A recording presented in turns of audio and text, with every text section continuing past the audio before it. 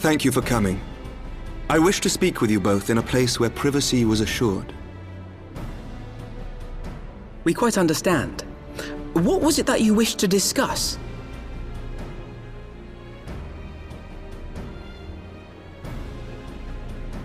With my father's passing, the seat of the Archbishop lies vacant.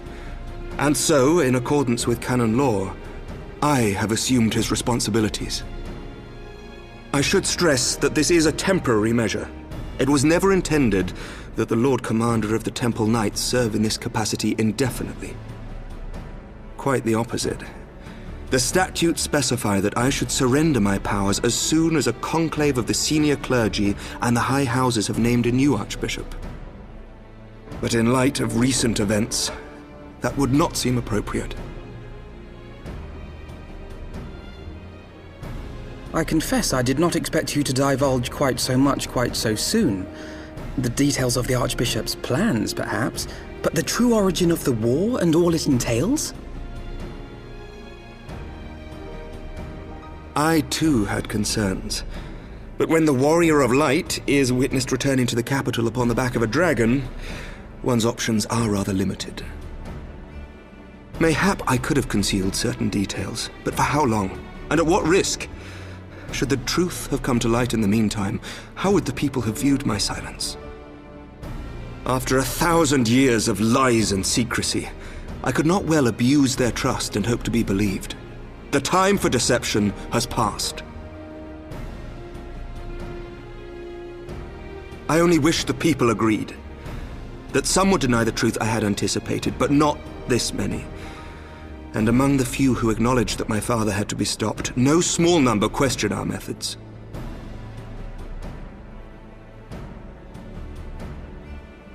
If they suspect a coup, it will not be long before some turn to violence. It has already begun, and that on both sides. Men and women of the cloth are being harassed in the streets. Some have even been assaulted in the Broom. Yda and her people have formed a watch to help us maintain order, but such measures will not prevent the unrest from spreading. For all our talk of peace, the people remain frightened and confused. For their sake, we must bring the Dragonsong War to a definitive end.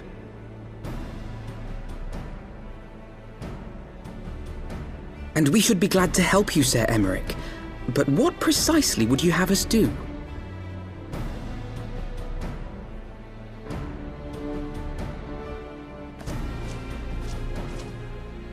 We wish to treat with the dragons of Annex Trine. To that end, I would trouble you for an escort and an introduction.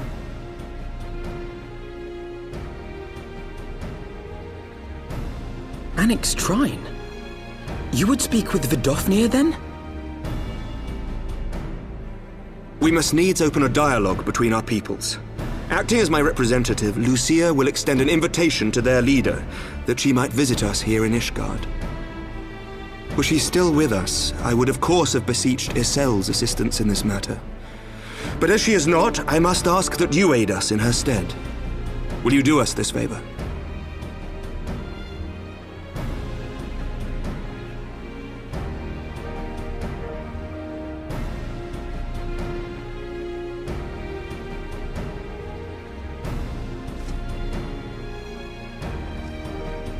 Thank you, my friends. Lucia, I leave the rest to you.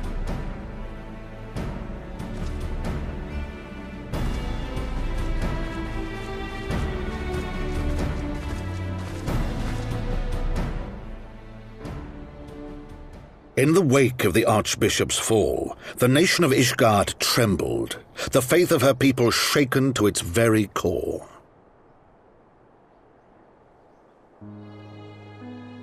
For 1,000 years had they fought and died, certain of the justice of their cause, only to be told that their holy war was born of the sins of their forefathers. What then for those brave men and women, thus stripped of their righteousness but to despair, to deny the truth and decry its speakers?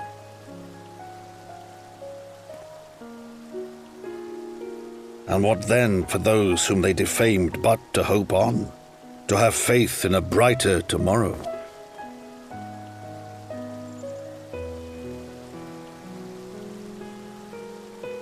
A tomorrow in which man and dragon might live together in harmony, then as distant as the very stars in the heavens.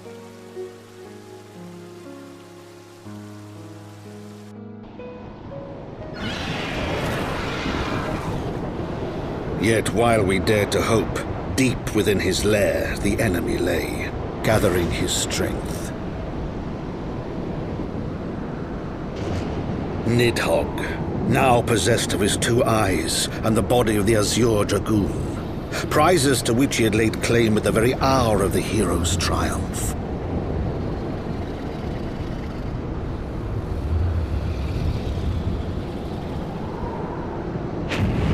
As desperately as we sought the solace of peace, the great worm craved the misery of war. Nor was he alone in his misbegotten desire.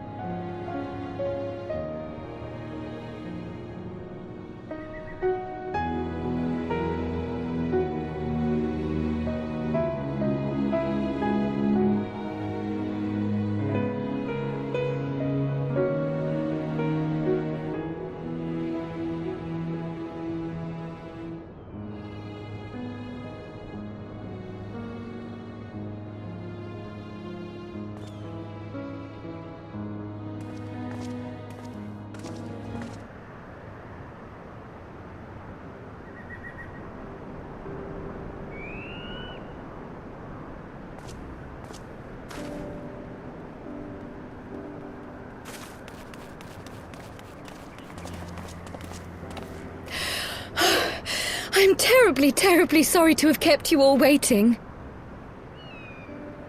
You need not apologize. We arrived but a moment ago ourselves.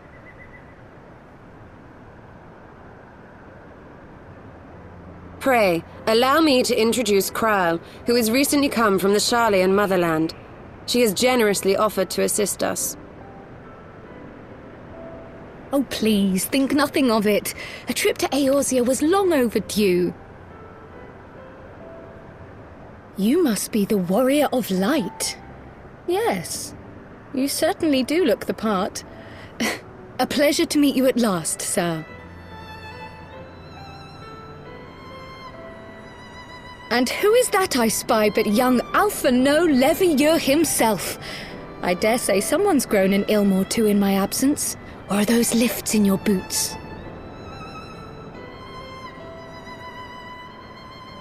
We, Miss Kryle and I met at the Studium years ago. I shall forever be indebted to her for her sage guidance. It was no small task keeping him out of trouble, believe you me. The youngest ever to enter the Studium, him and his sister, 11-year-old prodigies. Suffice it to say, social graces were not among his list of talents. Striding up to his seniors on his first day, head held high. What was it he said again? Thank you, Kryle.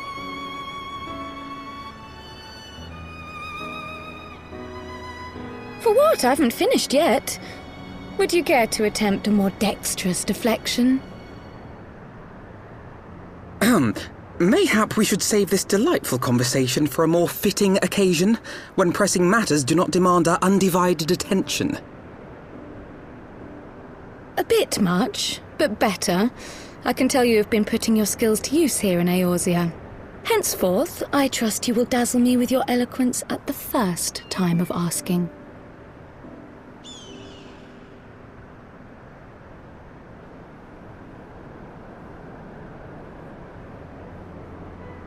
Right, on to more pressing matters. Finding Minfilia and the other missing Scions. I gather you have new information to share with us. A new approach, actually.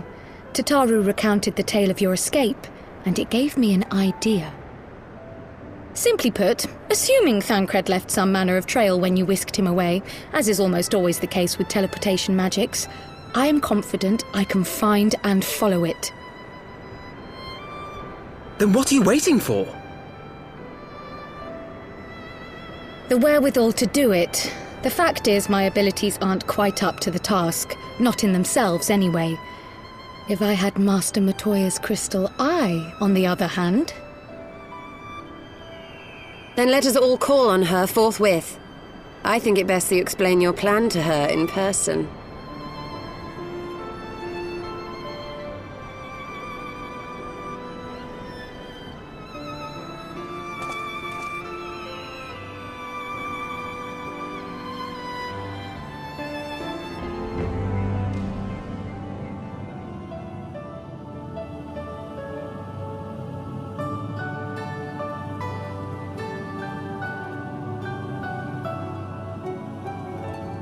Oh, is that trouble I smell? Or did you forget to wipe your boots on the way in? Forgive us, Master Matoya. We will be sure to wipe them on the way out. And may I say how glad I am that age has not yet deprived you of your senses. Ever so quick-witted, aren't we? To the detriment of your manners. Well, out with it then. What do you want?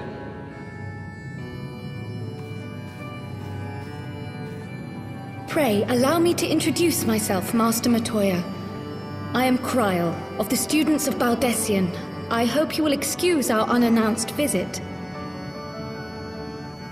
Baldessian, you say? Ah, yes. The old coot set up shop on the Isle of Val, didn't he? Regrettably, our Order's headquarters and the Isle itself were obliterated by a magic of immense power. I have the blessing of light to thank for my own preservation.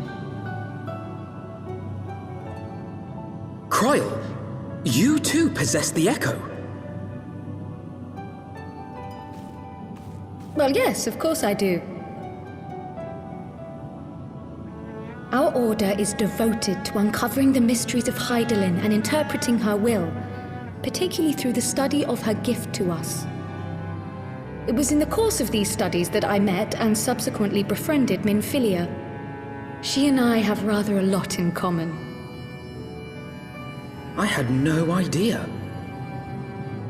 You weren't supposed to. Not that I wanted to deceive you, you understand, but precautions had to be taken. Yes, that's all well and good, but you still haven't told me why you're here. The students of Baldessian are gone, and there is naught I can do to change that. But the Scions of the Seventh Dawn can yet be restored, and my dear friend found. You have in your possession an ancient crystal of light, one you call your crystal eye. I believe I can use it to focus my abilities and locate one of the missing Scions. And there I was, thinking you might want to make use of my years of experience. Oh, wait here.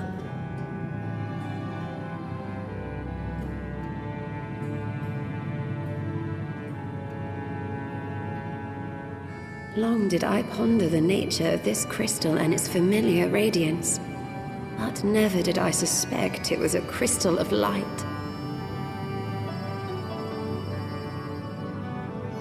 On the cusp of an umbral calamity, souls blessed with the power of the Echo invariably appear.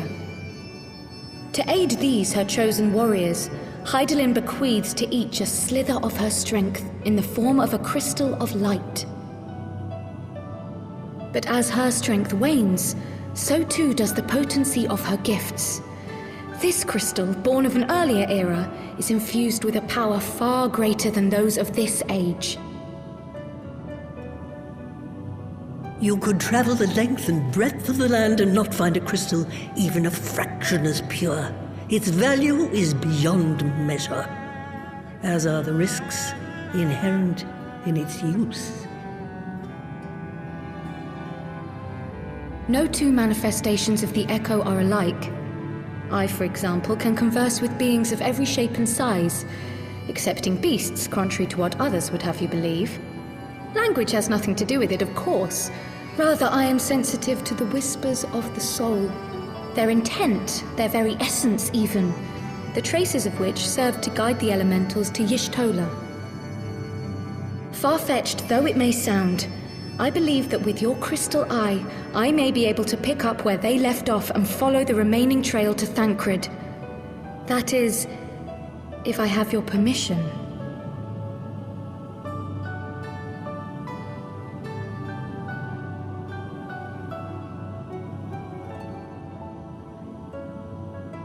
Well, the poor sod's not going to find himself. So, as long as you don't drop it or take it out of my sight, you may do with it what you will. Thank you, Master Matoya.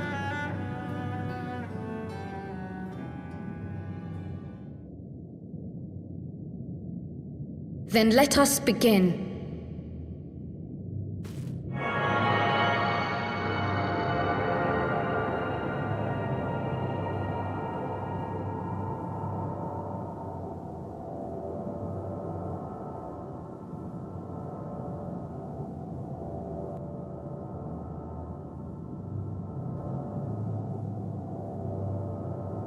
From the Black Shroud, the trail continues to the north and west, towards a mountain, the foot of Som Al. It was a near thing, but he was not deposited within the rock, I think.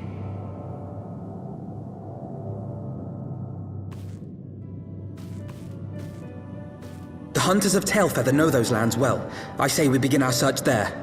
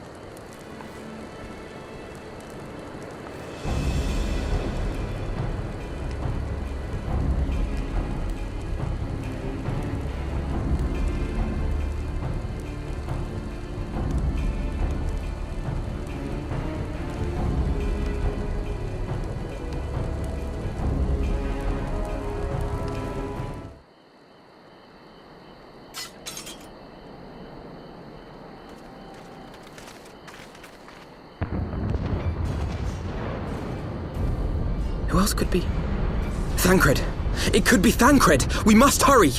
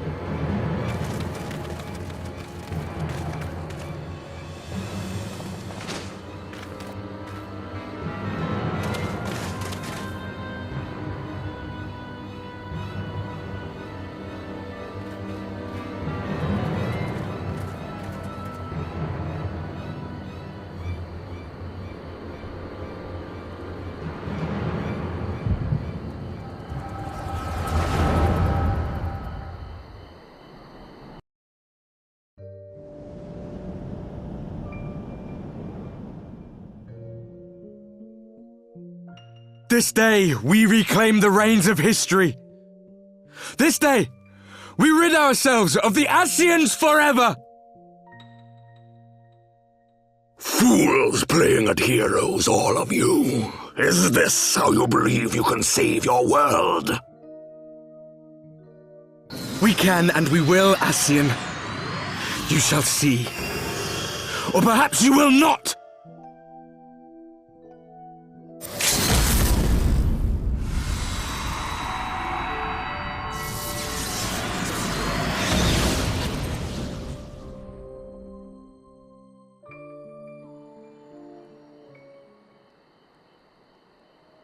So you are the warrior of light, the savior of Eorzea.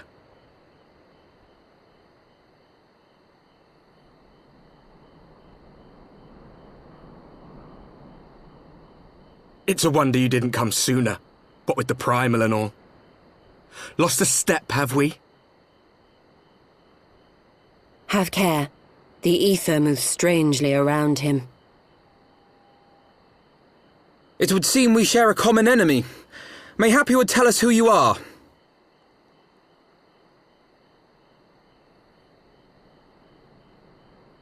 Shall we show them?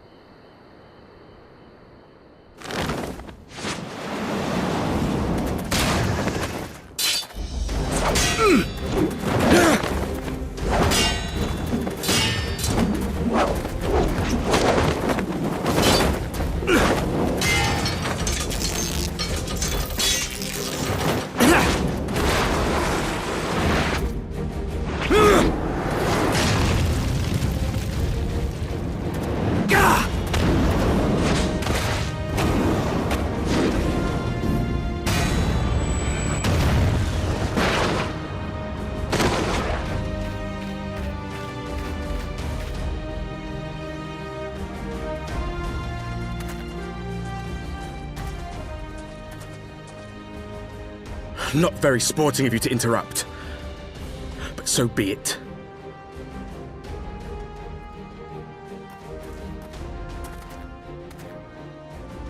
Mark well our faces, warrior of light, for we are the warriors of darkness, walkers of a different path, and we shall meet again.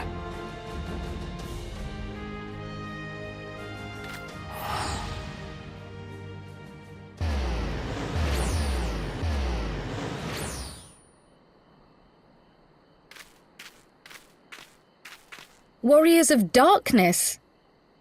Really?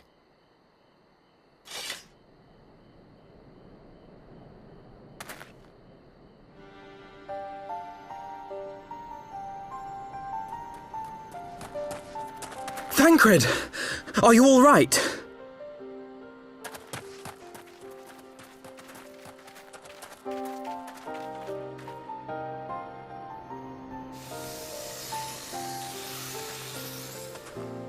Pleasantries can wait. I'd rather not be here when the Nath arrive. Agreed?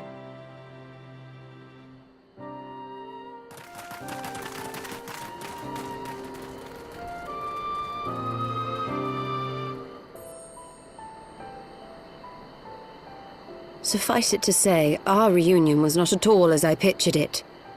Waiting until the last instant to join the fray. 'Tis plain you have not lost your appetite for the dramatic. My appetite for the dramatic? Have you forgotten the circumstances of our parting? The heroic last stand, the tunnel filling with light, and then... Had I known you intended to use forbidden magics to deliver me to some god's forsaken wilderness, I would have thanked you in advance. Thancred.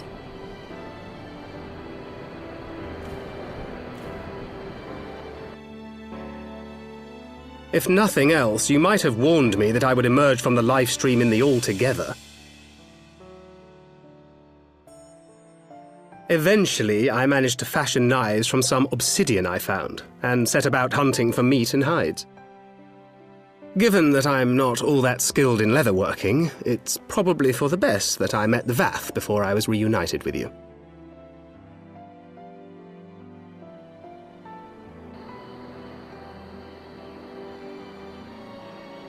So you were the fleshling clothed in skins of whom the storyteller spoke? A description which fit me as ill as the skins themselves.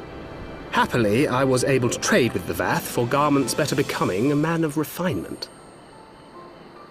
From them I learned of Ravana, and of the great warrior who had once laid him low.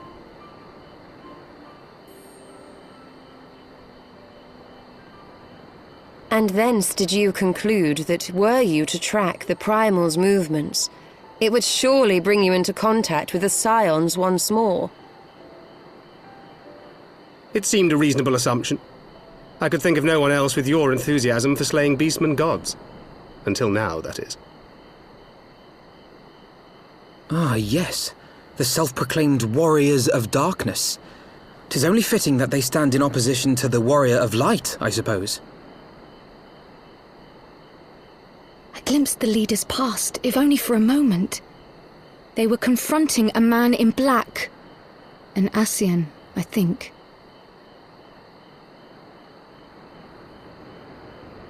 If these warriors are capable of doing battle with Ascians and Primals both, they must be possessed of powerful protection.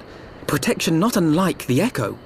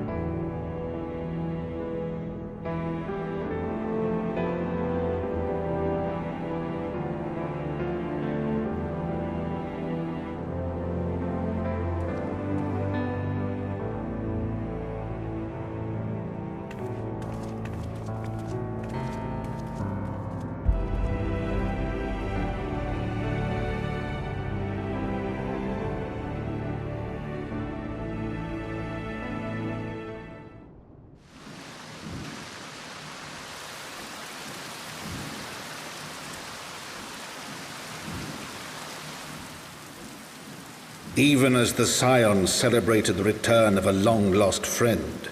Honorable men plotted to deprive them of another.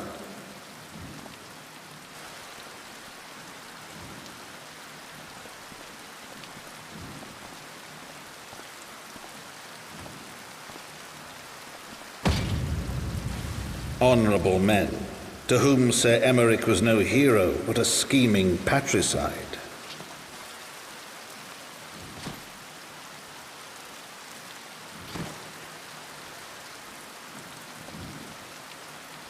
Honorable men who would fain wash the paving stones of foundation with the tyrant's blood. Honorable men whose knife in the dark was the spark which set the city aflame, and who sang as it burned.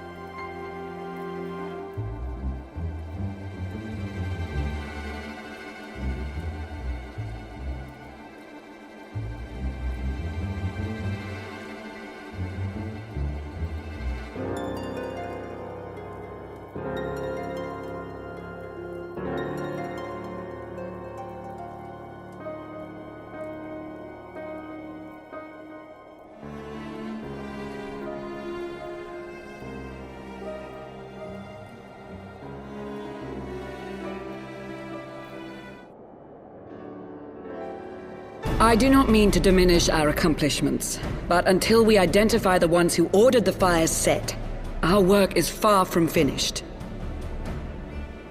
Between the various conservative and religious factions in Ishgard, I dare say there's no shortage of parties who would like to see the status quo preserved. Do any likely suspects spring to mind?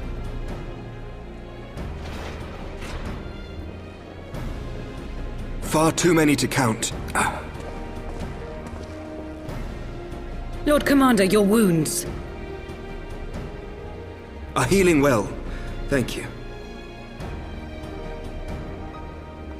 Time is of the essence. Lest we forget, these men would sooner put their own city to the torch than see it change. When our enemies learn that we have apprehended their arsonist, there is no telling how they will react.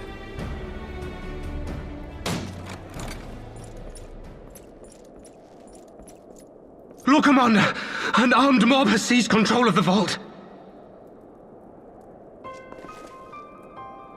And now we know. Tell us what happened, sir. Spare no detail.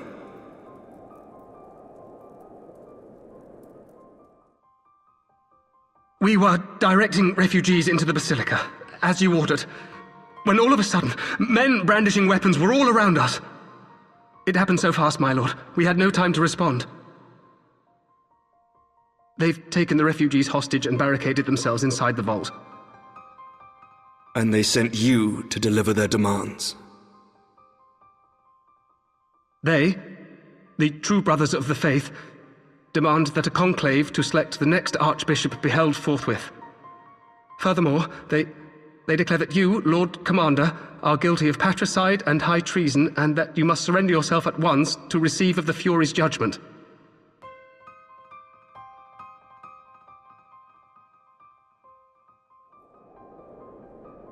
Ridiculous! I mean, do they honestly think that executing Sir Emeric would change anything? That the truth will somehow die with him? These fundamentalists rage against the passing of the old ways, unable to accept there can be no going back.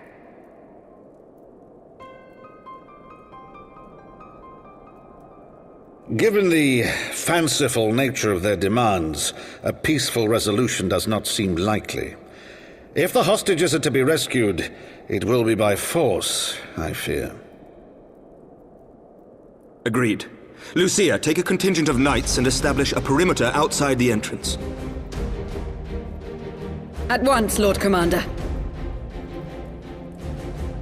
Hilda, I need your people out in force throughout the Broom. When word spreads of the situation, the friends and family of the hostages may try to take matters into their own hands. I will not give these militants more targets.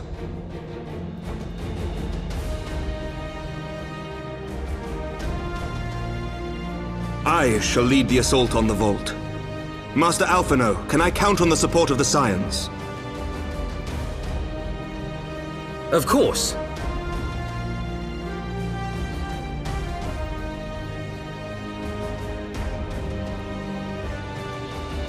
We are in your debt. I shall join you as well, Lord Commander.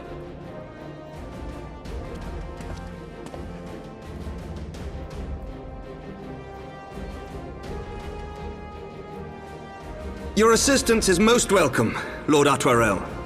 To arms, then, friends. Time is against us.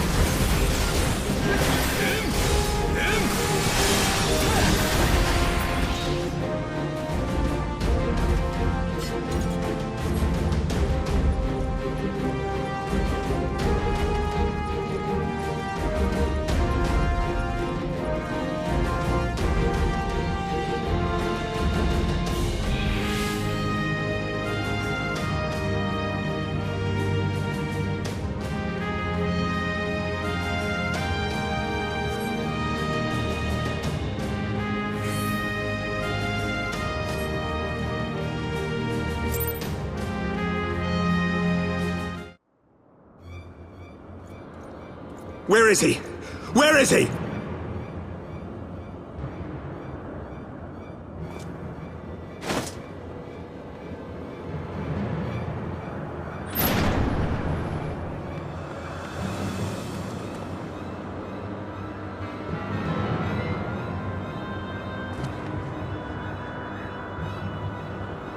Come no closer!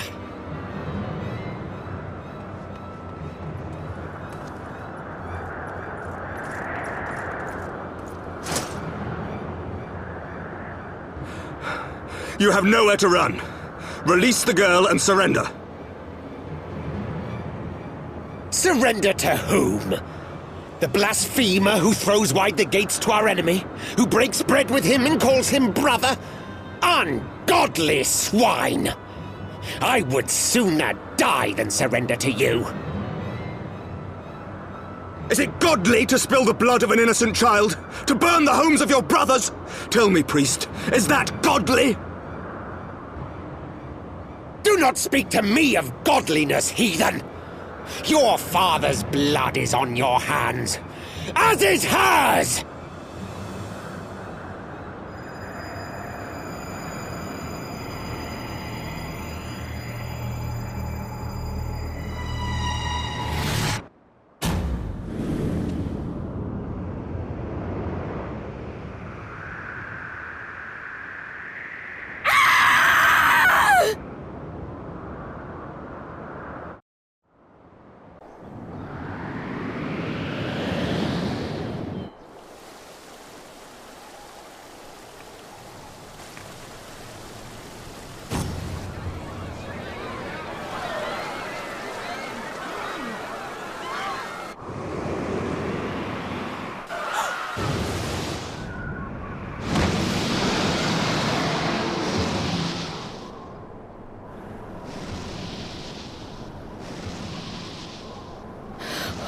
What? But I...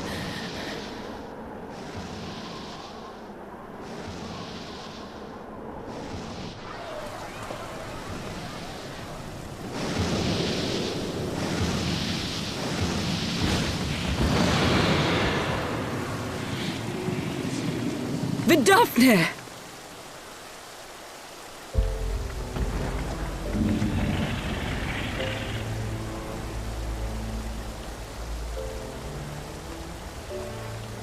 Well met, knight.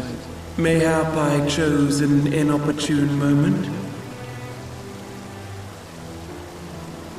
Not at all.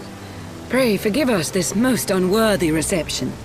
We are honored to have you with us, and right glad of your aid. Fortune delivered the child unto me. I had but to receive her.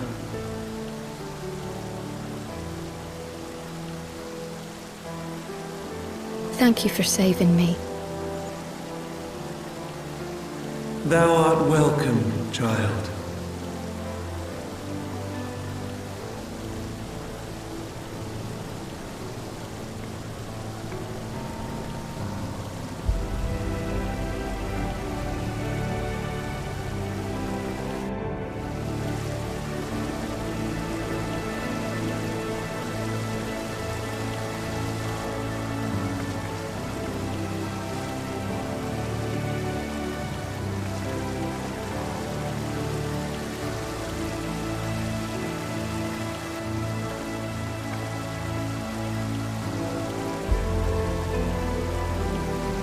Never did I think to be indebted to so unexpected a savior.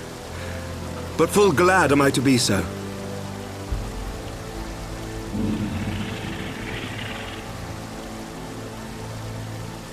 Friend of Izel, warrior of warriors, I had hoped to meet with thee.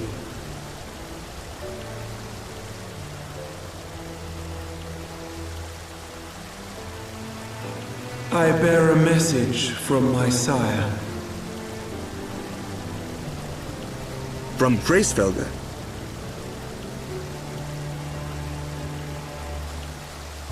Upon returning to our lands, Nidhogg's shade did sing unto his brood, and they for skies unknown did then take wing.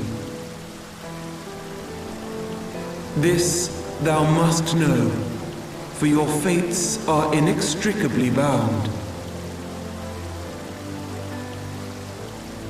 What of Estinian? Is he truly lost to us? Such matters are beyond my ken. I but bear my father's words. Take from them what thou wilt.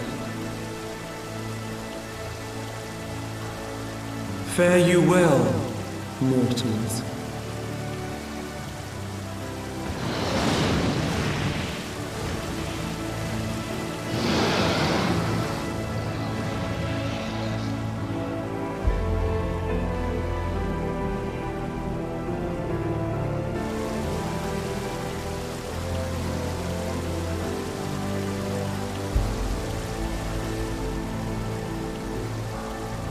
So it is as they say then. A great white dragon swooped down from the heavens to rescue an innocent child. A most unexpected turn of events, but not an unwelcome one. The people will not soon forget this day. Yet how will they choose to remember it, Sir Emeric? And will these events serve to bring man and dragon closer together, or drive a deeper wedge between brothers?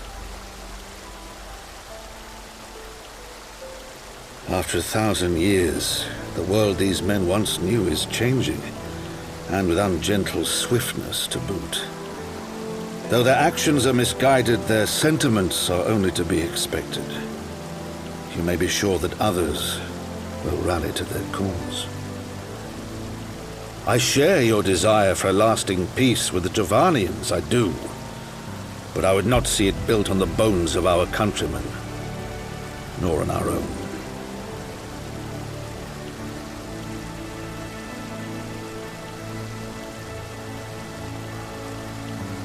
I see much of Horsefon in you, and I could not bear to mourn the passing of another son. Lord Edmund.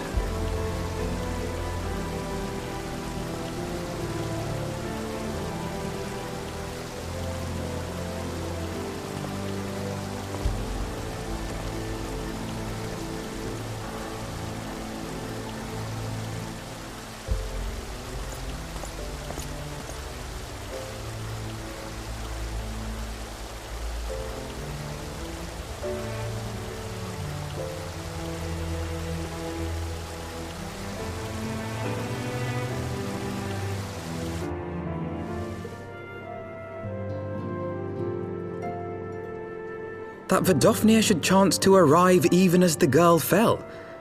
Truly, I could not have planned it better myself.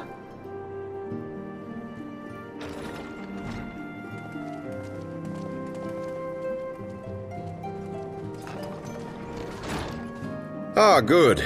We were afraid you might have left.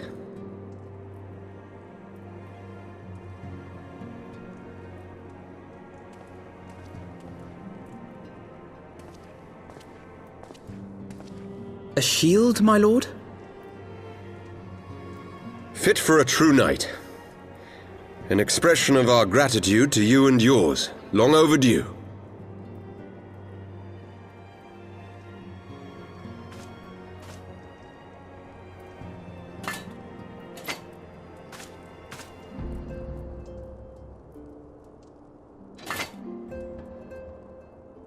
But there is something else I would discuss ere you part. Something which cannot leave this room. My father will soon step down as head of our house. Sir Emeric was not the only one to fall under suspicion following the death of the Archbishop. There are some who believe my father complicit in a coup d'etat. Thus he intends to renounce his title to absolve our house of suspicion and secure the support of our peers. Surely there must be another way to convince houses Durandare and Zamail.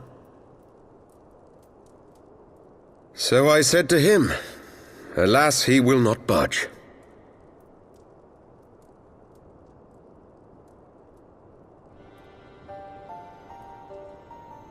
Ever since I was a child, I knew that I would one day succeed my father. The thought of it filled me with pride. Yet once I learned the day was at hand, my heart was filled with naught but dread. Our legacy is built upon the lies of our forefathers. In accepting this title, am I not perpetuating this injustice? Why should I become the next count?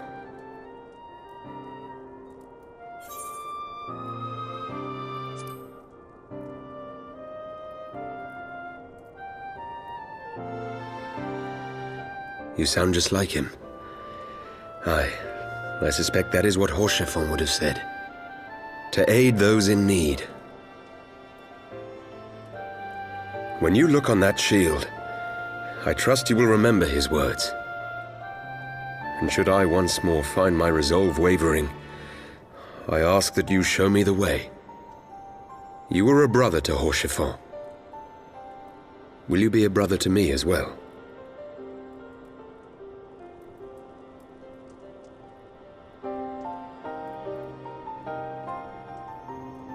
Come, Amanolaine. There's much to be done. For Father, and for Sir Emeric, and for Ishgard.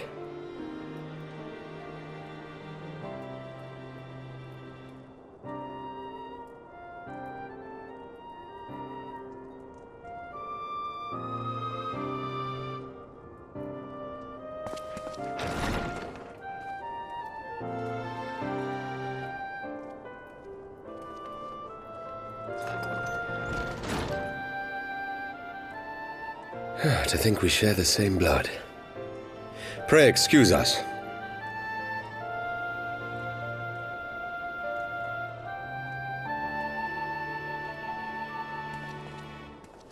Those were the days of promises and vows, of tentative first steps into an uncertain future.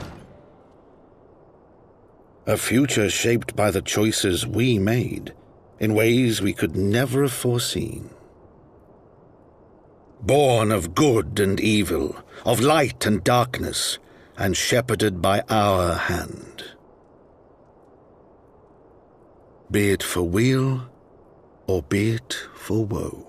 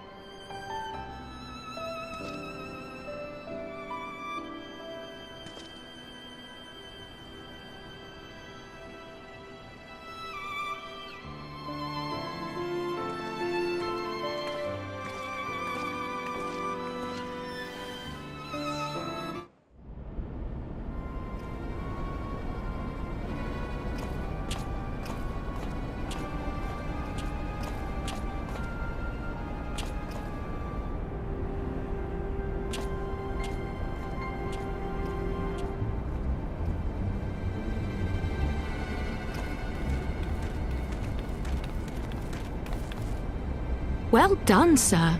And with that, I believe we are ready to proceed.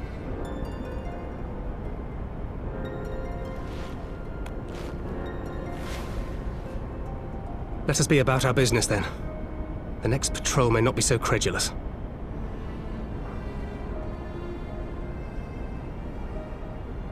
Why must you be so disappointingly brusque? You're not at all as Minfilia described, you know. I don't think you favoured me with so much as a single compliment since we set out.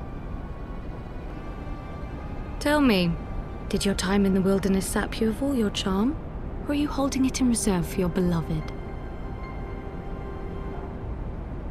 This is neither the time nor the place. Well, call me old-fashioned, but when I'm risking life and limb infiltrating an Imperial castrum, I like to be sure of my comrades' motivations.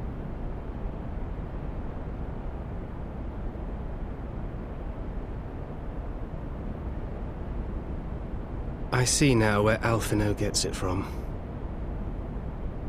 Minfilia is dear to me, it is true, but not in the way you think. 15 years passed when she was still but a child. There was an incident at a parade.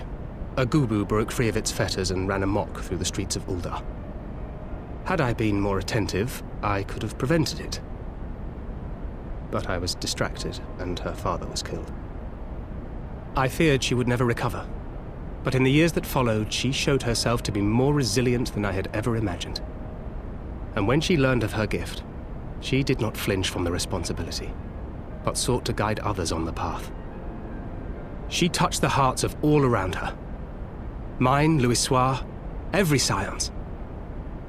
In those dark days following the calamity, she was our guiding light, our hope for a brighter future. She had so many dreams, and I would give anything to make them come true. My apologies. I can see she means the world to you. I did not mean to pick at old scars. No harm done, I assure you. But fair is fair, my lady. What is Minfilia to you? You mean you don't know? Only my dearest friend. When I finally emerged from my torpor, I learned that nary a day had passed without her asking after me. She never gave up hope. And neither will I.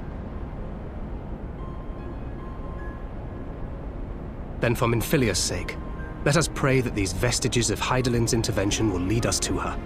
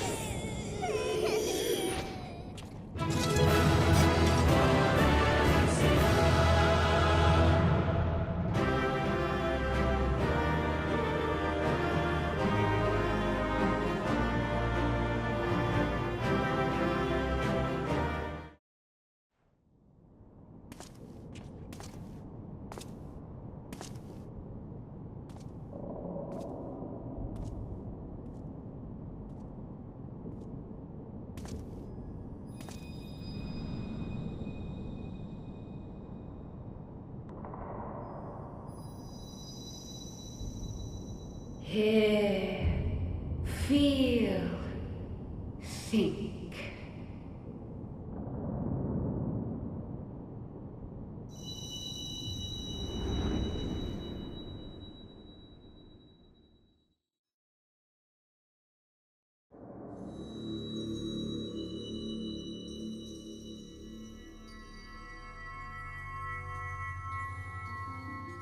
Through time and space hast thou journeyed unto me, as I knew thou wouldst.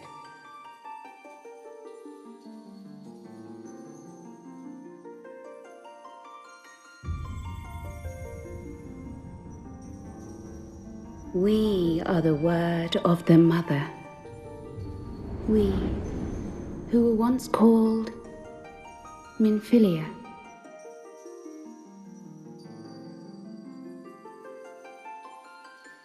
Much time hath passed for thee since the bloody banquet, since I hearkened to her word. Mother, Hydaelyn, guided me towards Y'shtola and Thancred, that I might be swept up in their flow and delivered unto the ethereal sea.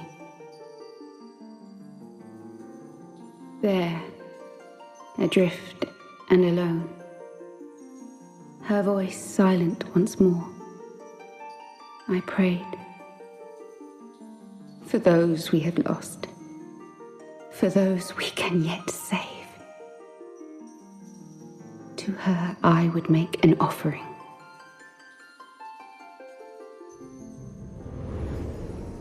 We speak now with one voice, one will, one word. Unto thee we bequeath the most precious of gifts, the truth which lieth at the heart of this world. Thus do we beseech thee once more. Hear, feel, think.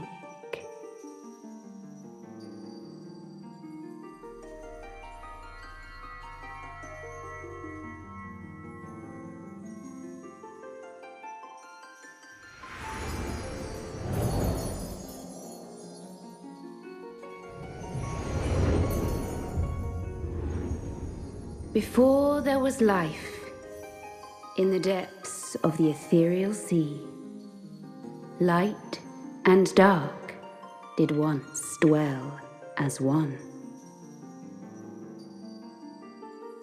But the darkness coveted power, and the balance was broken.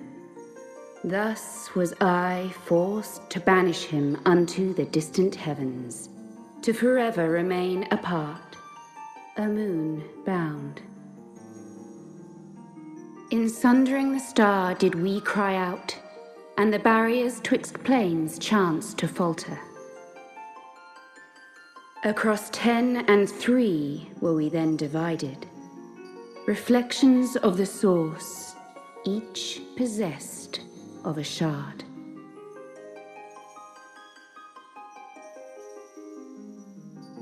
Zodiac longeth to be made whole. For his restoration, for his resurrection, his servants labor without cease. They seek to tear down the barriers which surround the source.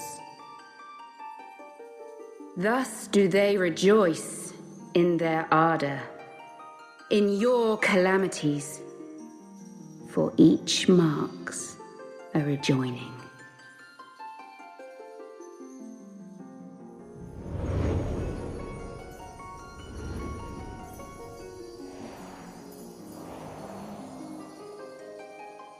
Seven times have they succeeded. 7 times hath the darkness grown stronger. 7 times have I failed.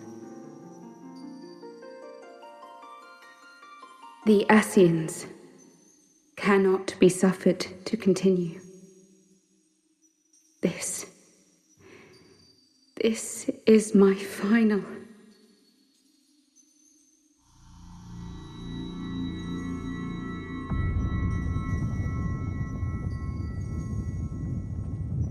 The crystal's power is all but spent.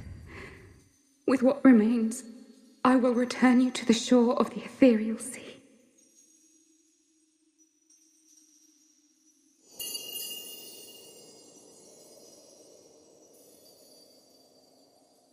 Blessed children, go forth and seek.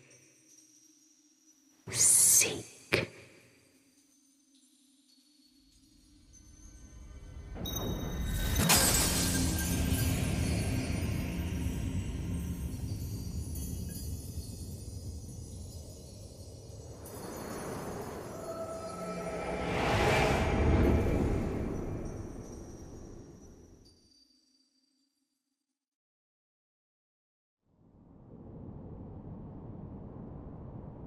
You've had another vision, haven't you?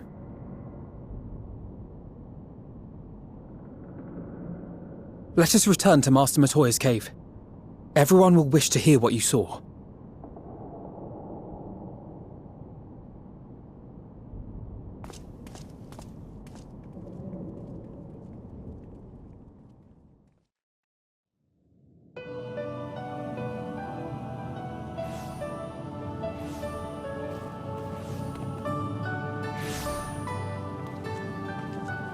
Still in one piece, are we? Well, did you learn anything?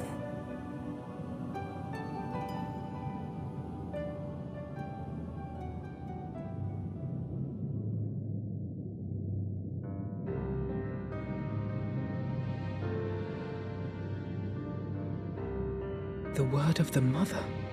I'm not sure I understand. Nor am I. Cryle?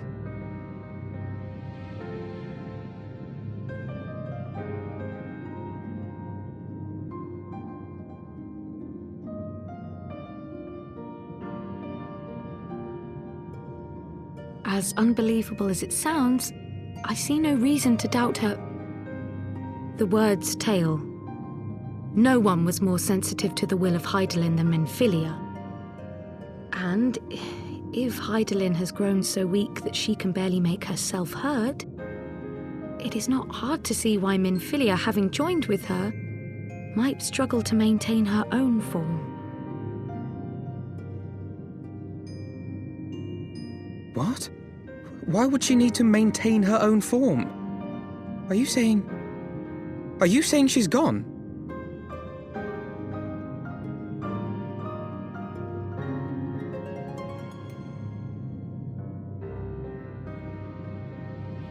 But that cannot be!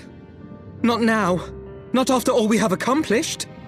We were meant to usher in the dawn's light together. She threw herself on the fire to fuel your dawn's light, boy. You'll just have to usher it in on your own. Must you be so ungentle?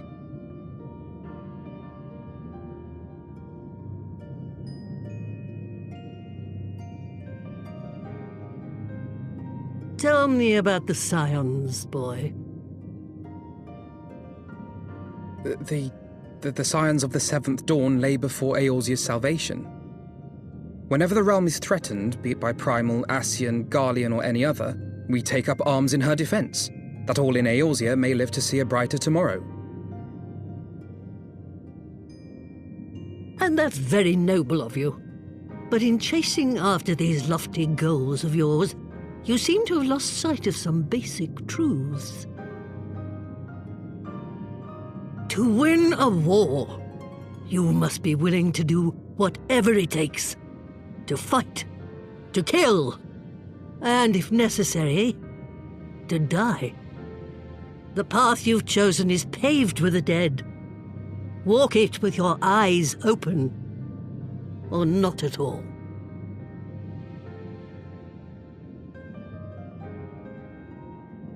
I know the truth of which you speak, and have from the first. If the Scions will go to any length to resurrect their god, then we must needs be as committed to our cause, to unmask them and their schemes, and to crush them both utterly.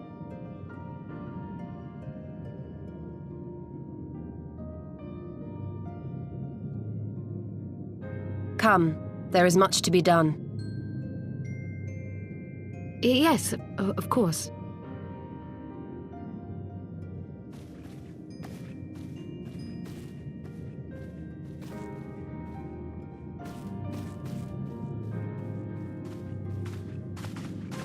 Thancred, wait!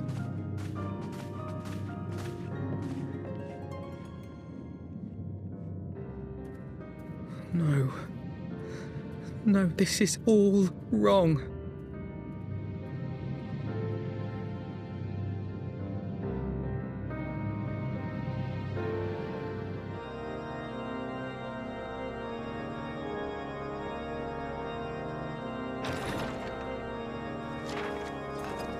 A pleasure to see you again, my friend. I take it you received our invitation. Good, good. You of all people should be present.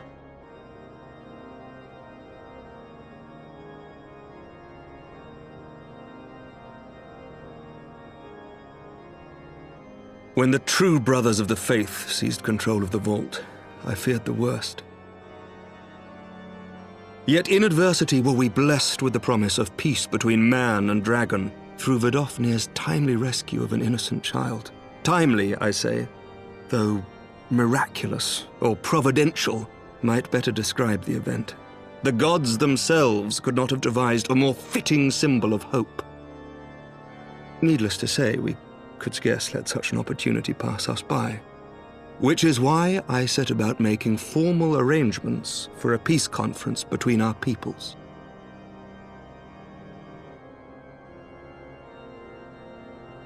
You and yours have done more to bring us together than any, and it is only right that you attend.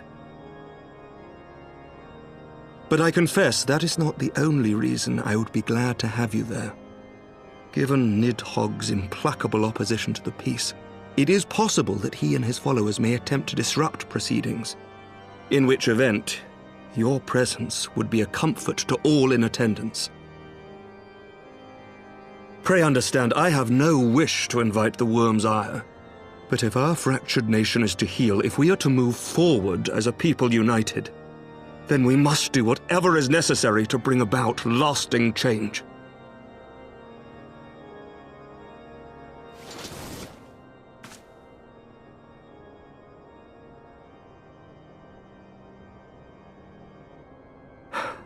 "'Tis nothing, 'tis nothing." Lucia cautioned me against giving vent to my passions, lest my wounds reopen.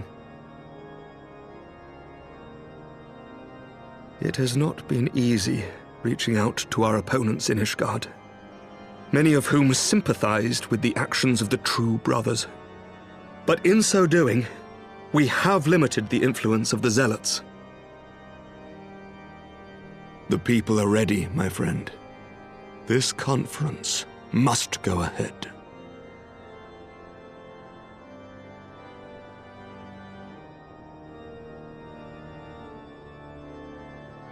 I knew you would understand.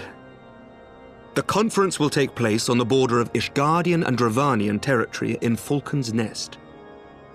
Lucia is there seeing to the final preparations even as we speak. Pray join her at your earliest convenience. It would not do for the guest of honor to arrive late, after all.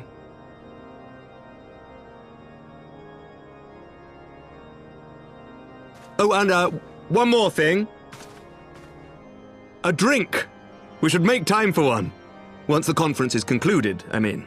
By my reckoning, 'tis long overdue.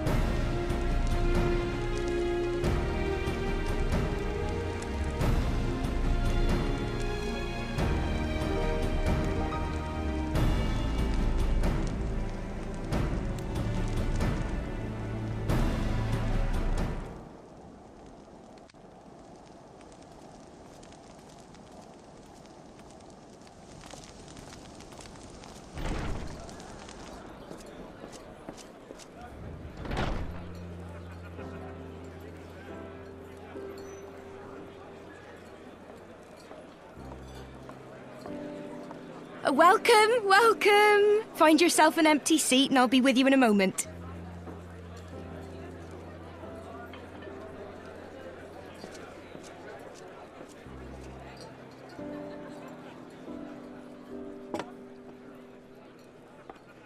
Cold out, isn't it? Here, a mug on the house. Let's get some colour back in them cheeks.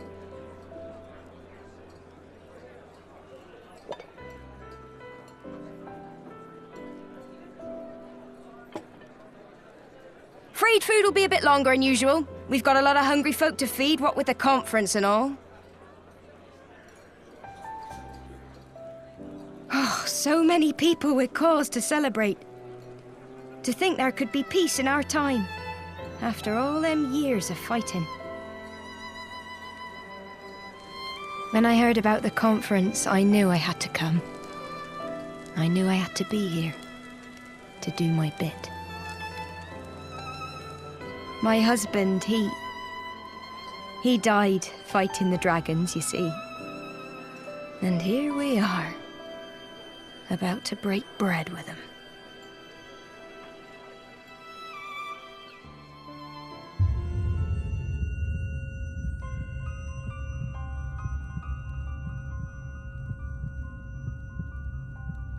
You were right, mother. You look tired. Reckon you could do with a good long rest? After all you've done, I'd say you've earned it.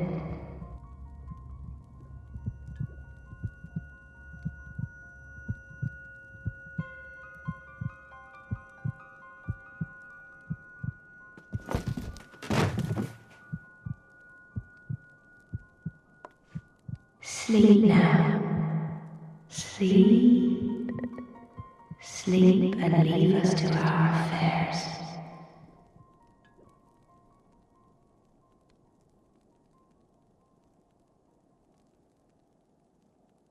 This was never your fight.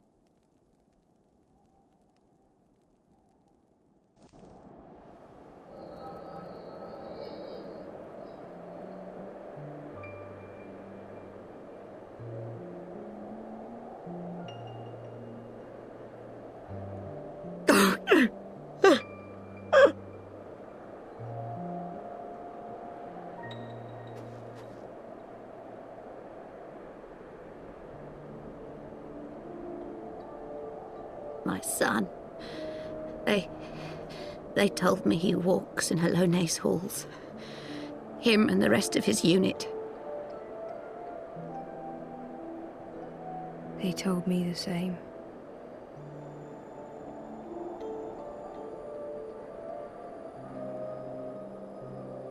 I expect they think it's comforting. Every time I come, I cry. I cannot bear to remember, but to forget would be 1,000 times worse. Yet that is what they would have us do. Accept this truth for the sake of peace. Bury the past and look to the future. But he was my future. My flesh and blood. My heart.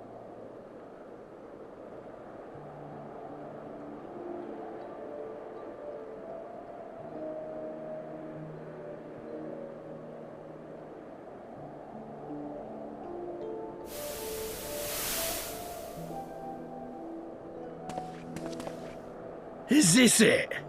We're the only ones with the courage to oppose this madness? Cowards, a lot of them.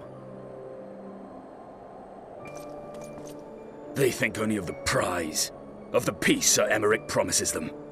They know in their hearts it's a lie, but they go along with it anyway, desperate fools. But not I. Not I! I see the worm that killed my brother in my dreams every night. And I will not rest until he lies broken at my feet. Him and every last one of his accursed kin. All this nonsense about Kings of Eld, as if I care what they did or didn't do. Makes no difference to me and mine. Have the dragons sued for peace in 1,000 years? Are they bollocks? It's a bloody ruse is what it is, and Sir Emmerich and the rest of them are bloody fallen for it. But what can we do? They believe, and naught we can say will ever change their minds. Whether we like it or not, man and dragon will come together at Vulcan's Nest, and all will be forgiven. Forgiven and forgotten.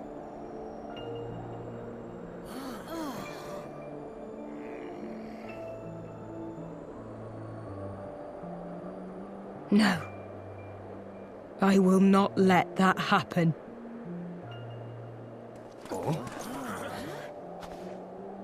They will remember the true face of the enemy. I will show it to them. And we will rise up against them once more.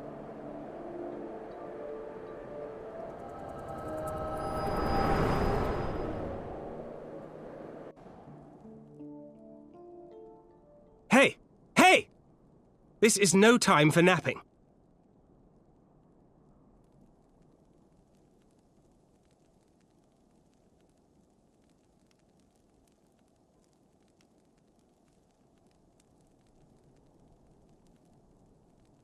Do you have your wits about you?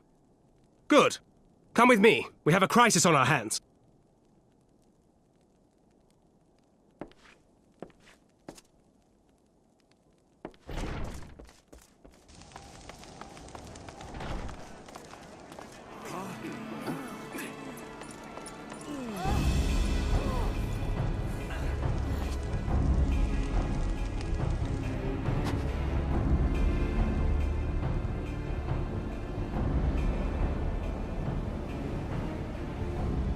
Hear me, brothers and sisters. Do not be fooled by the honeyed words of the Dravarnians. The peace they promise is but a prelude to slaughter.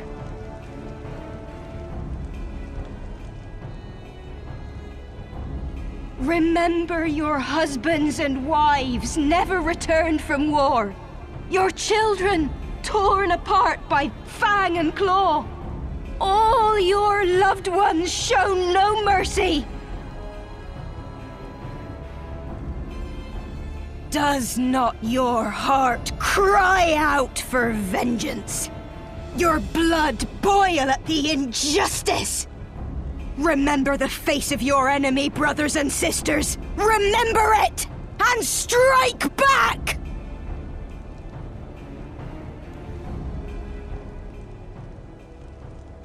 You there! Don't just stand around gawping! Do something, man! Stop her! Yes, my lord!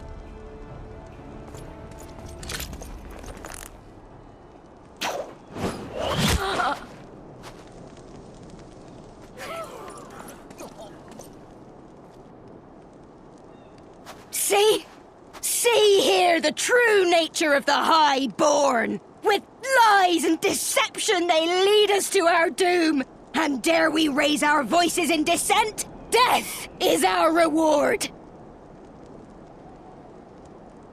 This is the choice they have given us, brothers and sisters! Death by dragon's fang, or death by nobleman's command! Death to all we hold dear! I spit on your choices, noblemen! You will take no more from me! No more! No more!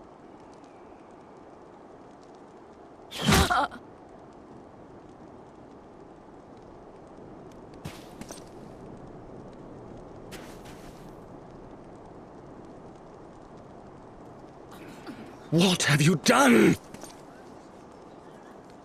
I only did as you ordered, my lord.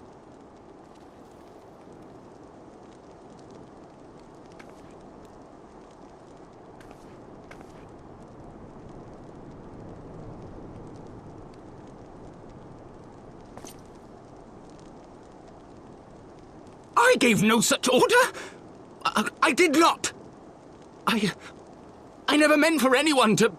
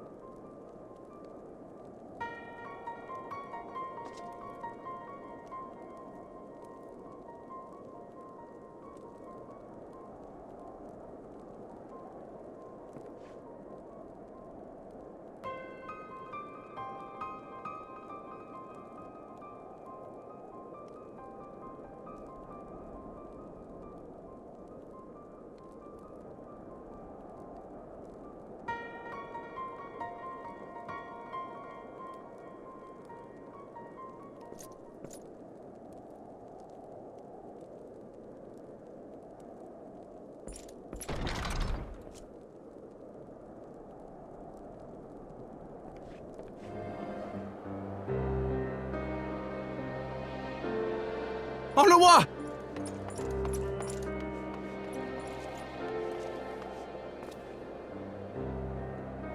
No, no! What have they done to you? Onawa! Onawa!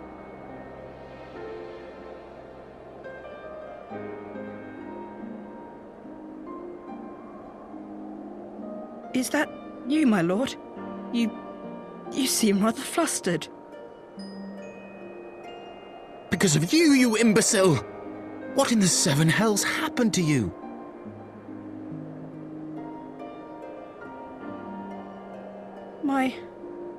My apologies. Some few of the guests expressed a wish to leave, and I implored them to stay. It would seem they took issue with my request. Oh, gods forgive me. If I had only been more careful with my words.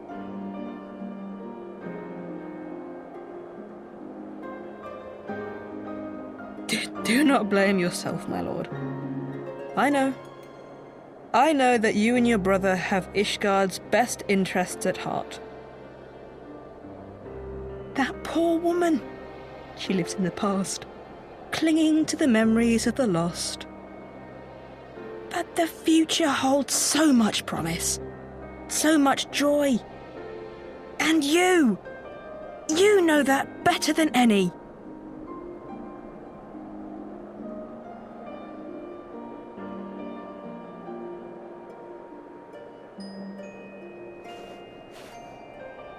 Onawa? Calm yourself. The boy will live.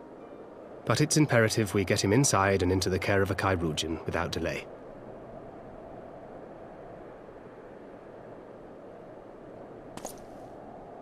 Oh, we were so close! Why does it all have to fall to pieces? Don't they want to live in peace? Don't they want to be happy? We all want the same thing! And still it falls to pieces! Tell me, what was I supposed to do? Someone, anyone, tell me, what was I supposed to do?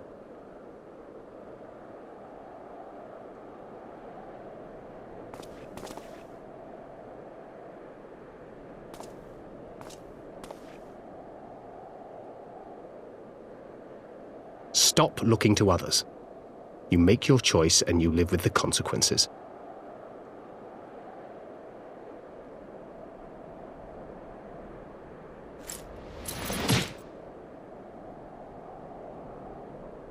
And what would you know about consequences? You who always know just what to say and just what to do. Your every deed is greeted with a round of applause.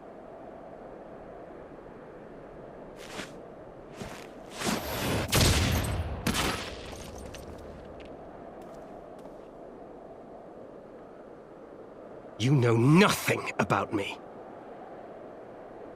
I have fought tooth and nail for the people I hold dear.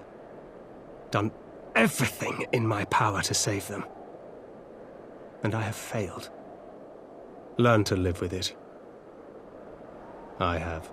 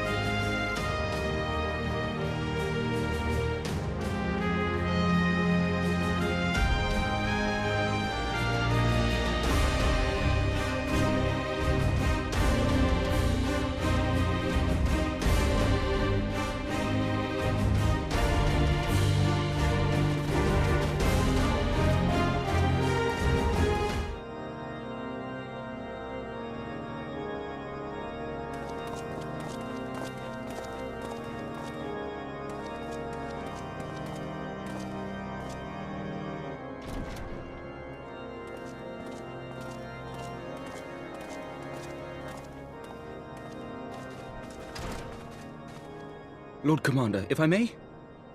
I wish to speak with you before the Grand Melee.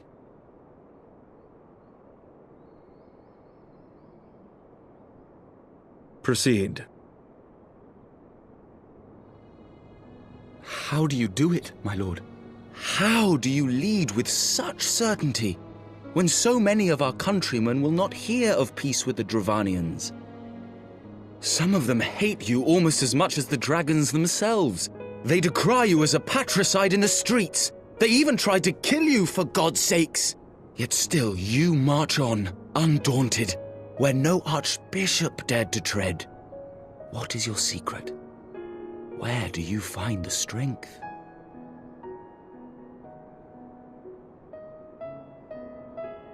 For centuries, our nation has been punished for the sins of our forefathers.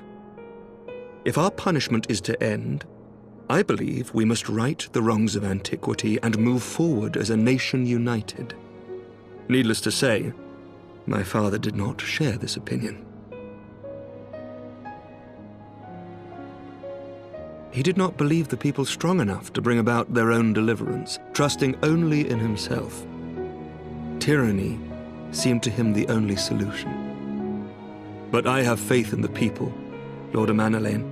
I have faith that they will weather this storm and overcome every trial we set before them. Many have fought and died to see this blight upon our nation's history cleansed, and I would not let their sacrifices be in vain. Though we invite reprisals, the risk is worth the reward.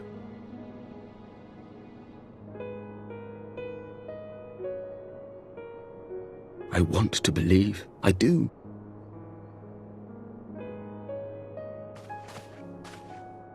Lord Commander, through my careless orders, a pall has been cast over these proceedings, and I beg the opportunity to make amends. I, Amanalaine de Forton, do hereby request leave to take part in the Grand Melee.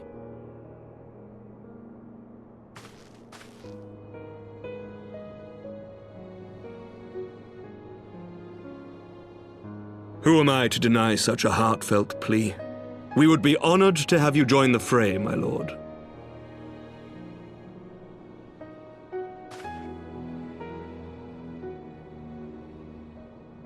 You will take charge of the Ishgardian forces?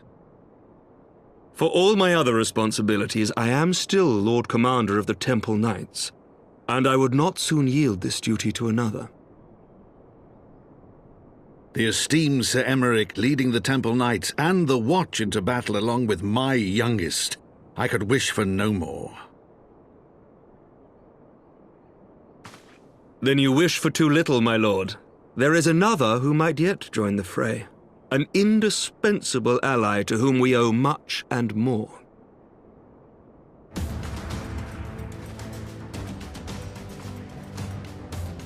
An adventurer beholden to none who nevertheless chose to champion our cause, who has shared in our suffering and in our glory.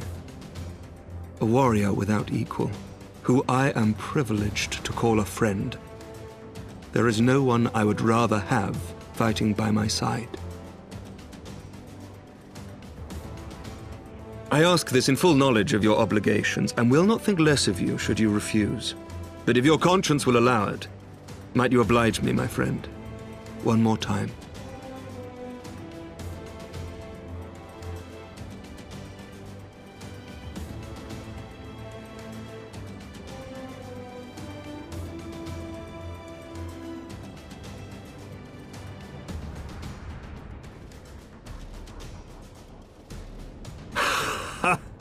Together we shall give the people a spectacle for the ages, a celebration to mark the dawning of a new era.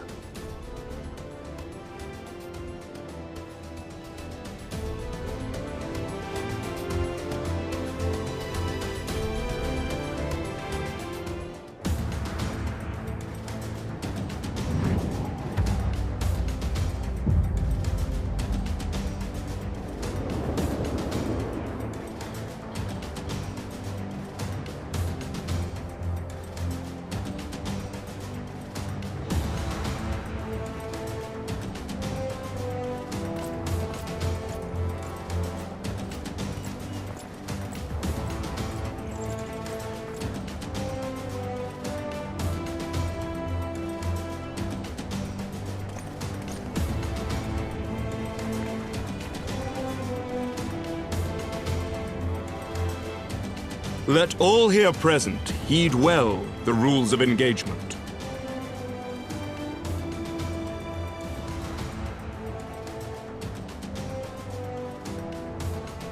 For the honor and the glory of Ishgard.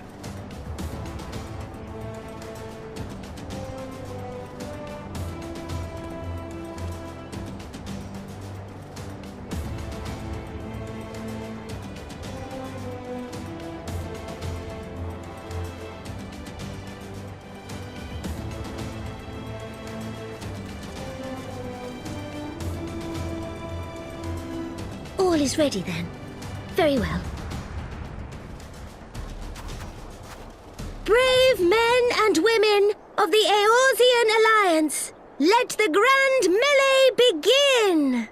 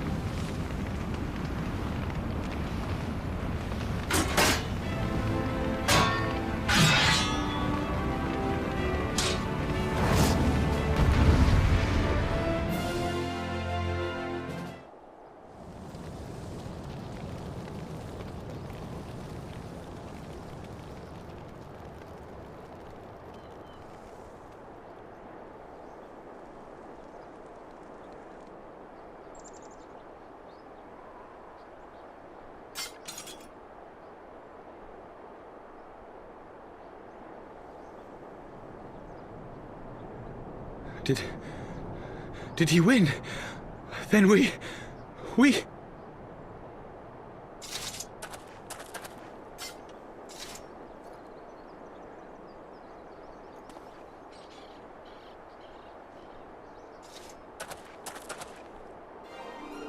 Victory is ours! Ishgard! Ishgard!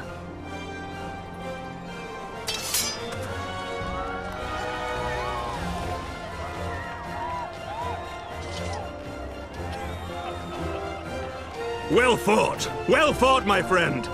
You truly are the warrior of warriors. Thank the Fury you were on our side.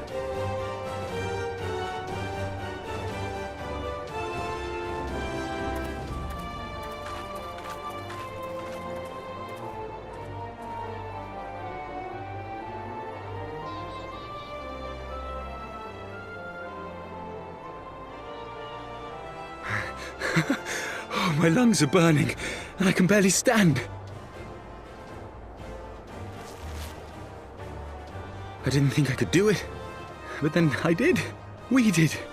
We faced the Alliance's best, and together, with one heart, with one purpose, we prevailed. After 1,000 years of hardship, of strife and bloodshed, we are strong enough to rise to any challenge, be it on the battlefield or beyond.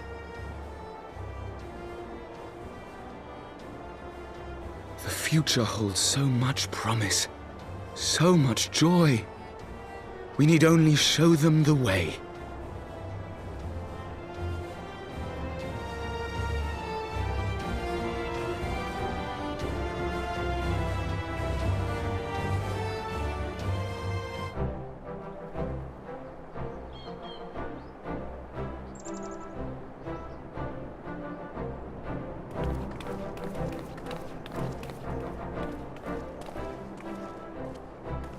A truly magnificent display, Sir Knight. While doubtless less than pleased, I am quite sure the Grand Companies are honored to have been bested by such valiant warriors.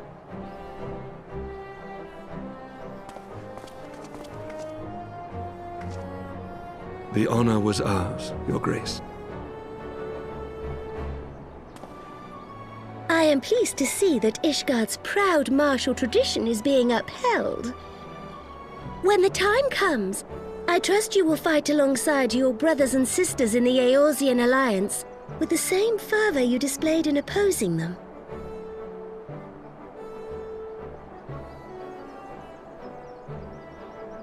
I note that our friend elected to take the field in Ishgardian colors. At my behest, Your Grace. If we have given offense, the blame lies with me.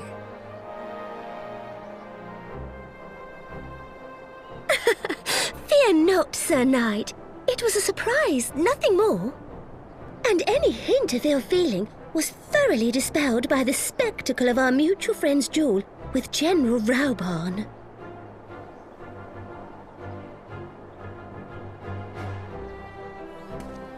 On the subject of surprises, I could not help but marvel at the passion and unity of purpose displayed by your countrymen, given the troubling reports we have received of late.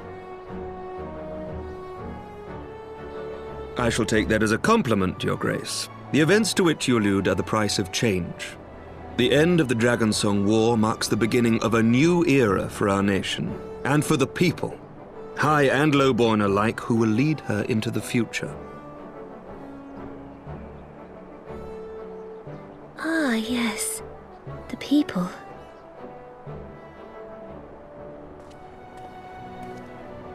Change is indeed a perilous thing, for we who seek it, and they who fear it. I shall pray for Ishgard, and for you.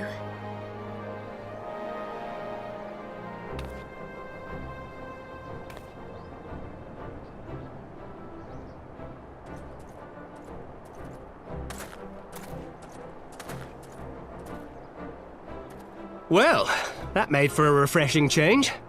Congratulations on your victory, by the way.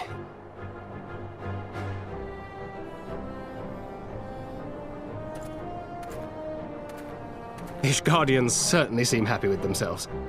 I, for my part, am merely glad you did not strain anything in the process of single-handedly winning the battle for them.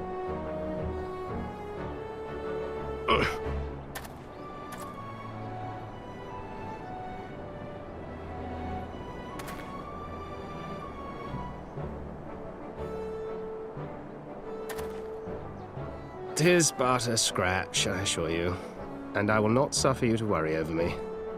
Not when we have a dozen far more important concerns. Make that 2 dozen. Still, as Y'shtola never tires of telling me, we can but face them head-on, one at a time. One day at a time. As Minfilia would have done.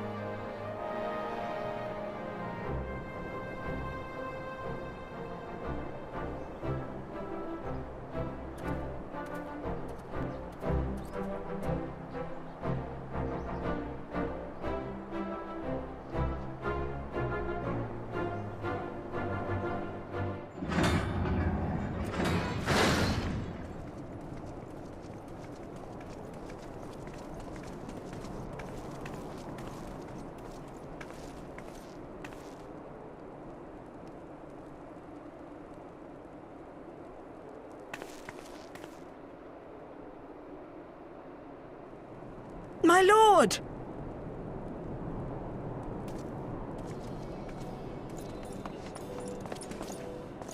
Au revoir, my boy.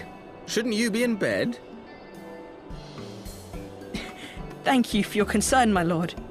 But I have largely recovered from my ordeal, and I have naught but several scars to show for it, which I have been told some women may find appealing. I see. And to think I was worried sick over you. I'm not sure I understand, my lord. Well, let's put that theory to the proof, shall we? My lord? 'Twould seem that a great many things have occurred in my absence. I thought I might begin to make amends by welcoming you in person. The messengers spared not their chocobos to bring us word of your victory in the grand melee. I cannot well describe our elation when we heard the news. It called to mind the day we rejoined the Eorzean alliance, when I glimpsed hope rekindled in the eyes of the people. The Fury herself ushers us into a new era. Sir Emmerich, the time is now. Aye, that it is. Reconvene the conference and summon Vidofnir to Falcon's Nest. We will make peace with Hraesvelga's brood and hasten this bloody war to its end. Yes, Lord Commander. I will send word to Artoirel and bid him resume preparations. Emmanuelaine, you will place yourself at your brother's disposal. He will be glad of your assistance.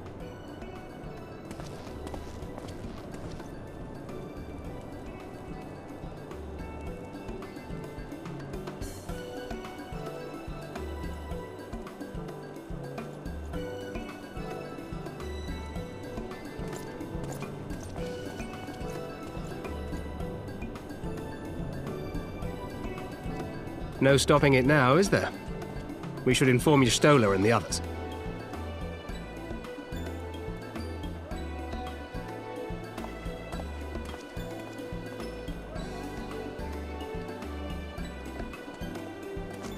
My dear friend, I doubt I will ever be able to thank you enough.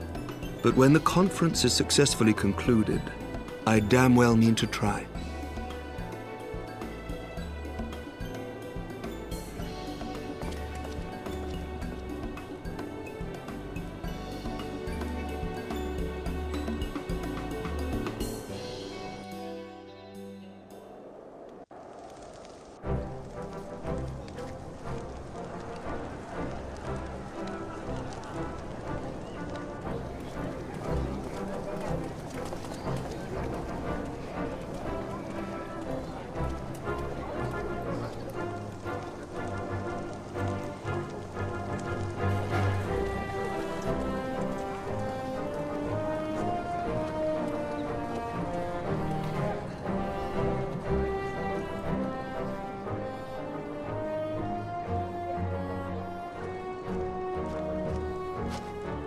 The appointed hour approaches. Aye.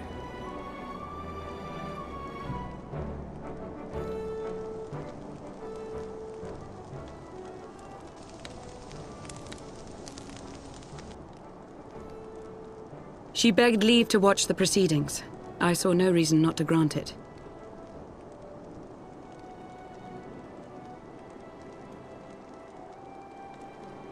Should I choose to deviate from my prepared remarks, I ask that you trust in my judgment. Have I ever done otherwise?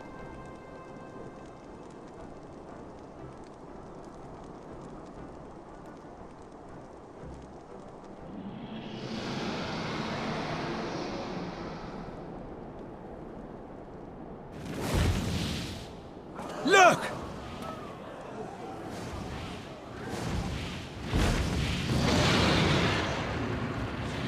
The White Dragon!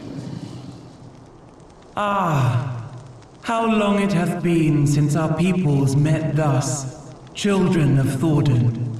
even by our reckoning. Vidofnir, daughter of Hraesvelga, we give thanks for your visit, and bid you welcome to Falcon's Nest. Our sire bade us hearken unto the whispers of our hearts.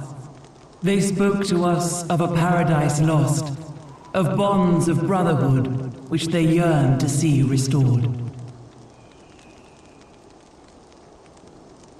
Ours too yearn for such a restoration, and they have guided us here this day, that they might yearn no longer.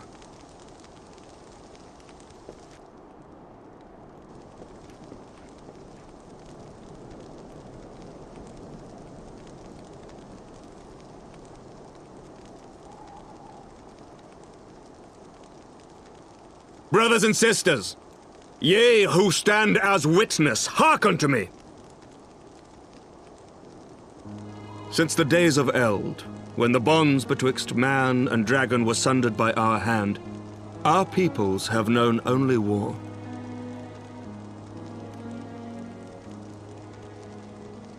Bloodshed without end, losses beyond counting, and still we fought. And still we fought.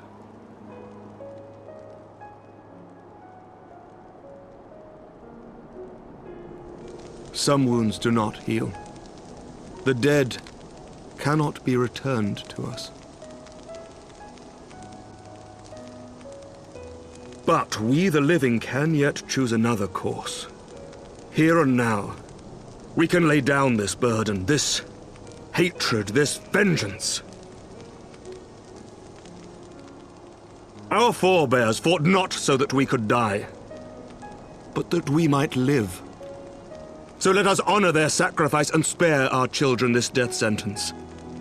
Let us gift them a new legacy. Life.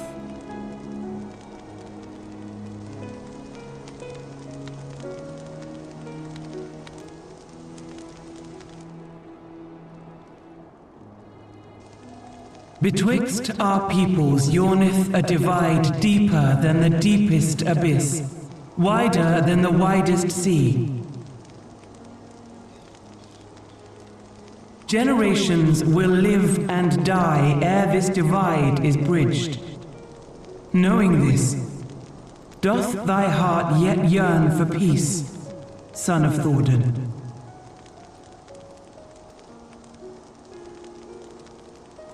Look now on the legacy we would leave to our children. A dream of peace, inscribed in stone for generations to come.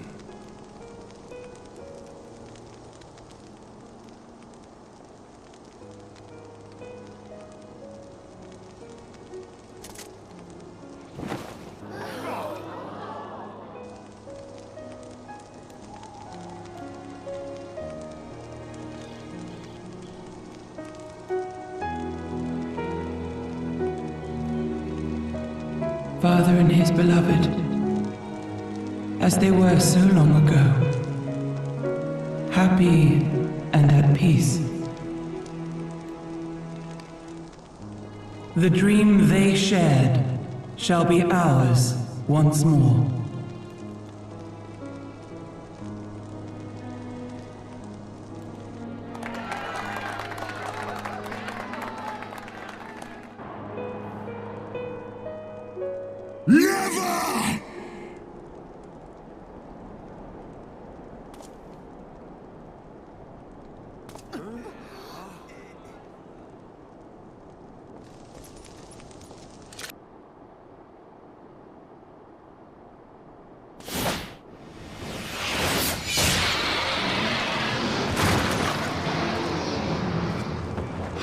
Your bow!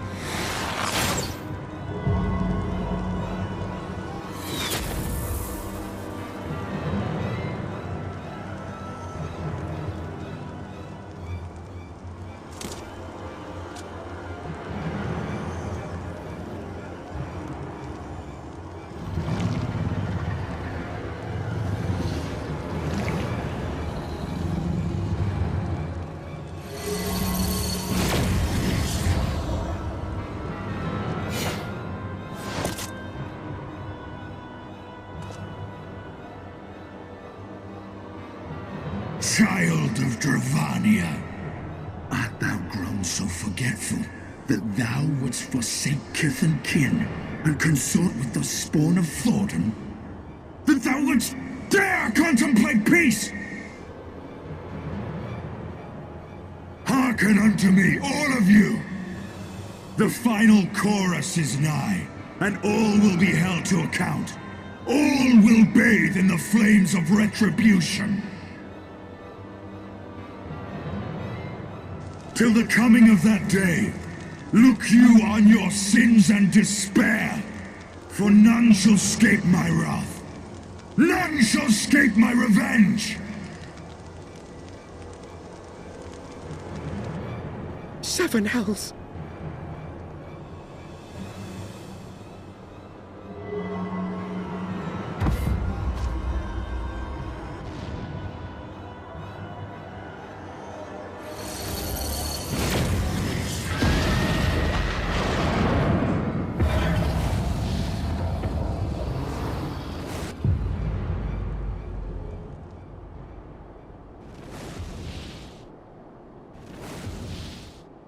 Damn you, Nidhogg.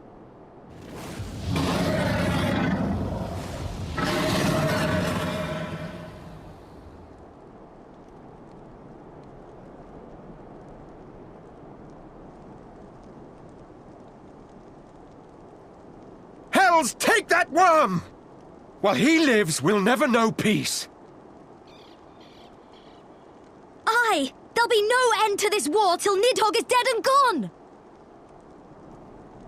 So let's kill the bastard and be done with it! Death to Nidhogg! Death to Nidhogg! Death to Nidhogg! Death to Nidhogg! Death to Nidhogg! Death to Nidhogg! Death to Nidhogg! Death to Nidhogg! Death to Nidhogg!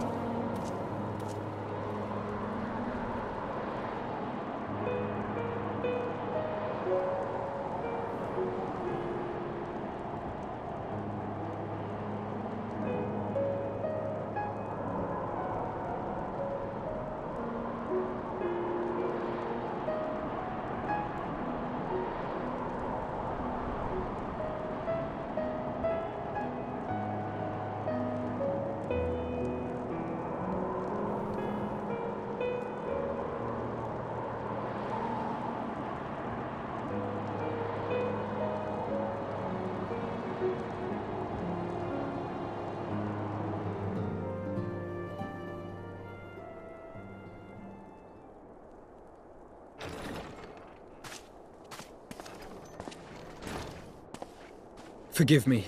That took longer than expected.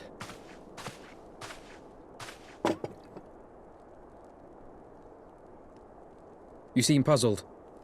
Oh, these. I thought something warming might not go amiss. It was not all that long ago that we sat here, you and I. In our very own falling snows, as Lord Horshvon called it. I still struggle to believe he is gone. And Azelle too. I had such hopes for her.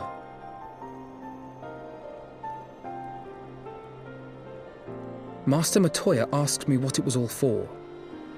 Why we fight. And why we die. Were I still commander of the Braves, I would doubtless have replied, for the future of Eorzea. But I'm not that man. Not anymore.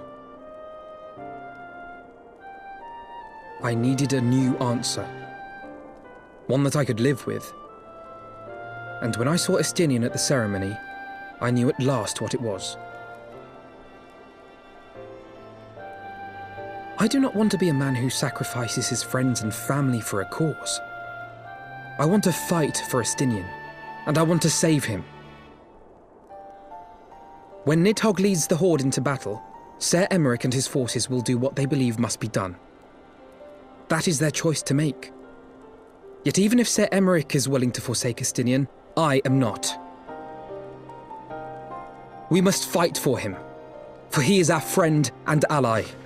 We may struggle, we may fail, but we must try.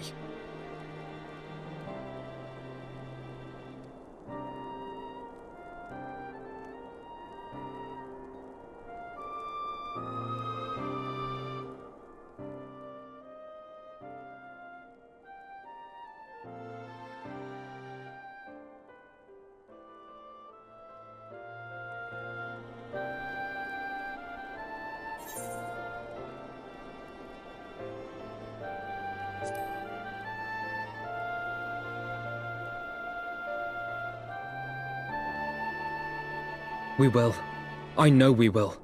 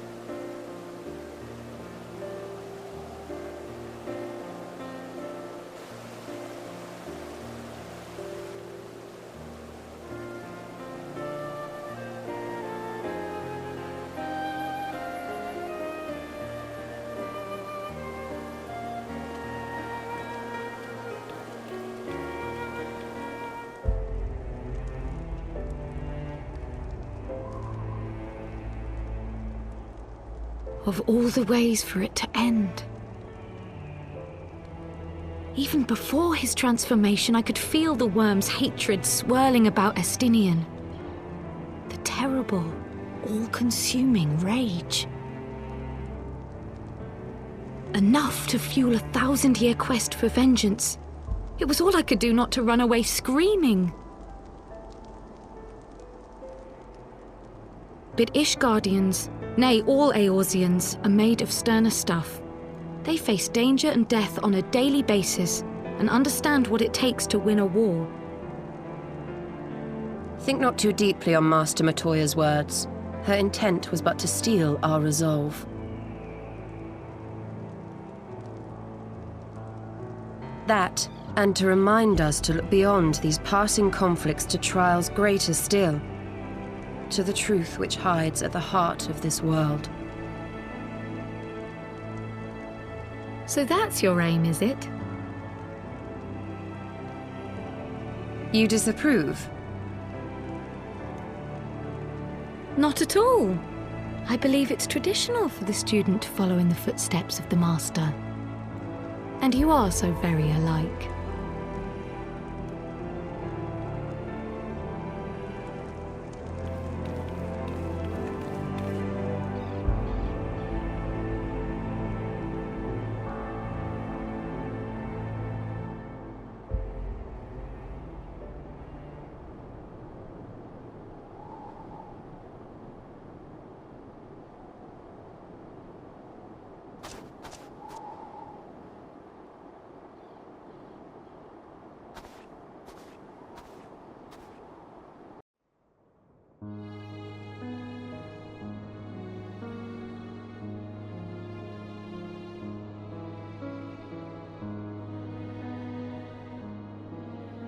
change. That great inexorable wave was upon us, and soon all of Ishgard would bend to its will.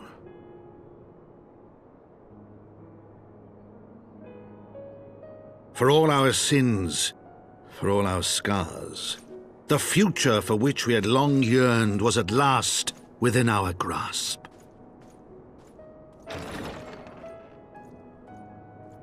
But it would be bought at a heavy price. For in those twilight hours did Nidhogg cry out for vengeance, and his brethren raise their voices for the final chorus of the Dragonsong War.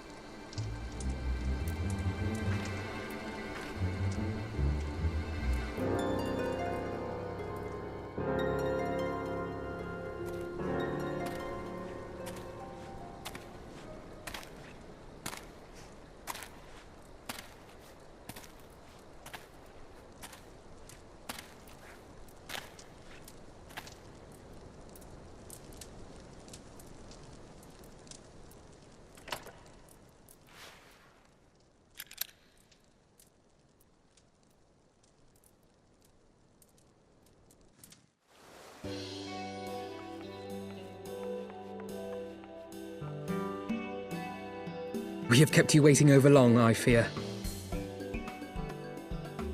Not to worry, Alphino. We had some rather fine mulled wine to keep us company. Truth be told, you could have delayed your arrival a few moments more. Gibrion got the spicing just right this time. His latest batch is not only delicious and warming, but soothing to the humours. Indeed. But 'twas not to soothe our humours that we gathered here. Ah, no, quite right. The matter of that poor dragoon. You have discovered something. A means to save him? Let us not jump to conclusions, shall we? Assess the facts presented, then make an educated analysis, as you were taught.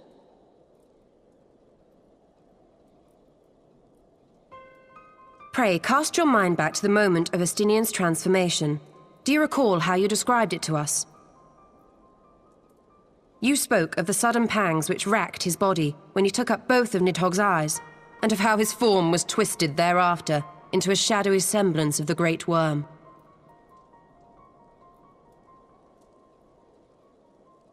When he appeared at Falcon's Nest, the worm's eyes were fused to his mail. Would that only his armor had been corrupted. Snaking forth from the eyes, I descried dark tendrils which entangled his very being. His ether has been all but smothered.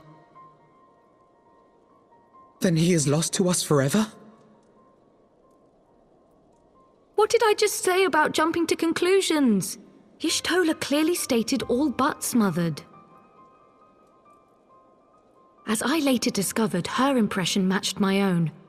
Though Nidhogg's presence filled my mind's eye, beneath his seething aura, I sensed the merest hint of something else. And after listening to Y'shtola's observations, I became more certain of my suspicion that the something else I had sensed was, in fact, the trace of a different will, submerged in the sea of Nidhogg's rage. You mean? Yes, 'tis like that Estinian spirit yet lingers. Can we not wrest him from Nidhogg's grasp, then? Tear the eyes from the armor? We know not if that would serve to separate Worm's soul from man's. None have ever attempted such a feat. Should it offer even the faintest hope of success, then by the gods, I shall be the first to try. Alphino. By all means, hold fast to your hope, but be mindful of the dangers. Even should you succeed in excising the eyes from the Dragoon's mail, we have no way of knowing if your friend's soul would survive so violent a separation. And that is to say nothing of the possibility that his would-be savior might become Nidhogg's next host. But what other choice remains to us? Should the opportunity present itself, I will tear those foul orbs from Estinian's armor and trust in the resilience of his soul, even at the risk of mine own.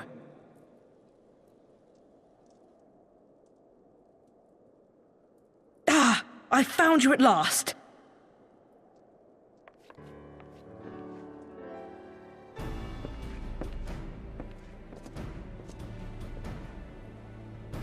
A messenger of the Temple Knights came to the manor some few hours past.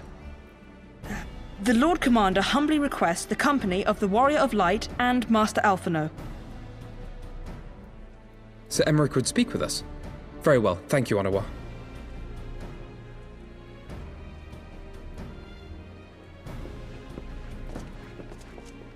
"'Twould seem duty calls.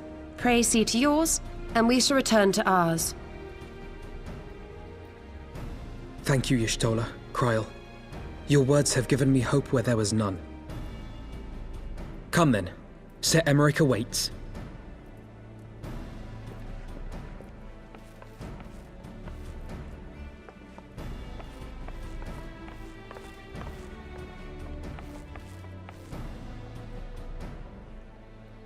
Alphino is allowing his feelings for this Dragoon to cloud his thoughts. I worry he may do something rash. Keep an eye on him, would you?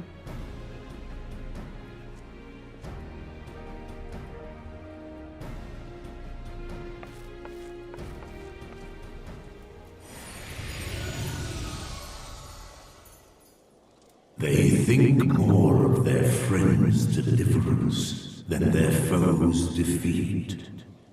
But will history commend their fealty or condemn their folly?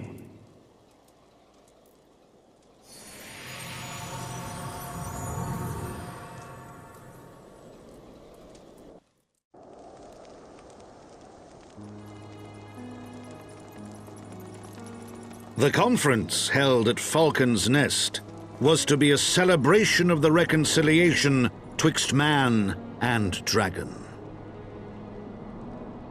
But the lingering shade of Nidhogg, clad in the flesh of the Azure Dragoon, did mark the occasion by spilling the blood of his own kind.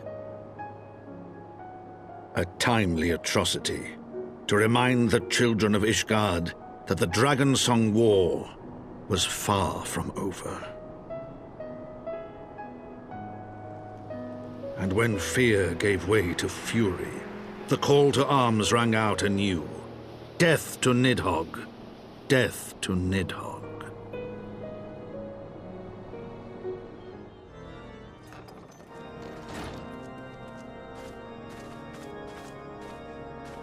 My friends, I thank you for coming. You have had news of Nidhogg? Alas not. Our scouts range far and wide, but they have as yet found no trace of the Great Worm. We dispatched an elite unit of dragoons to reconnoiter the churning mists, but even they returned empty-handed. A pity. Fear not, Alphino. We shall see the worm again soon enough. His words at Falcon's Nest attest to that. Indeed, he is like to come sooner than we would wish.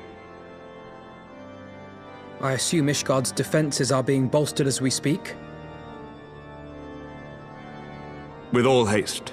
I mean to call upon every able-bodied warrior at our disposal, from the Knights of the Four Houses to the men and women of the Watch. But I did not summon you to discuss strategy. What then would you have of us, my lord?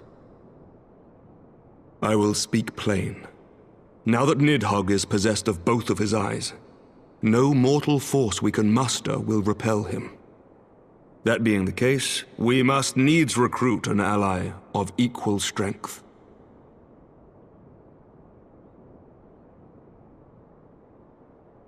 You speak of Hraesvelgr? I do. To whom else could we turn? That he is Nidhogg's equal I do not deny, nor can I name another. But convincing the reclusive creature to do battle with his own brood brother will be... how shall I put this? It will be no small undertaking, yes. Estinian's report was most particular about Hraesvelgr's unwillingness to involve himself in the affairs of men. But much has changed since your visit to Somal, and if there is even a chance that the dragon may be swayed, I must plead our case. Whatever price the dragon asks of me, I shall pay it. Such was my oath, to defend the people of Ishgard. Come what may, my friends, the battle with Nidhogg will mark the end of my tenure as the acting head of church and state. Will you help me discharge this final duty?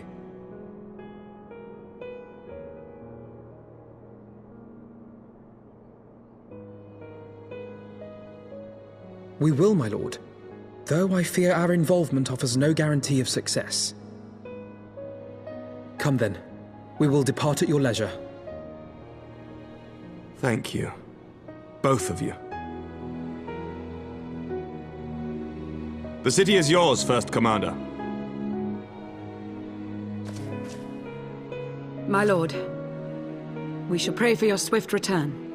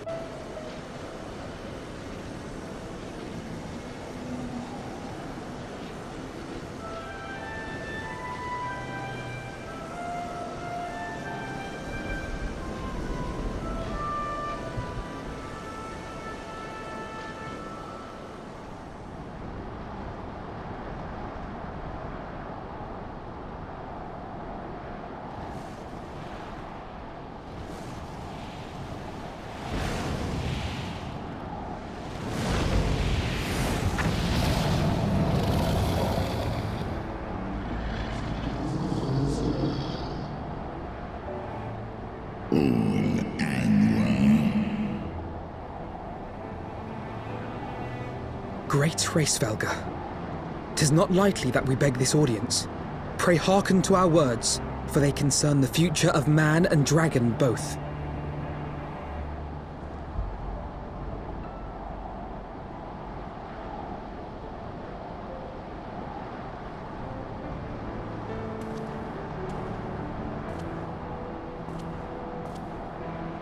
Greetings, Resvelga.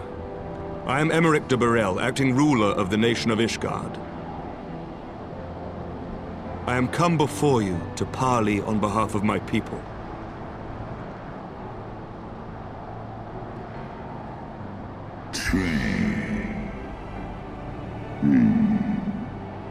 Un alle in kom ulnosk ein iek monkin.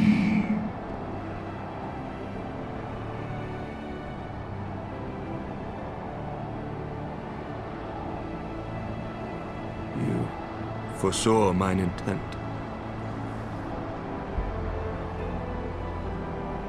Alle in esnes nale an nal olle in. Alle in esk dishvich I uldran fakin anshin.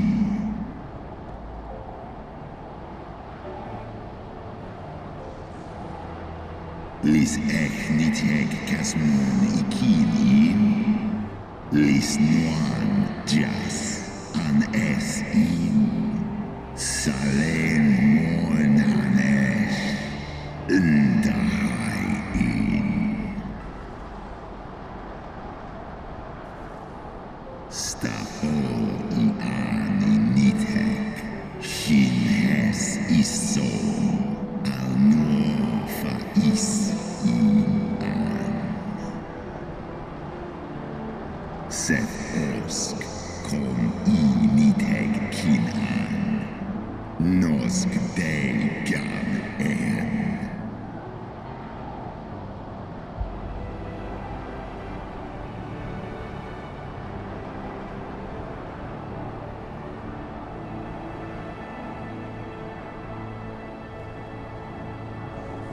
We understand that in your despair at man's betrayal, you seek only the refuge of solitude.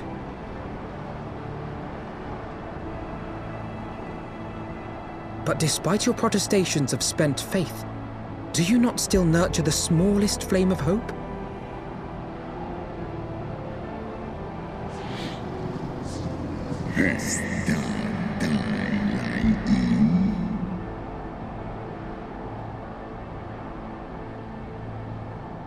I do.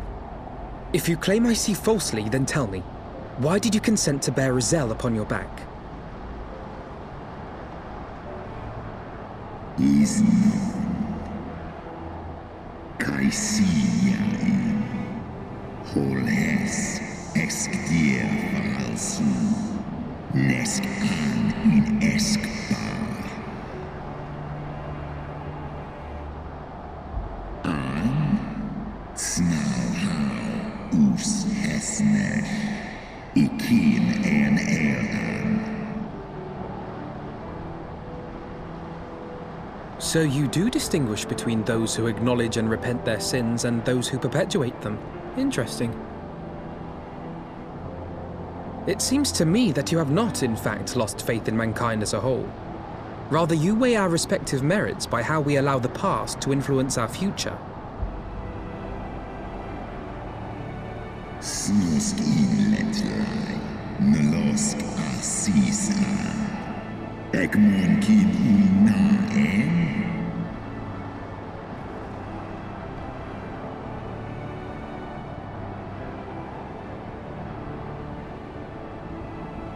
Should we suffer ties of blood to bind our hands, then? Nay, if the crime is one of unconscionable evil, we must needs condemn it, even should the transgressor be our closest kin. When my father corrupted himself and his followers with the power of a primal, I beseeched the warrior of light to slay him, an act alike to patricide. That he did not die by my hand matters little. If anything, it heaps greater disgrace upon my name. But had my father not fallen, he would have drawn countless thousands into a holy war of hellish proportions, which I hold the greater crime. Thus did I order his execution, sparing the lives of my people and yours. Alas, your brother Worm now prepares to murder those whom I sought to spare. What is more, he has taken my comrade's body for his own. But if I must slay my dearest friend to defeat my direst foe, I will not flinch from my duty. Segmon infim, sescantis ekmon, kill al-ud.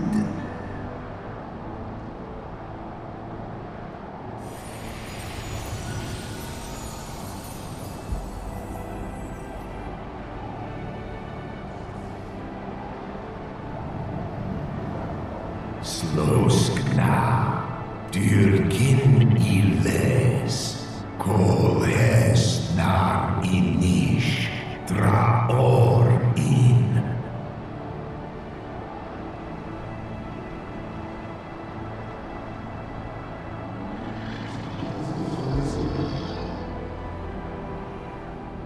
Da niteg, garjas, nosk in an, slisva holkas, kaljin na.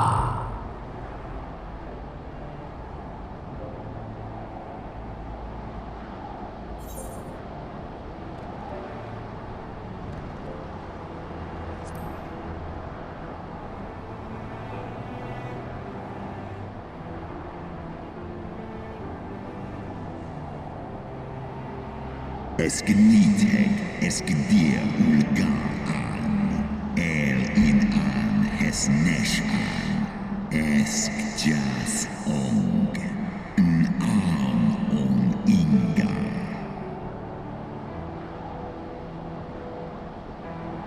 Al on uwoga, smahes in an. Sway in Ratatoska this die an. Slosk kin. Skor ich les ilo.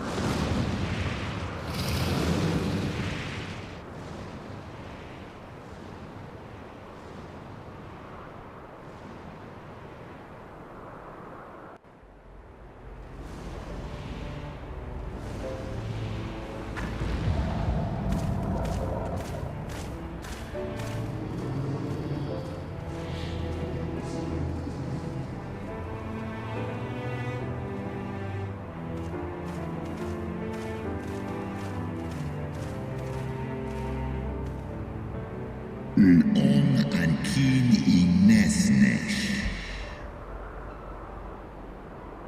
N'ong in alewa rel in an. N'ud idra olu.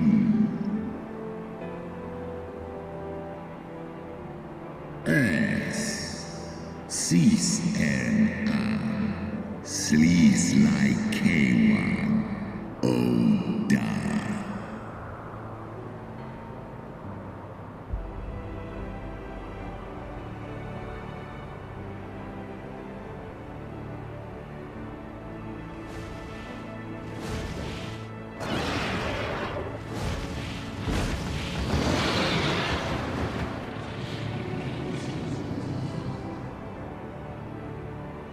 Tan in unsisnat.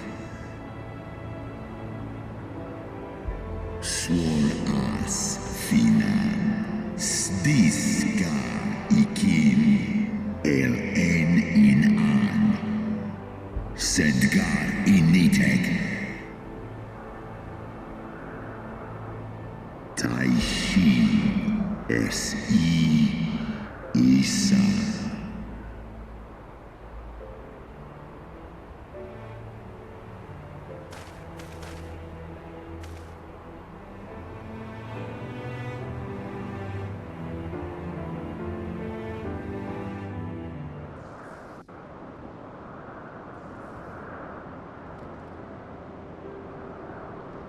Our negotiations proved rather more strenuous than I had anticipated, but the results seem well worth the effort. The battle was indeed hard won. Thank you, my friends. I would never have earned Hraesvelga's cooperation had you not seen fit to grant me yours. 'Twas your stalwart heroism that moved the heart of the Great Worm at the last. Any gratitude I can offer is but poor reward for your continued service to Ishgard.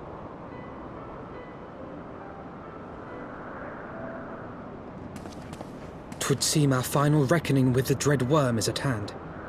I only wish we had some inkling as to when he means to strike.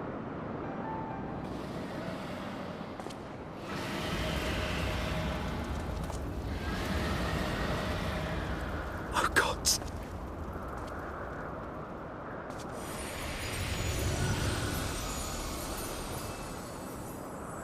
The cry heraldeth his coming. Nidalk's shade hath taken wing. It has begun. We must away to Ishgard.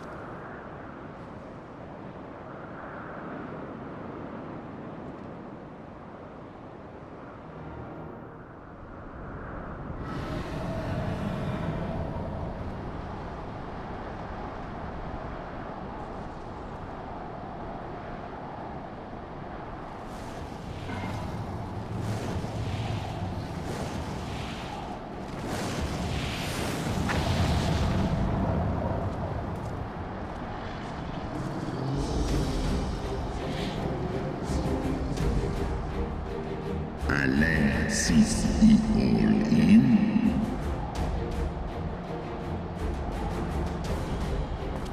Aye.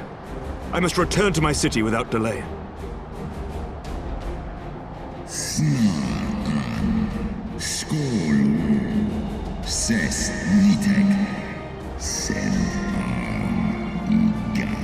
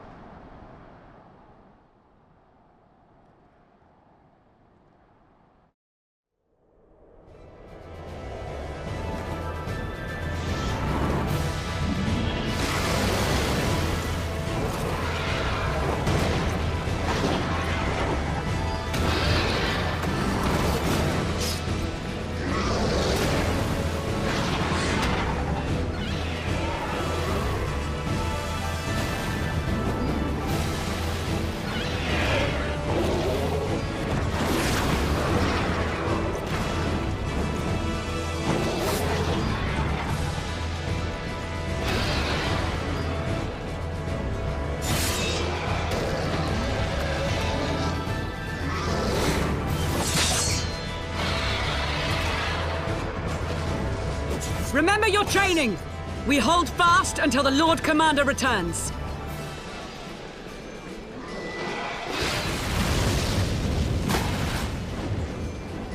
Ugh. We must hold!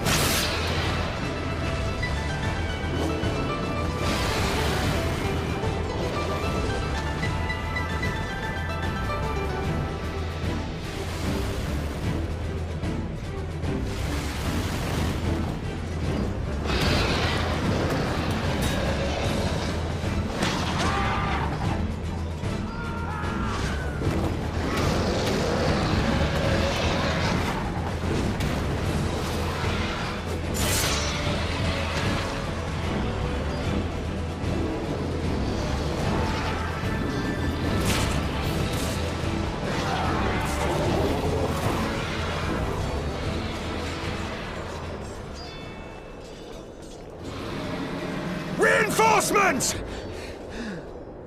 By the Fury, that one is the size of Nidhogg.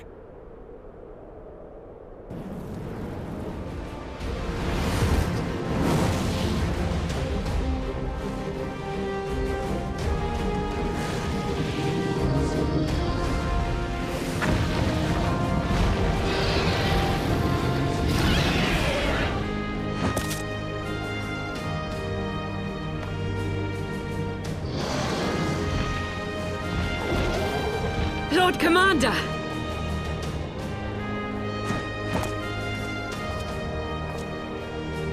You are late, Warrior of Light.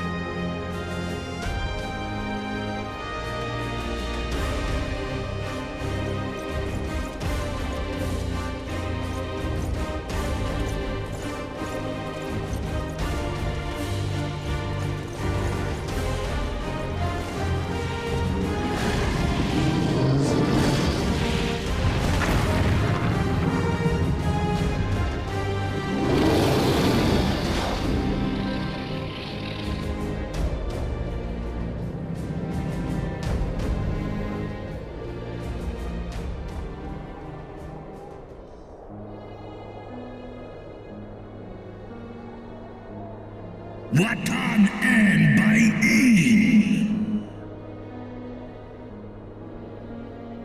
Still walking. Nal u inga. Ale el ikinfa en. Kohes do in.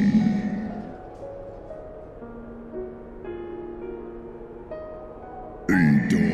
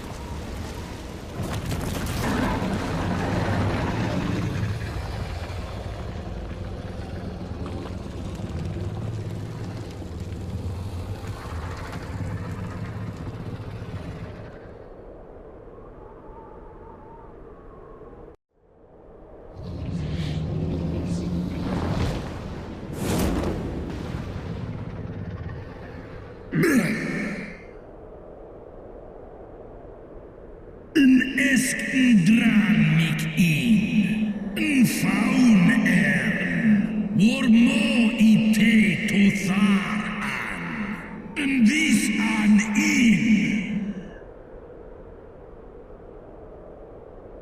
Snalis rei in, Nendwal, Elstra.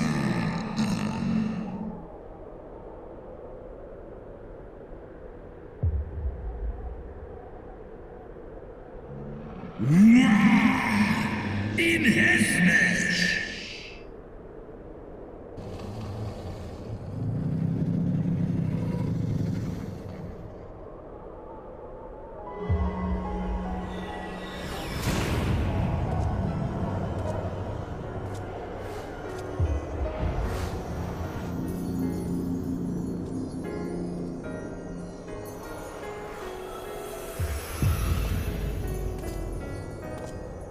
Ja, wa il an stra en in.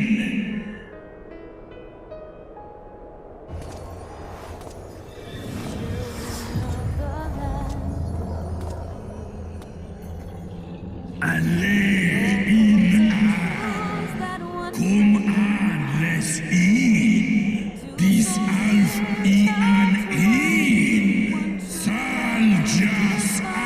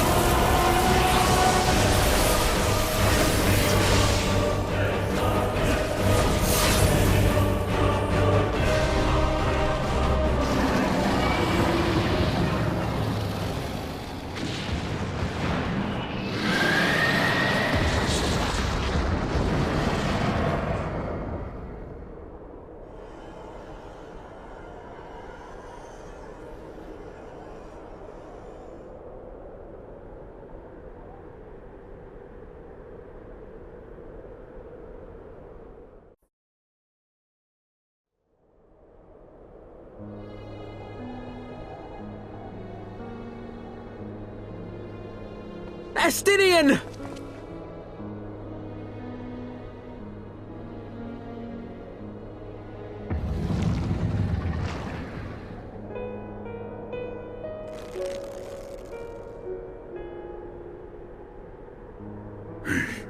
Is this to be mine end? Nay, I will not allow it. I am of the first brood. I am vengeance incarnate. I am Nidhogg! Thou shalt die by my hand!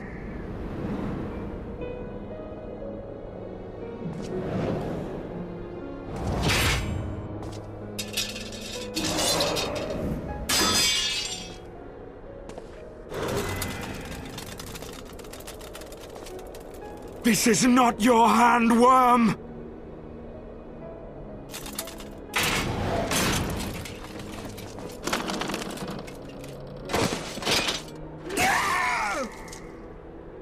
Thou wilt obey!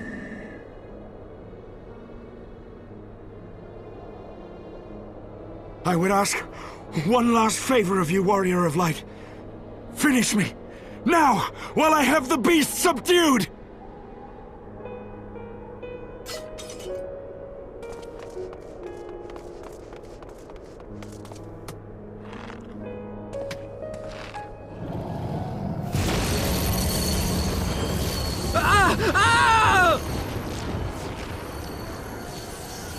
You waste your time! Kill me! It is the only way! Ending Nidhogg will be my final duty! No! You can't die like this! I won't let you!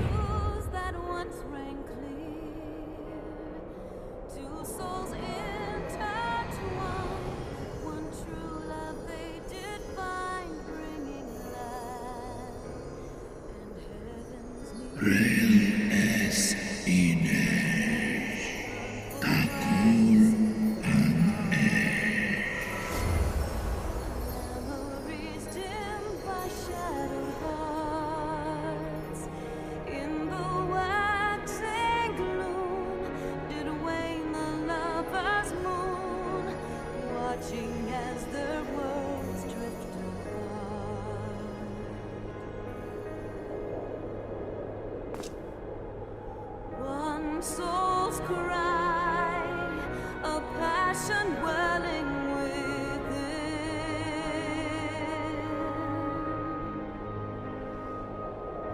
Sacrifice, a final plea to her king. The eyes! Cast them into the abyss! Yet this bond of hope, by treachery was broke, scattering her words to the wind.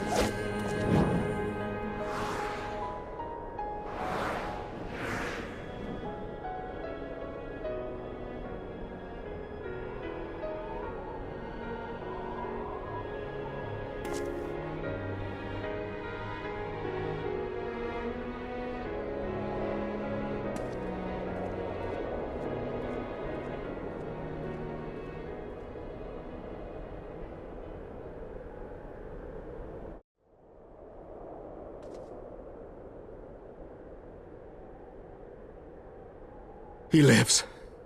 Ah, Estinian, my ill-fated friend. Lucia, summon the healers. I want them ready to receive him. At once, Lord Commander.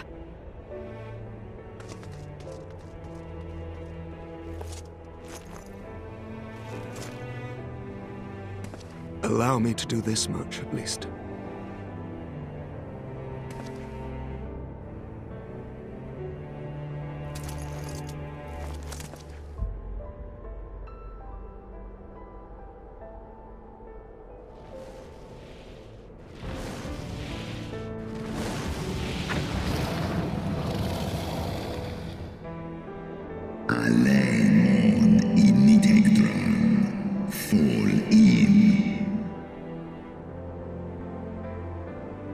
You have my gratitude, Hraesvelga.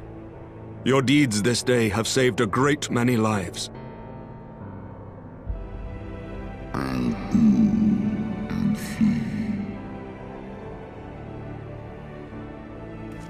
Ustra udin instra reo. An hesnesh.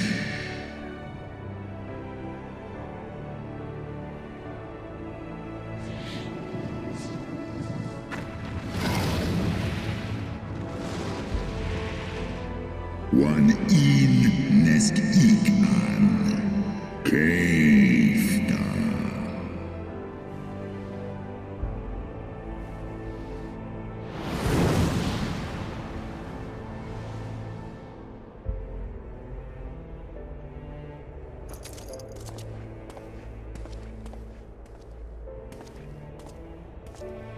The battle is won.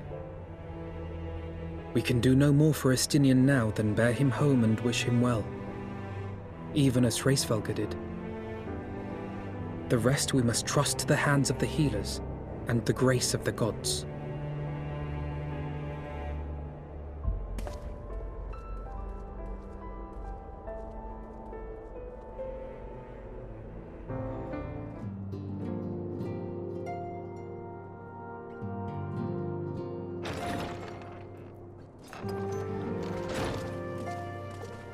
The heroes of the hour return.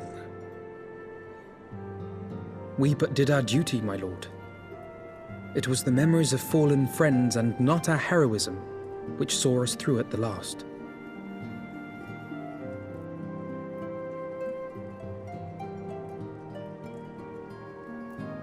I gave every ounce of my strength, but mine efforts would have counted for naught had the Warrior of Light not arrived to challenge the Great Worm. As a sworn knight of Ishgard, I had hoped to do more for my city. Well, we cannot all be heroes, dear brother. Let us put away our pride for a moment and revel in the valiant deeds of our comrade. For your sterling service to Ishgard, we salute you.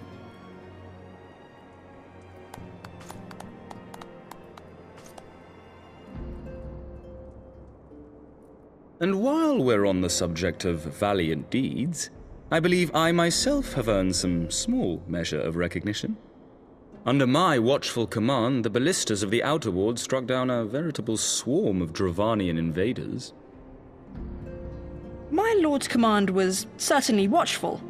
He bravely watched as the siege crews took aim, and continued to watch as countless wyverns met their end. Indeed, the ward's defenders proved so well drilled that my lord had little occasion to stop watching.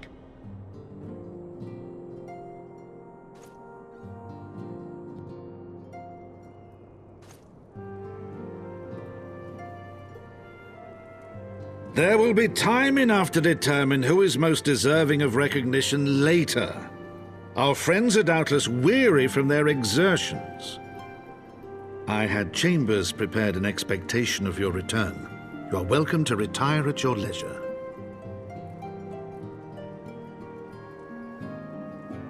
I am most grateful for your hospitality, my lord, but I believe I shall pay a visit to the Temple Knight's Infirmary. Pray excuse me.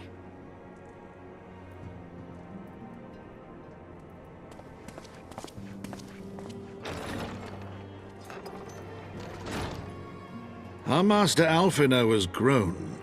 The plight of his stricken brother-in-arms pains him more than his own hurts.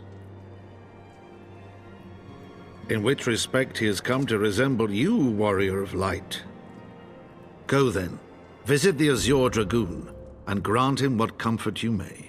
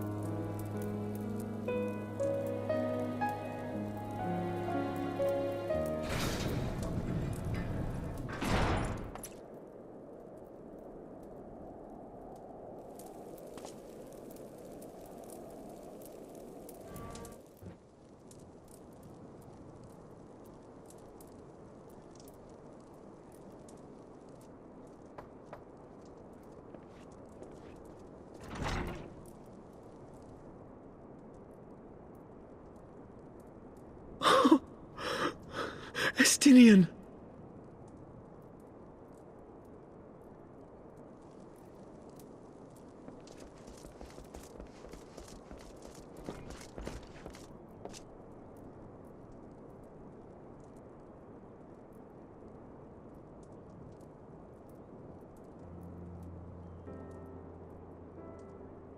Cease your mewling, boy. It grates my ears.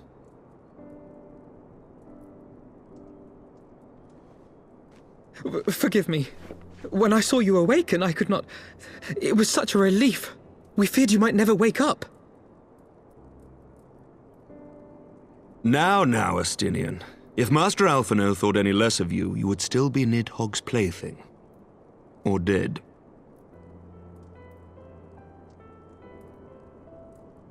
Aye, 'twas but a jest. I thank you, Alphino. And you too, Warrior of Light. Quite how you managed to persuade Hraesvogr to aid in his brood brother's downfall I cannot imagine. But full glad am I that you did. 'Tis an honor to share the mantle of Azure Dragoon with one such as you.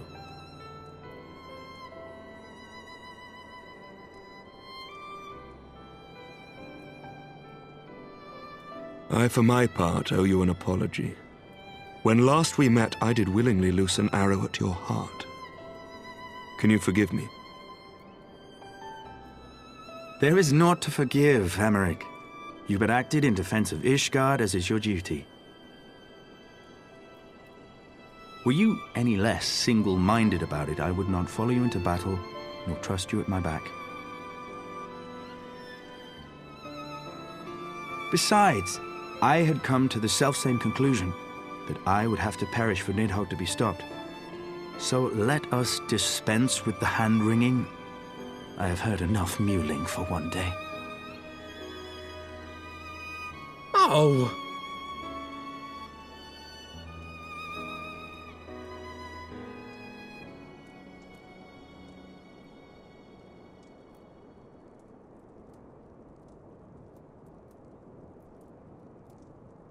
The tendrils of Nidhogg's foul presence bound up every fiber of my being, usurping my senses, but I yet retained some trace of awareness.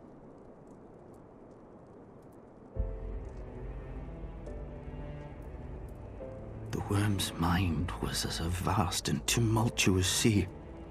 Endlessly its black waters churned, his grief and despair at Ratatoska's murder never calming, never receding. Driven by this surging current came wave upon wave of unrelenting rancor. It was the very image of my own heart. There I saw the dark reflection of the hatred I felt after Nidhogg slew my family, when no path remained save vengeance against dragonkind.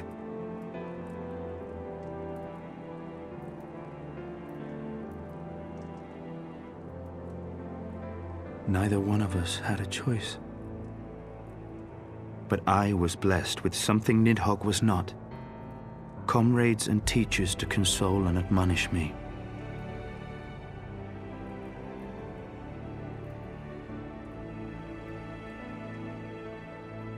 Had I not had them to gainsay my obsession, it would surely have consumed me as Nidhogg's did him, and we would have been in all respects alike.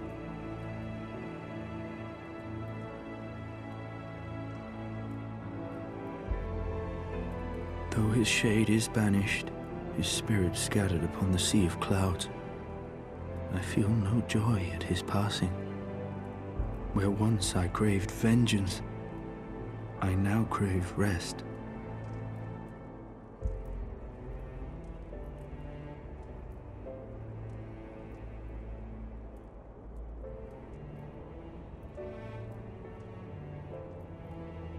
Lord Commander, my hunt is at an end. I would lay down the mantle of Azure Dragoon. My friend.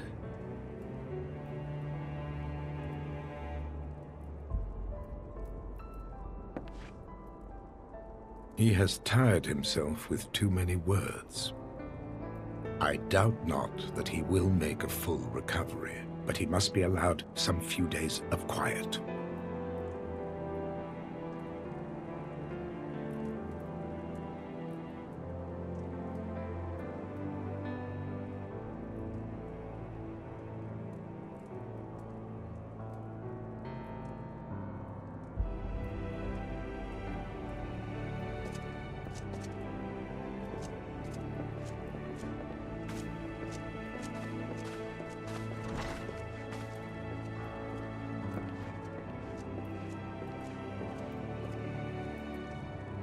I too must see my path to its end. Sleep well, my friend.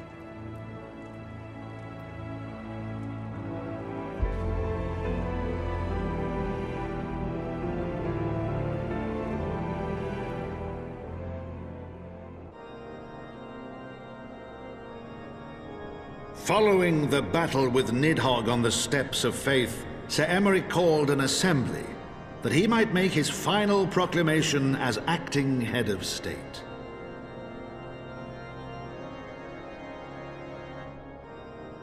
"'Twas there, with one decree, that the 1,000-year rule of the archbishops was ended, paving the way for a new republic.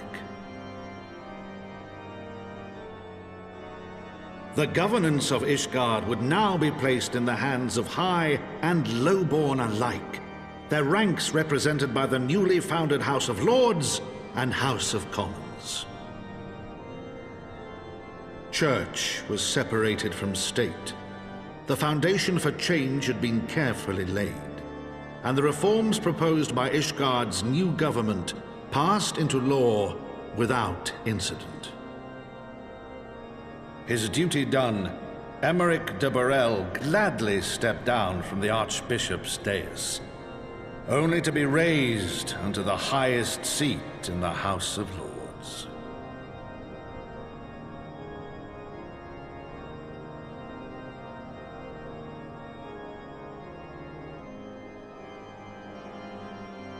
Though he strove at first to refuse this honor, the unexpectedly strident voice of the Count de Durandare left him little choice but to accept.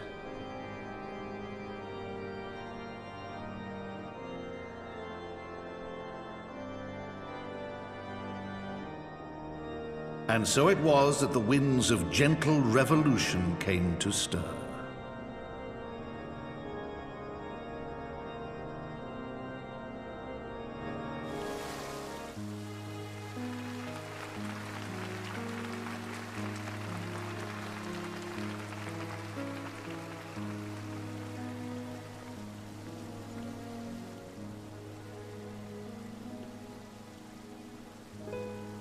Prominent among the many honoured guests at Sir Emeric's investiture were the ambassadors of dragonkind, a fitting symbol of Ishgard's newfound peace.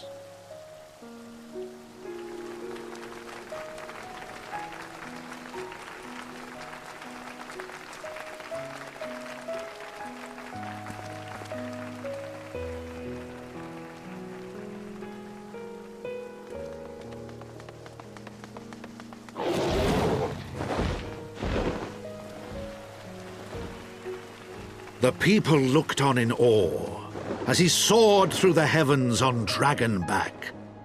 And by their cheers did they hail him an azure dragoon for a new age.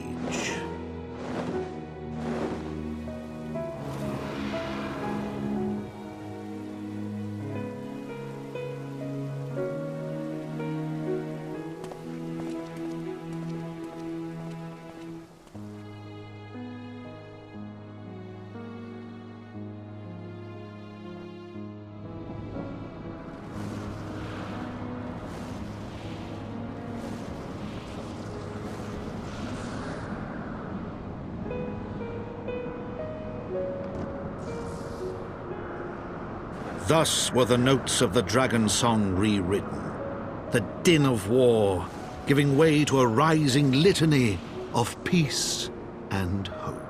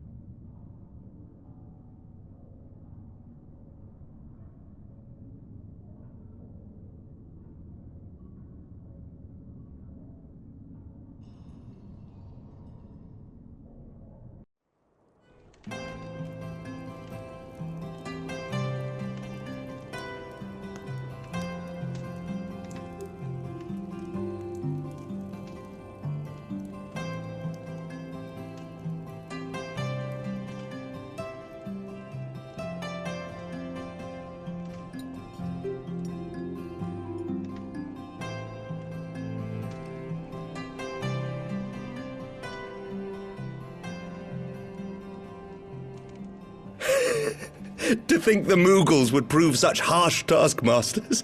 Forgive me. I did not know you had suffered so in your quest for the Horn.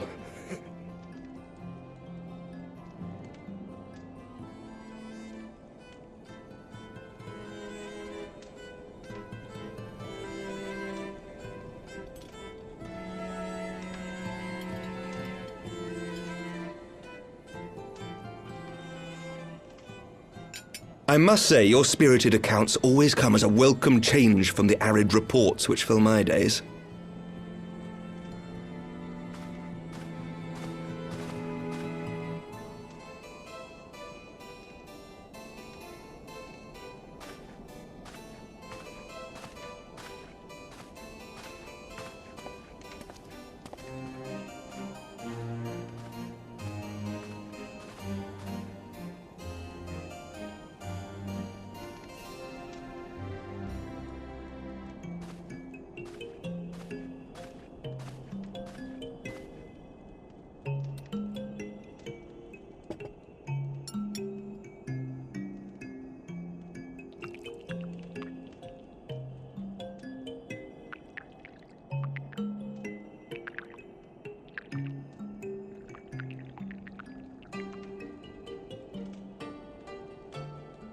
Though I have lived in these lands my entire life, to hear you speak of them, there is much and more I have yet to see.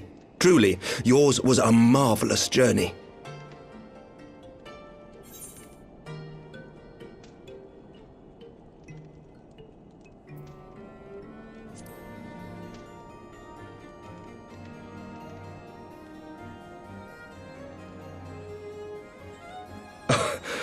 Well, truth be told, when I think back on the sweeping vistas of the churning mists, I do feel some slight pangs of wanderlust.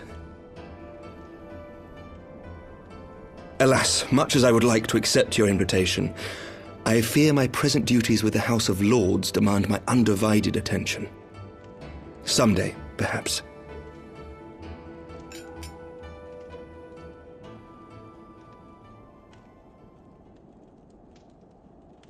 By your deeds, you have helped us to lay the foundation for lasting reform. The formation of the Republic is but the beginning, for it is not only our system of governance which must needs change. We, the people, must learn to let go of our hatreds and rise above our bloody past.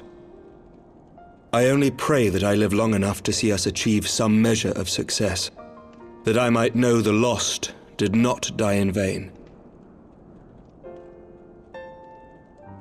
I can still see you there on the steps of faith, striding fearlessly towards the worm.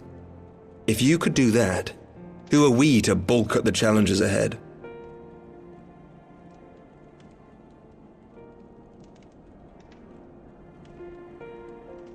The question of how best to strengthen ties with the other great nations of Eorzea has been debated at length in the Lords and Commons of late.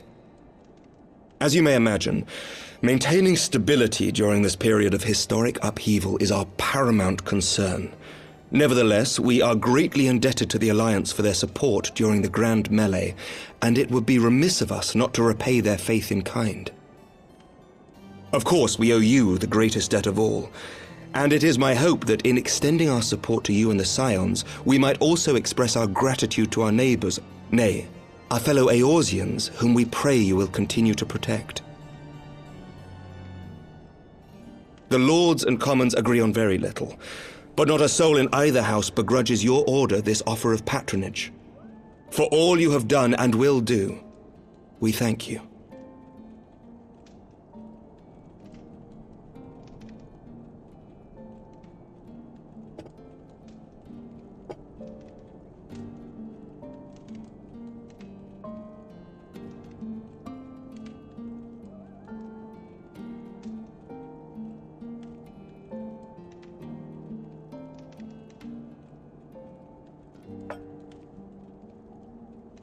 May I ask a personal question?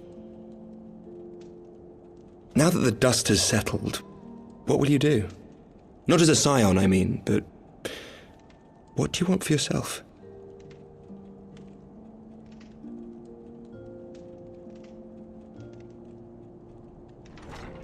Lord Commander, pray forgive the interruption.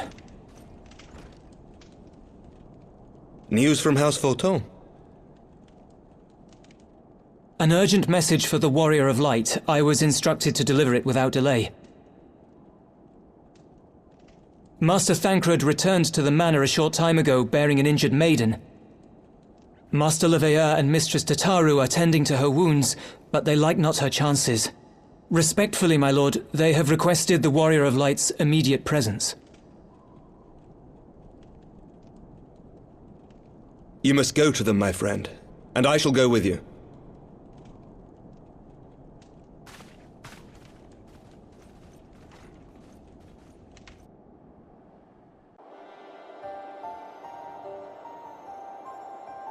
For every ending marks a new beginning.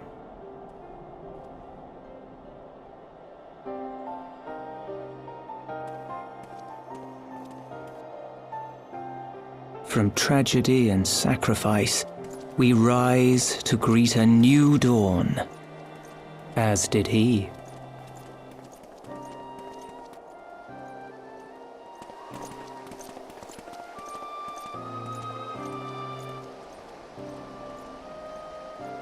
Only to be drawn unto another battlefield, another cause, as if by fate.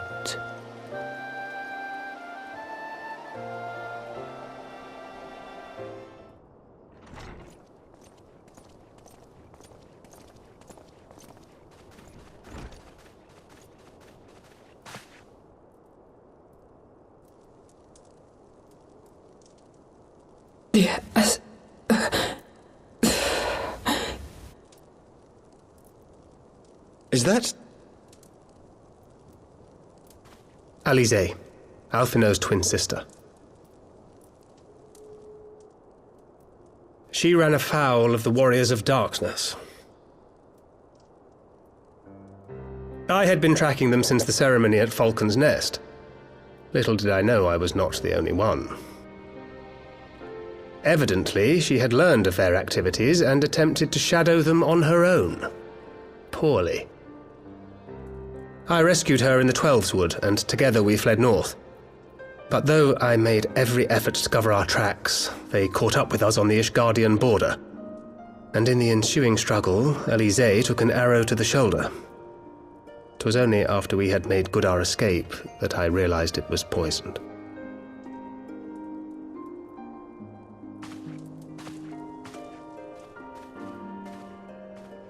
Thank you for coming so quickly. And you, Sir Emmerich. Think nothing of it. How is she? We have done all we can for now. Although the immediate danger has passed, the poison yet lingers in her blood.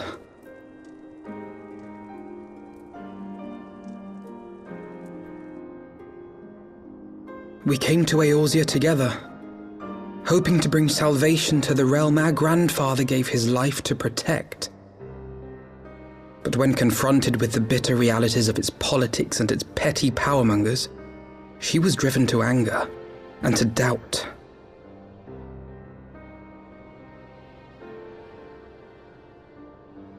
She refused to become embroiled in what she termed Eorzea's squabbles and distance herself from the Scions. Though she remained hopeful of a brighter future, she would walk her own path. Would that it had not been so perilous.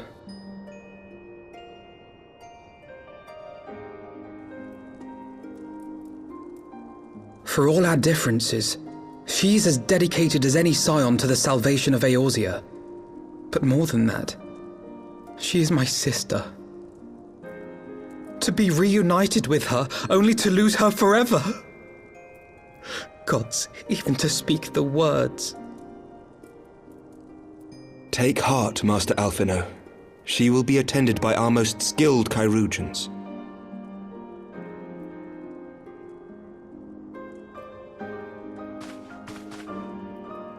Bear Mistress Leveilleur to the infirmary at once. Apprise Captain Whitecape of the situation, and inform him that she is to be treated as my personal charge.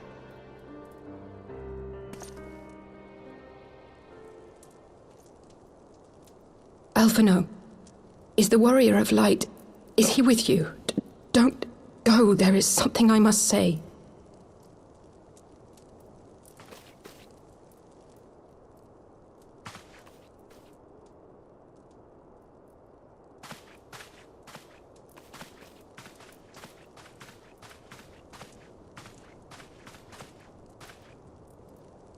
The warriors of darkness are in league with the Scions. Slaughtering the primals is but the first step in their plan. They make for Zelvatol to bring about Garuda's summoning and to kill her.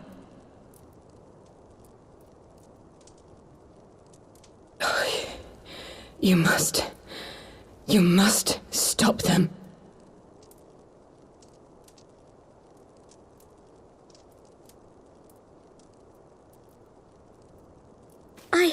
I shall inform the others at once.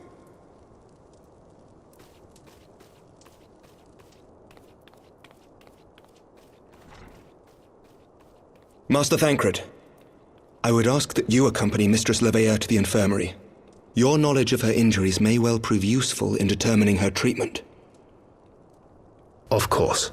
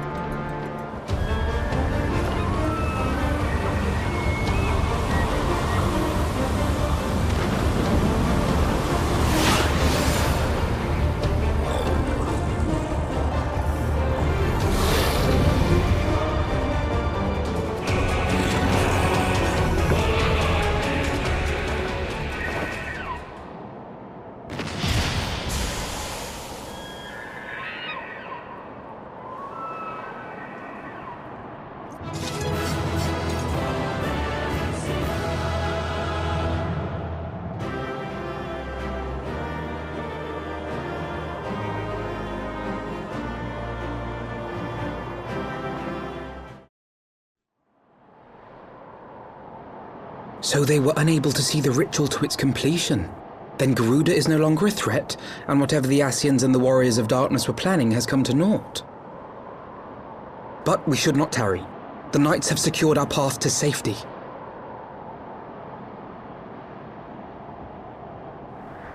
Well, well. What do we have here? You'd better not have killed the primal without us.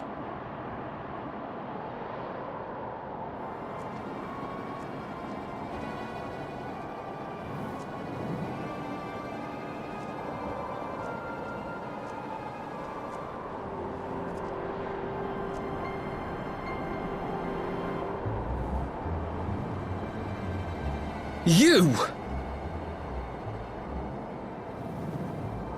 Wait, I know you. Still walking, I see. I could have sworn my aim was true. Just what is your game? Leading us the long way so these fools could step in and claim our prize? No. Let's not make hasty accusations. By the look of things, the ritual was proceeding as planned. We arrived at the appointed hour. 'Twas they who erred. It is hopeless. We cannot face them all. Do mine ears deceive? A boy! So that's the way of it. Twins! You had me worried for a moment there. Know that I will happily make it quicker for you, if you just stand still.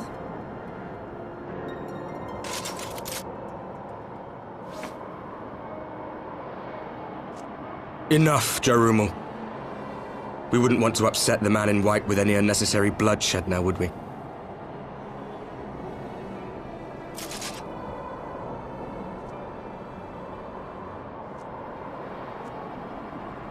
You've been awfully busy since we were kind enough to spare your lives.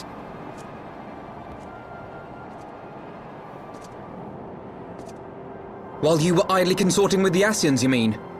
7 hells! What could you possibly hope to achieve? Should I explain it to you? Very well. Consider it a reward of sorts for beating us here. You know the tale of Hydaelyn and Zodiac, I take it? Of the Great Sundering and the reflections it created?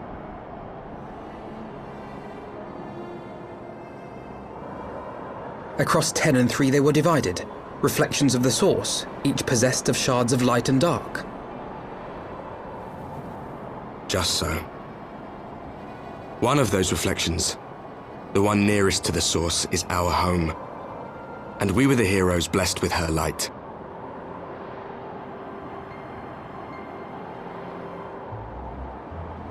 But not all worlds hold light and dark in equal measure. In ours, the power of light was greater by far. So the Scions, who once threatened our home, were no match. And they fell before us, one after another, till none were left. Victory, we thought. And then came the light. A flood of pure, blinding radiance, annihilating shadow and color and life itself.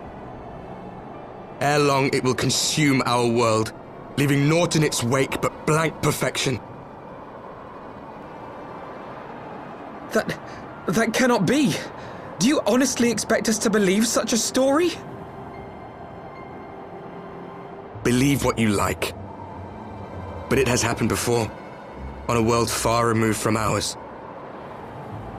The 13th, which was swallowed by the dark and transformed into what you call the Void.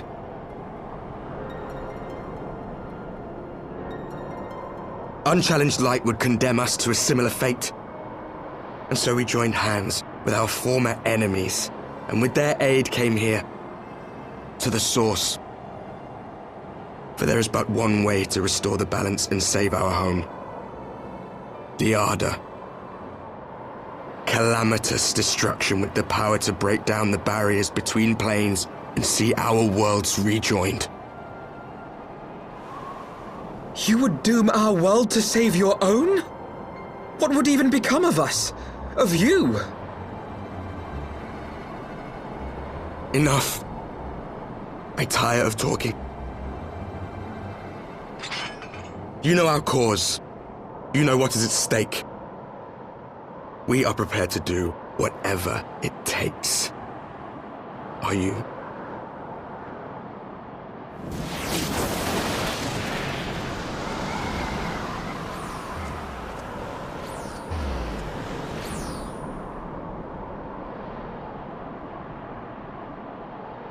If there is aught you would say it.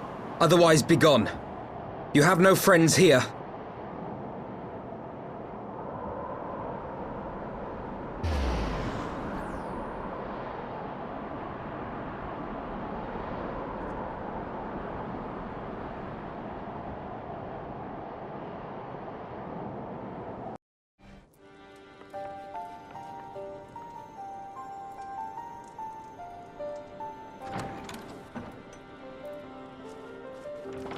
Alisaie, how are you feeling? Well enough, brother. Thanks to the kindness of our hosts. When they told me you had departed for Zelphatol, I found that I could rest. The outcome seemed a mere formality, as did your safe return. Thank you, my friend. I take it your mission was a success.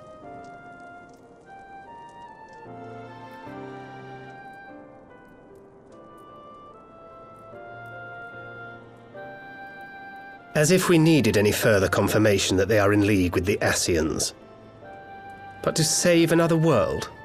I think not. I too thought his story fanciful at first. But it is possible there may be a kernel of truth in all of this. At the very least, none of his claims contradict the word's account. You were following these people, Alisaie. Why? During my travels, I had oft enjoyed tales of the Scions and their exploits. But after a time, I began to hear whispers of a gifted and theretofore unknown band of adventurers.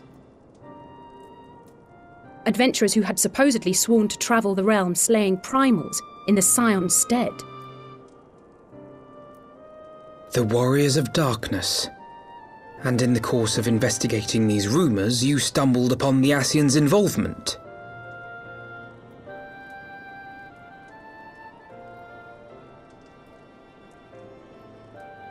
Yes, exactly. Forgive me, but if these Warriors of Darkness mean to bring about another calamity, to what end do they hunt primals? To prompt an escalation. To deepen the beast tribe's feelings of helplessness and despair, and thereby drive them to summon ever more powerful gods.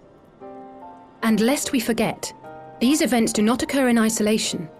With their patron deities being slain left and right, the news of man's victory over Nidhogg must surely have sown panic in the minds of the beastmen. 'Tis no wonder they wish to defend themselves.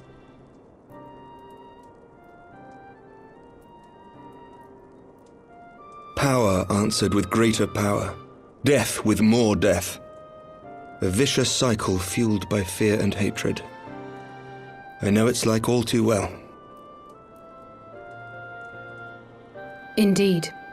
The Ascians sow discord and desperation, and the Warriors of Darkness reap the harvest. And so it continues. Yet that is not the extent of their ambitions. The Ascian himself observed that once the powerless realize that the old gods have failed them, they will have little recourse but to look to a new one.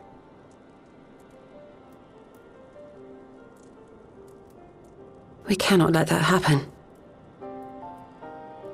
It should come as no surprise, but Alisaie and I have uncovered evidence that the Ascians have been manipulating certain parties to ensure that a constant stream of crystals flows into the hands of the beast tribes. If we sever these supply lines, we should at least be able to slow the escalation. Agreed. Kral and I shall journey to Zelfatol and learn what we can of the Ixal's source. Then I, for my part, pledge to lead a similar investigation into the origin of the Nath supply. Sir Emmerich? As a member of the Eorzean Alliance, Ishgard is honor-bound to play an active role in maintaining the security of the realm. You might also say that I have some personal motivation, given the Ascians' dealings with my father. However, I make no secret of the fact that my knowledge of primal beings is scant at best. As such, I should be most grateful if one of your order were to assist me. Allow me, Sir Emmerich. I have dealt with the Nath before.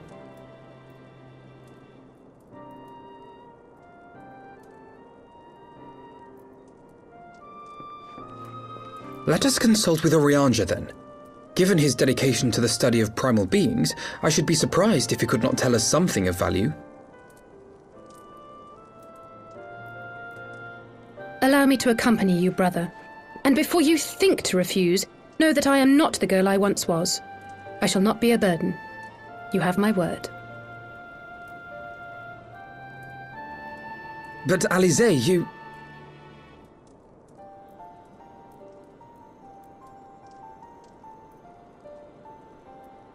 You are more than welcome. After all, it was you who set us upon this path.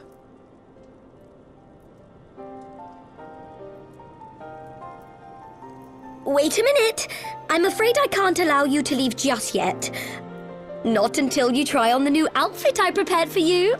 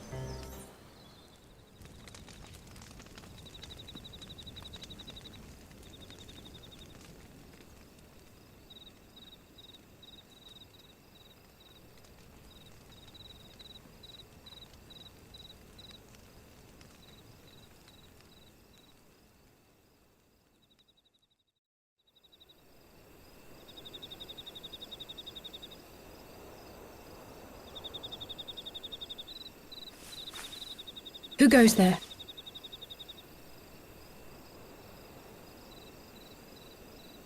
Oh, it's you.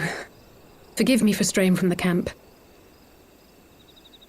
He hasn't been feeling too welcome, to say the least. I thought a change of scenery might do him good. But, alas.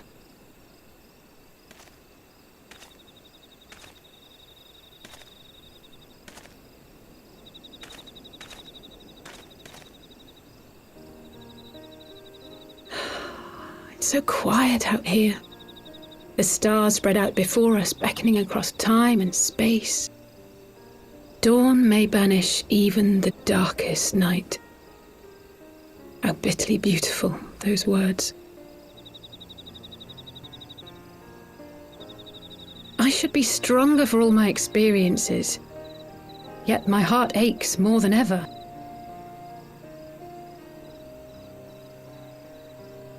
I never understood why Grandfather gave his life that day.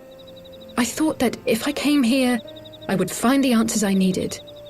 But when I finally laid eyes on the land he sacrificed everything to save, saw firsthand the bickering, the pettiness, I was disappointed. I was angry. I could not fathom how these people were more deserving of his love than his family, than me. But when Grandfather revealed the whole truth of the calamity to us, I finally understood. And I resolved there and then to continue his legacy in my own way. My travels have been enlightening, but I cannot say that I have enjoyed them. I have lost count of the many petty crises that I was helpless to resolve and of the people whose actions I could not understand. There were others, of course. Good people. People with whom I felt a kinship, whose lives I could not save. I found myself asking what it was all for. Why try if I was doomed to fail in the end? But then I recalled Grandfather's words to my father, years ago before he left Sharlayan behind forever. To ignore the plight of those one might conceivably save is not wisdom, it is indolence. We must all protect that which we hold most dear in the manner of our own choosing. We have to try, do we not? Of course, it's one thing to try and another to do. There were times while I was tracking the warriors of darkness when I faltered, when I was afraid. But then I thought of my brother, of Urianger, of you.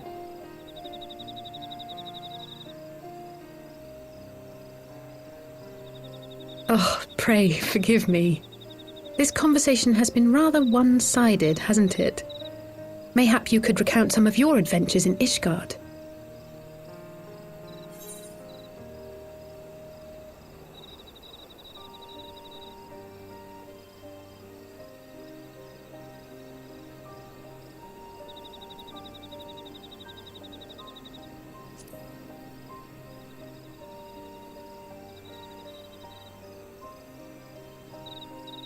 We had no clear memories of our life in the hinterlands, having returned to the motherland as infants.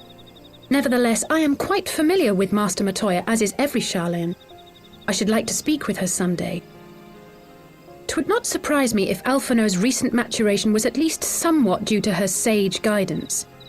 I would never tell him this, of course, but there have been moments when I've caught myself thinking of him as an elder brother. The hopes and dreams of so many rest on your shoulders, Warrior of Light. As long as the sun rises, we can but carry on, for the sake of those we hold dear.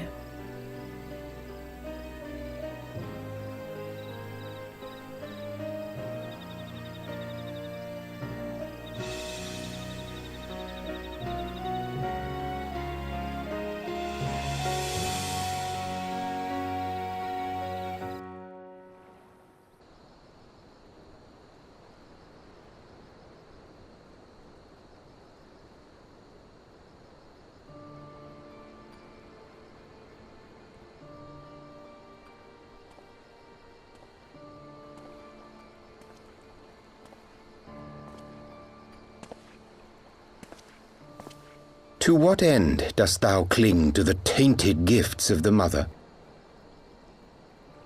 Every tool has its purpose. Even this.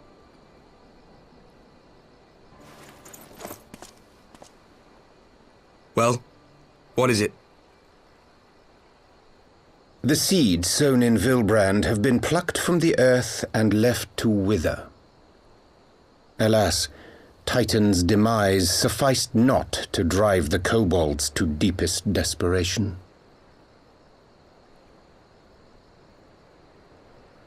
What did the man in white have to say?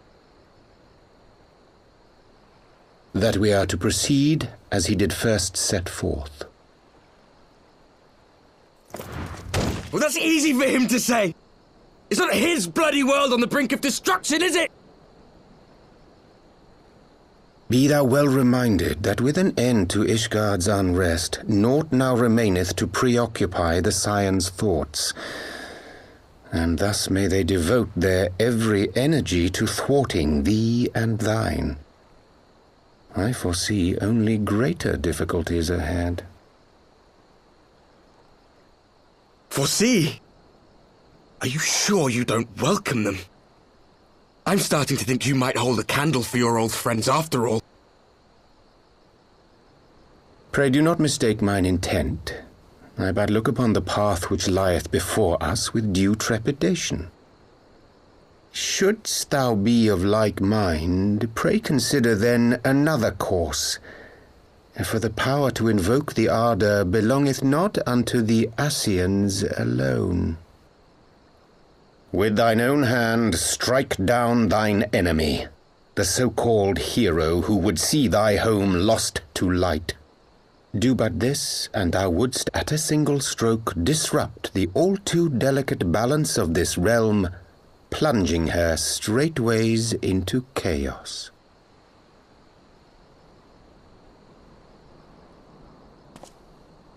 You do realize what you're suggesting, yes? To ignore the plight of those one might conceivably save is not wisdom, it is indolence. The words of my teacher, and a creed I hold close to my heart.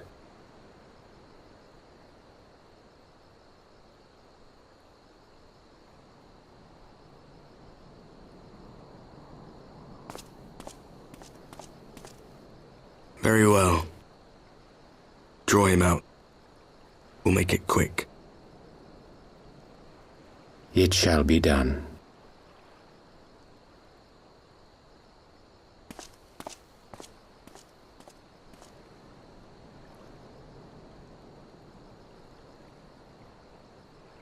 What good a creed one cannot uphold? What hurts soothed? What lives saved? Oh, hapless fool, what hast thou wrought by thine own hands? Minfilia, my friends, I shall not now beg your forgiveness. Full deeply though it paineth me to walk it, I shall not stray from my chosen path.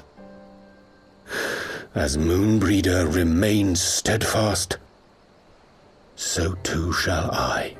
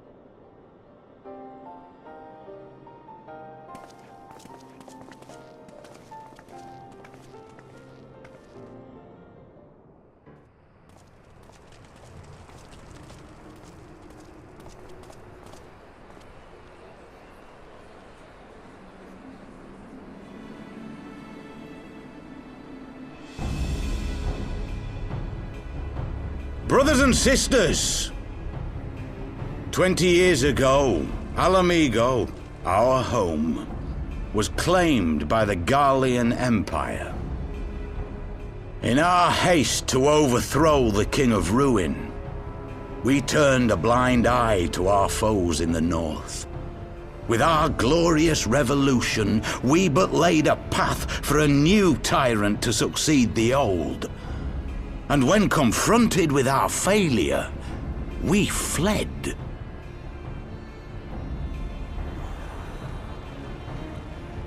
Not a day goes by that I do not think of those we left behind. Think of them and feel ashamed. And I know each and every one of you feels the same.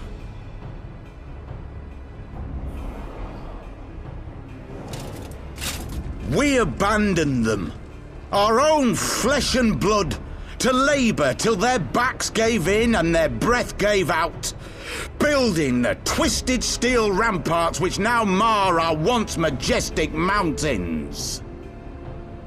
We abandoned them, the brave and true, to fight and die for their country, or worse, to be conscripted and sent off to rob another poor bastard of his home. We abandoned them, the meek and powerless, to bow and scrape when the Garleans pass, to sully themselves that they might live to see another day of misery. The Black Wolf may be dead, but a new Imperial Viceroy reigns in Alamigo now. A beast, not a fraction as merciful. You all know the Eorzean Alliance will do naught to oppose him. For all their promises and platitudes, they will not act if there's no profit in it. Only we can free our brothers and sisters from the Empire's tyranny, my friends. Only we have the courage to stand and fight. They have imprisoned us. They have enslaved us, and they have murdered us, but no more! Blood demands blood, and the Garleans shall pay for every drop they have spilt upon our lands!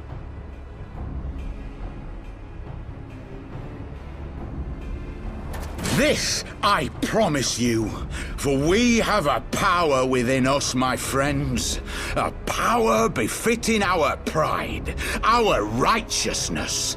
Only join us, and we shall grant you the means to unleash it, and together we shall see the Alamigan standard raised over the mountains of Gia Urbania once more!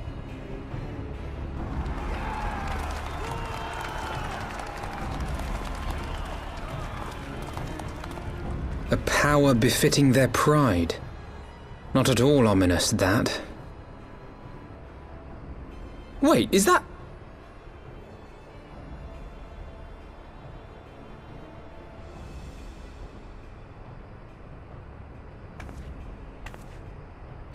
What are you two doing here?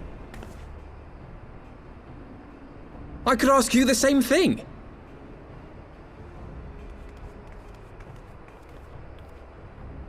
Well, well, this is quite the surprise. If you see what I see, if you feel as I feel... Might I suggest we continue this conversation in more agreeable surroundings? For it is not strength of arms that will win this battle, but strength of heart.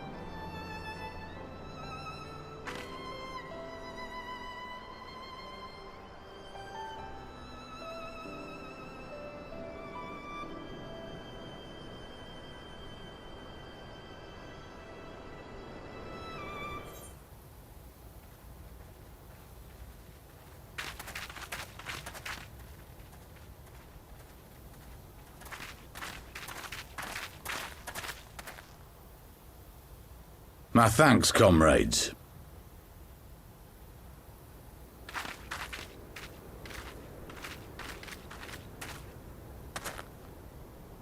You must be the esteemed adventurers of whom I've heard so much. I understand you have taken an interest in our cause.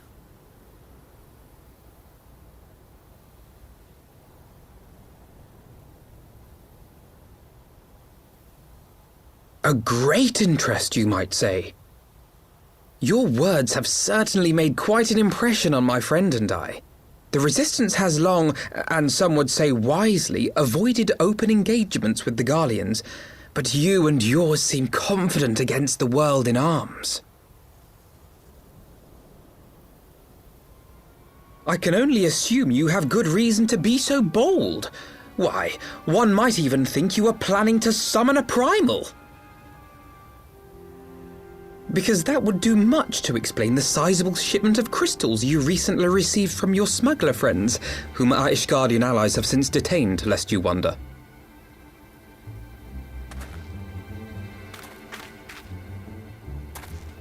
I'd like to hear more about the Griffin. The real Griffin. Your performance earlier didn't fool us. Ah, the famous Scions of the Seventh Dawn. I should have known better than to think I could conceal the truth from you lot. You are right. I am not the Griffin, but I speak with his voice, and it was at his behest that we procured those crystals.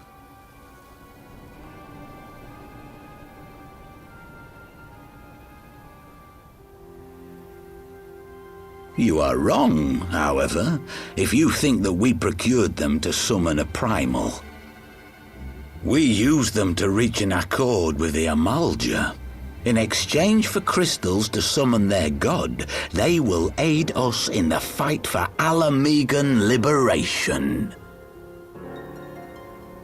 You've got to be joking! Have you gone completely mad? When people find out you helped the Lizardmen summon Ifrit, they'll turn on the Resistance. Alamigo will never be free!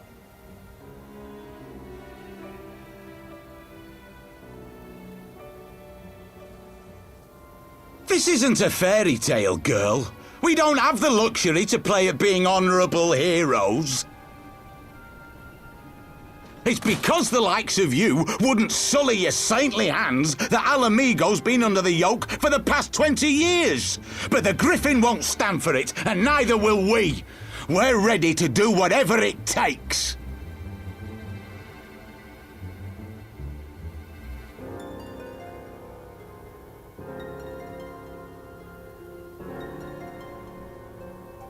What proof do you have of this arrangement with the Amalja?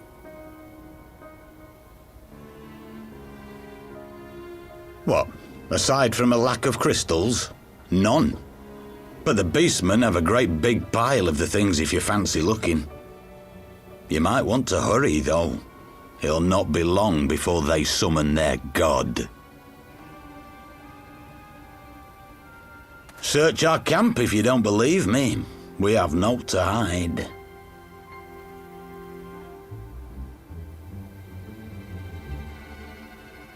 If there is a cache to be found, Yda and I will find it.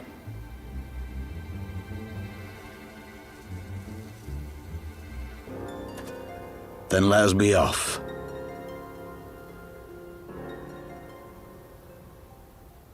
Are you perchance the Warrior of Light?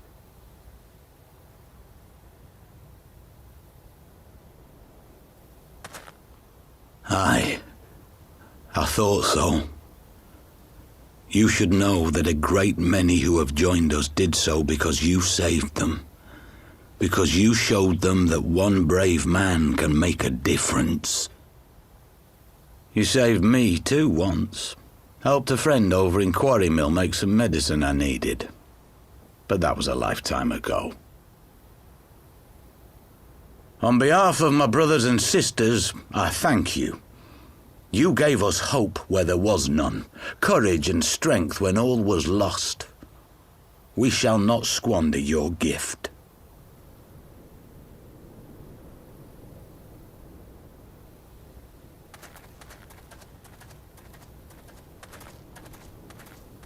I know that look, Yda, and I do not like it. You cannot seriously be contemplating taking up arms with that band of cutthroats. I just...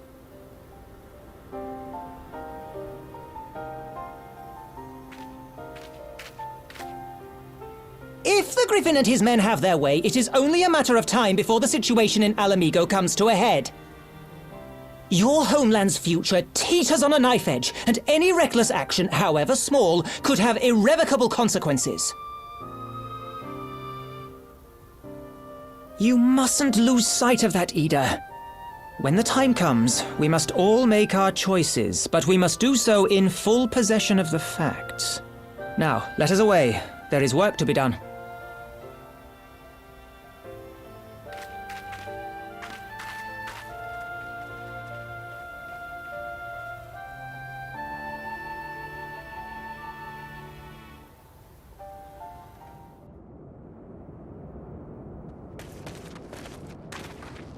This isn't right. The Emulger would never leave this place so poorly guarded.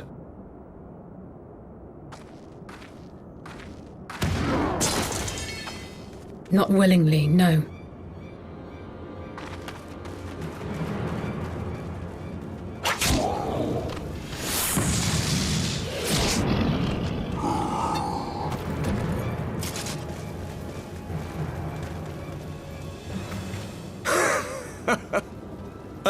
The saviors of Eorzea. Slow as ever.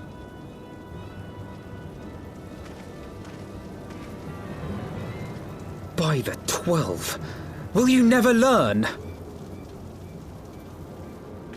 You know, you're right. Mayhap it is time for a change of tack.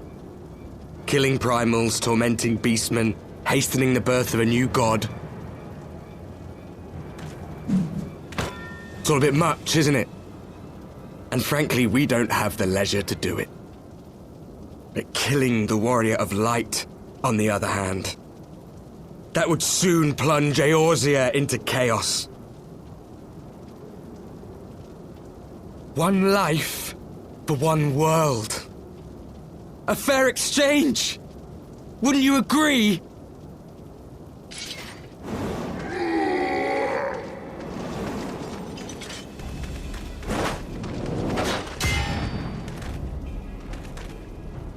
Lest you forget, you've more than one opponent.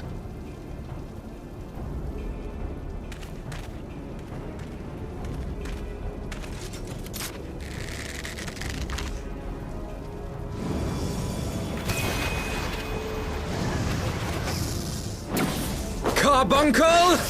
Defend me!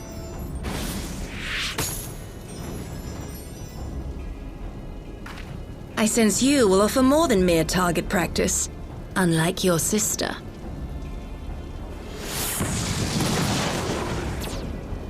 Alisaie!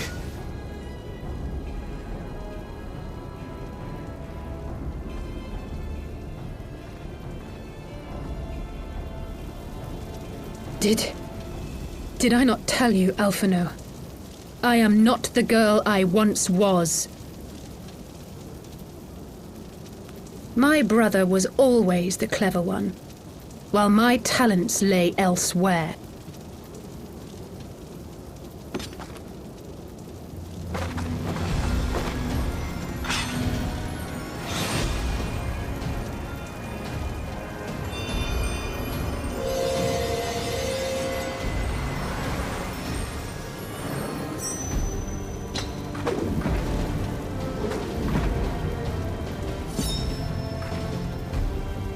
As Eorzea's blade of light once stood by my side, now I shall stand at his, and defend this realm with all my might!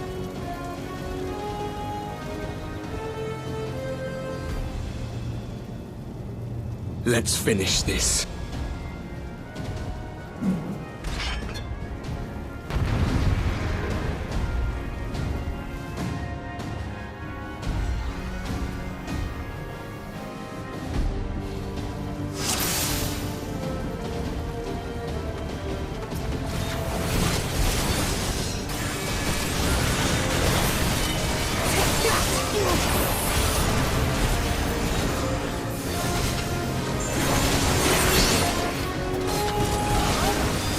There's no escape!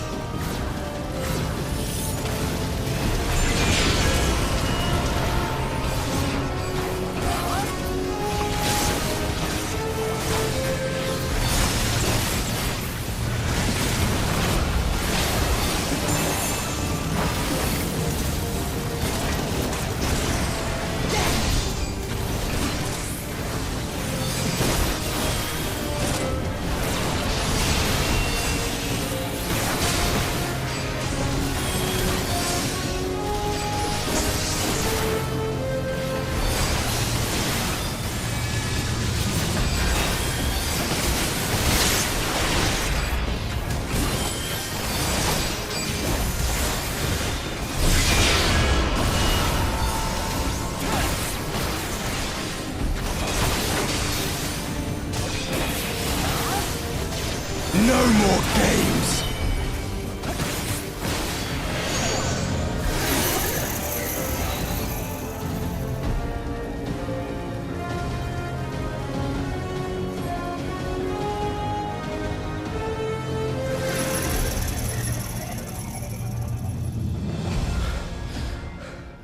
It ends now.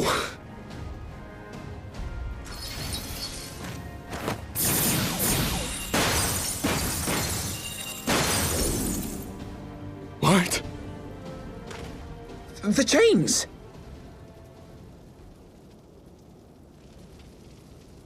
You snake! You would betray us as well? He that holdeth fast unto his convictions shall never count betrayal amongst his crimes, though all the world may call him villain. My path is unchanged, my creed sacrosanct. This I believe with all my heart. But say, warrior of darkness, and speak true, what dost thou believe? That rendering up the souls of thy world in service to the rejoining will grant it salvation? Nay. By the 12! Oriange!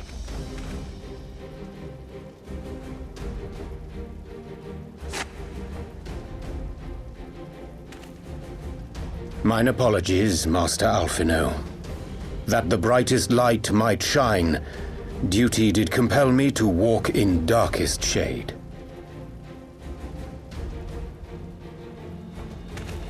You sweet fool. I was almost willing to believe you had turned against us. I expect a full explanation when this is over. For now, may I assume you have turned your cloak for the last time? Thou mayest, my lady.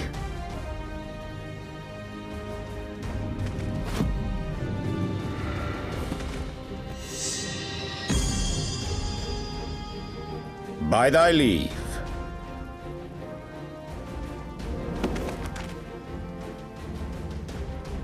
Even odds, then. No matter. We'll crush the lot of you in one fell swoop!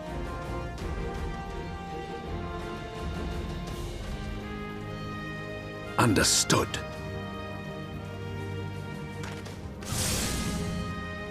Hearken to me. We only have one chance. Channel your ether into my blade that I might strike before the mage casts his spell. I cannot do it alone, but together we can defeat them!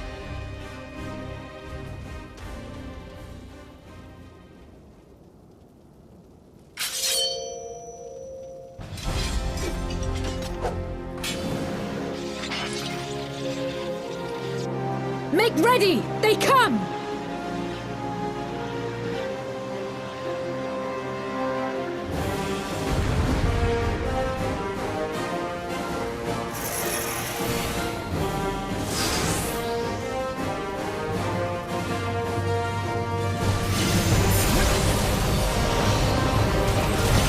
I must have more ether!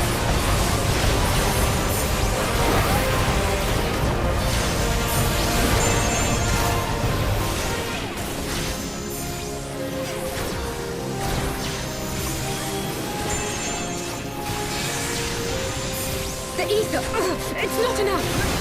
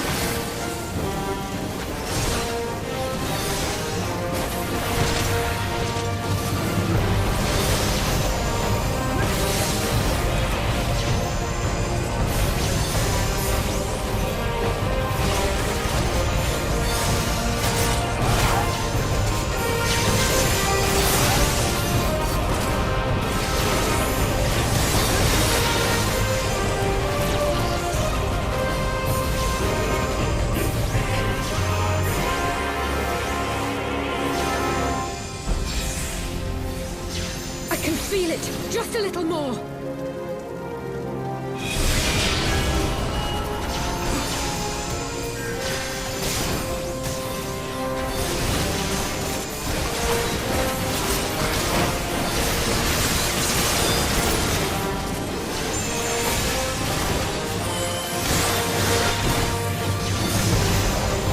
Hurry it up, neighbour!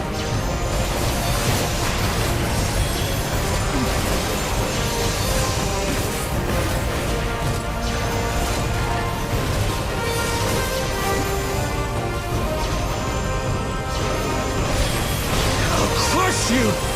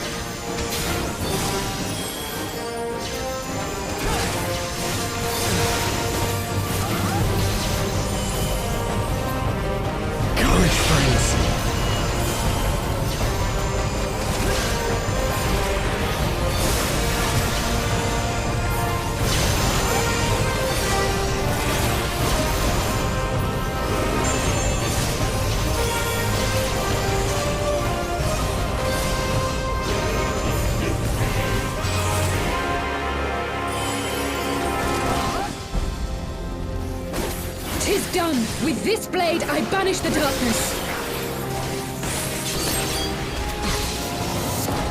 No! Not like this.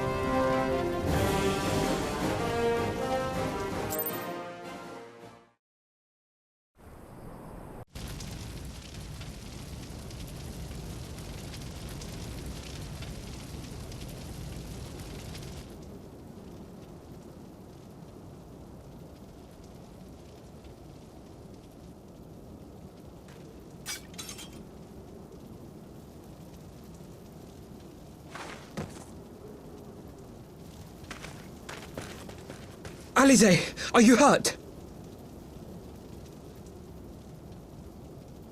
A touch dizzy, but otherwise fine. Thank you.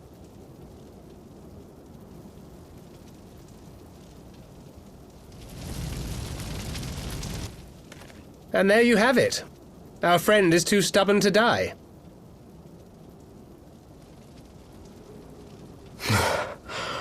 We are far from finished.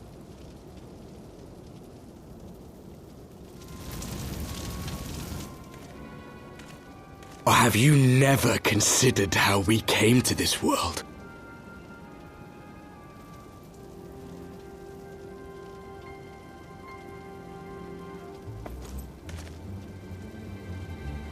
Crystals? You mean, like the Ascians? Just so. As the Ascians flee unto the rift twixt planes with crystals of darkness, so did these warriors come hither with crystals of light.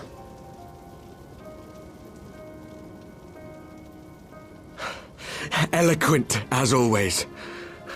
Aye, like the Ascians, we too are beyond death. You cannot defeat that which is eternal.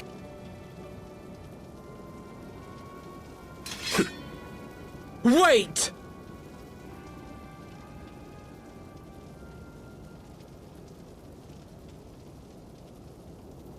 Such methods as the Ascians employ require the renunciation of the flesh.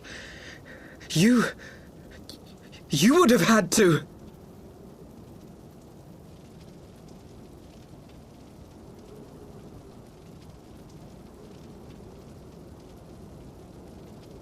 At long last, you see. To save our world, we gave our lives.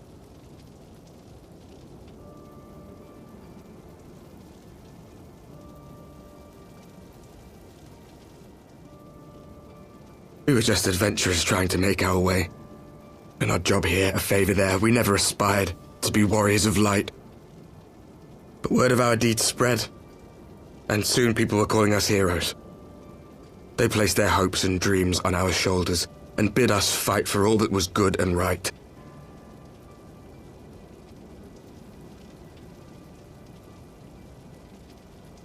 We fought, and we fought, and we fought, until there was no one left to fight. We won! And now our world is being erased from existence.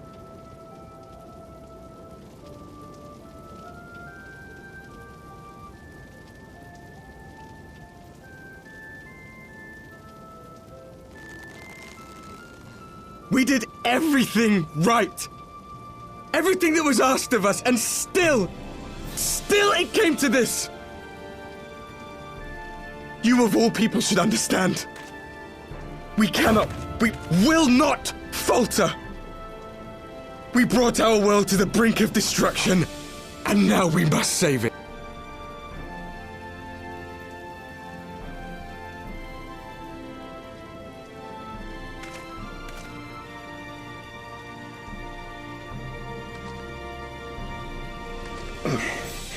I've died before, Arbet. I'm not afraid to die again.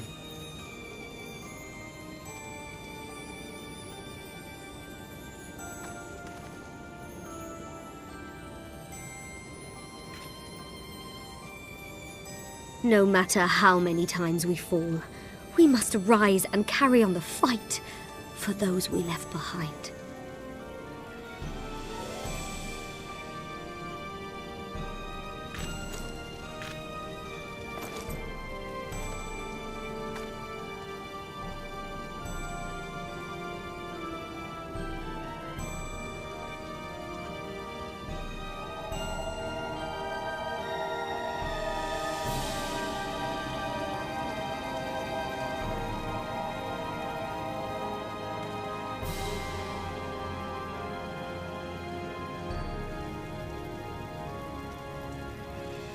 To have known the depths of sorrow and embraced the highest sacrifice. Nonetheless, Master Louisoix, guide my hand, I pray you, as fate's thread spinneth upon this most capricious spindle. Quickly!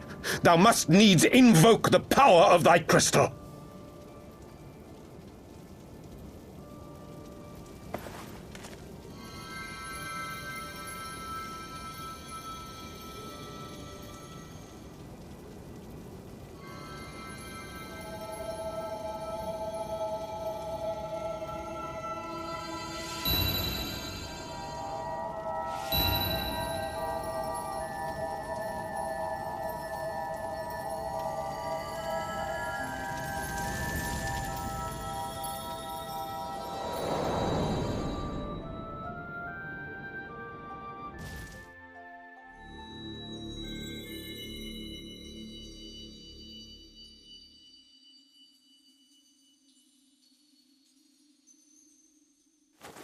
What is this place? Such pain.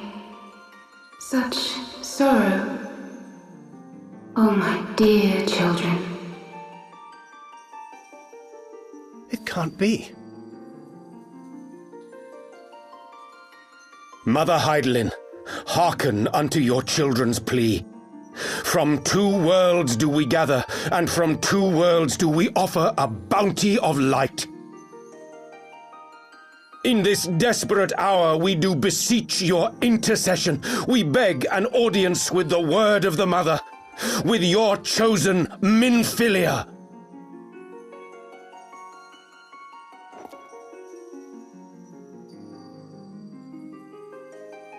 Your cries go not unheard, nor your sacrifices unnoticed. Though many are lost, there are those we can yet save, whom I can yet save.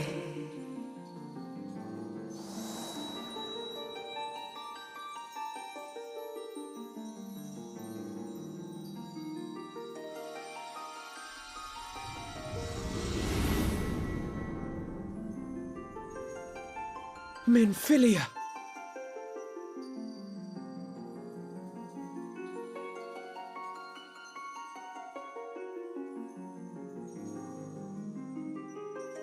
Blessed children of the First, the light of your world hath grown blinding in its radiance, but it is not yet absolute. I will hie me to your world, and there take unto myself the light which riseth even now to drown it, as darkness once did drown another. Now you deign to answer our prayers? I will suffer this farce no longer!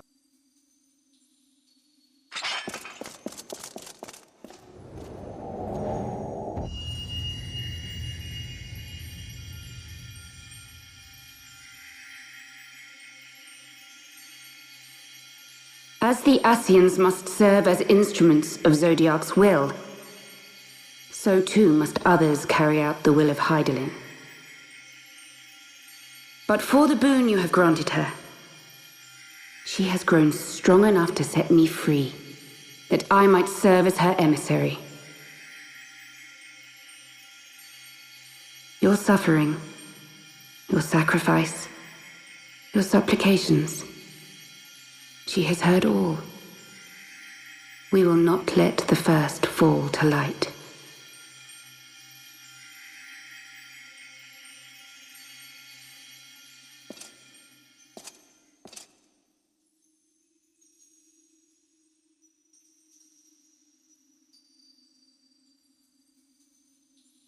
Thank you, Urianger, for bringing everyone here. It fills my heart with joy to look upon the faces of my friends once more.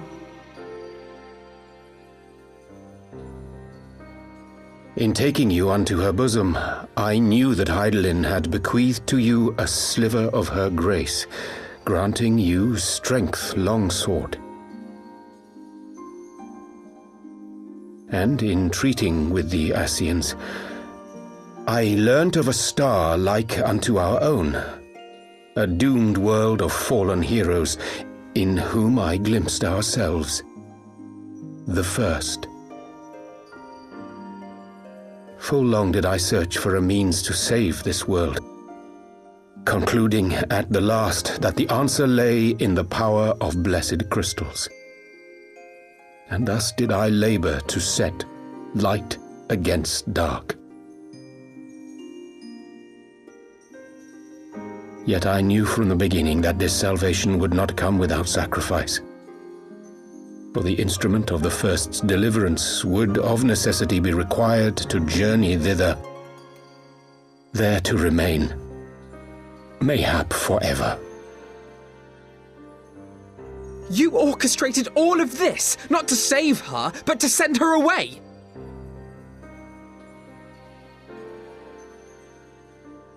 One life for one world. Such was the bargain, and you the coin, though it were not mine to spend.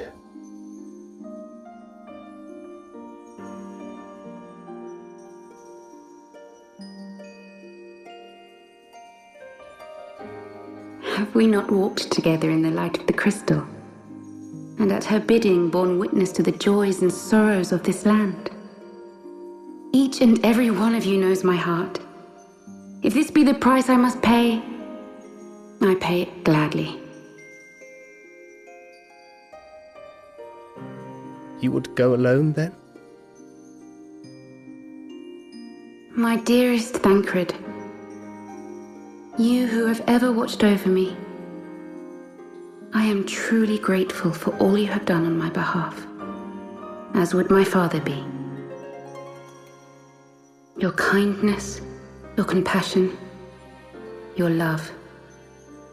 These are your gifts to me, and our gifts to them, forming a bond which transcends time and space.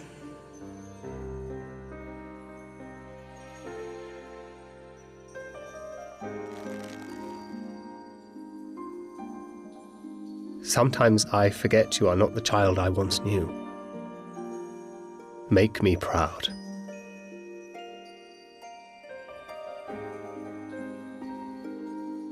Long have I watched you from Hydaelyn's side, watched as you nurtured and kept safe the light of the dawn.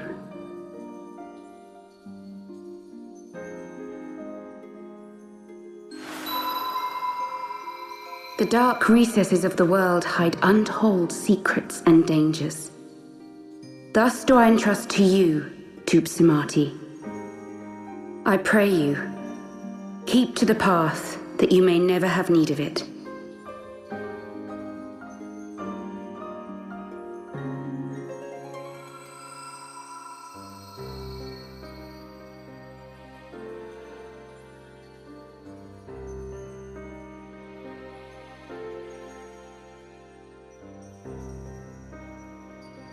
Twould seem the power of our crystals is all but spent.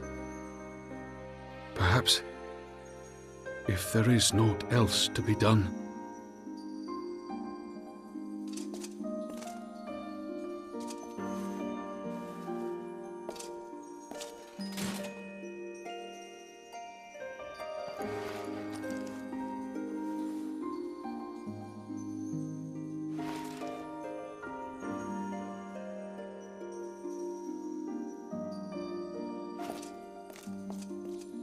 Hear me, servant of Hydaelyn.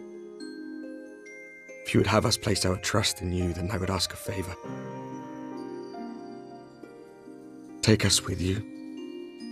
Take us home.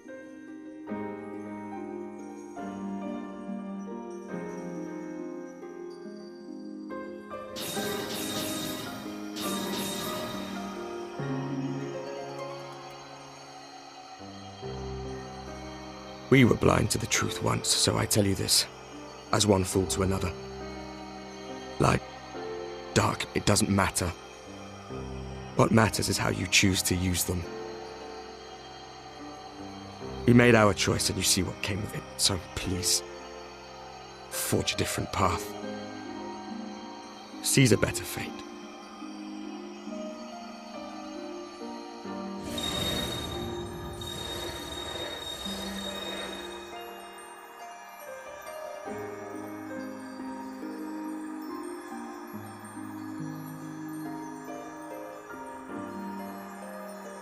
It is a strange feeling. So many times have I watched you depart, my heart filled with worry. And ever did you return to me in triumph.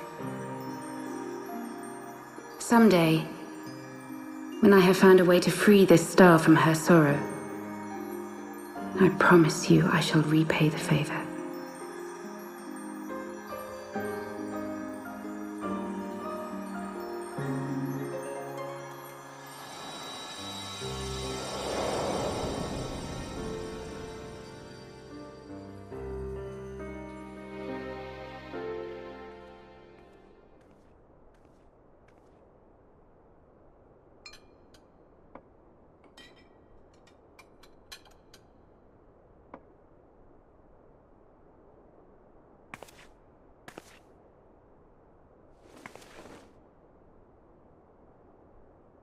Thank you, Lemini, for everything.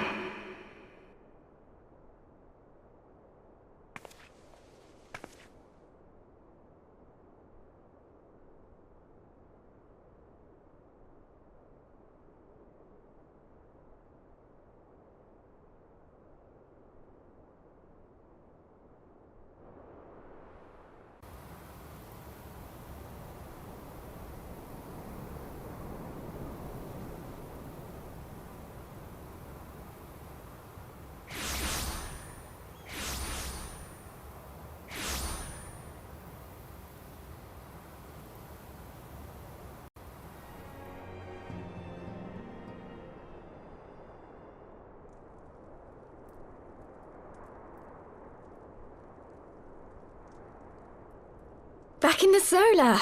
It's been too long since we were all together like this. Not since after Moonbreeder. Much has changed since then. We ourselves, most of all.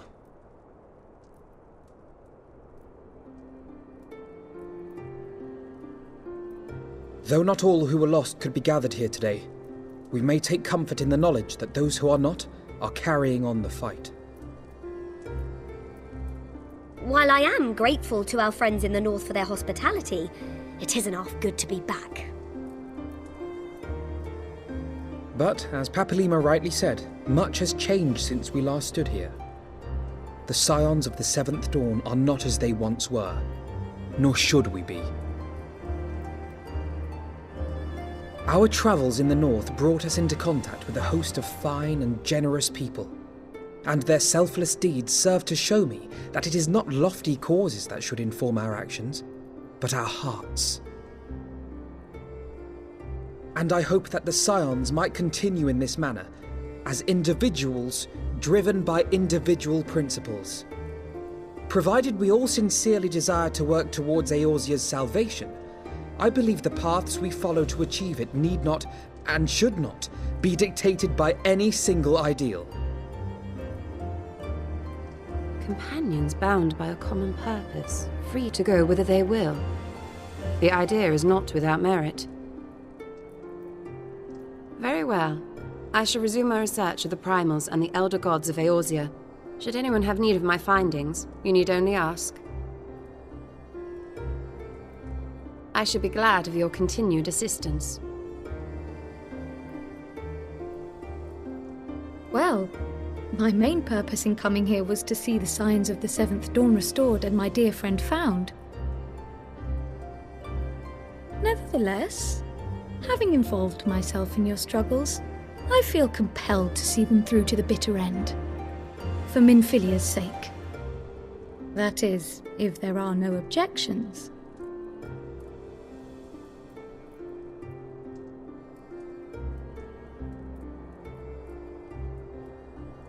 You will always be welcome here, Kryl.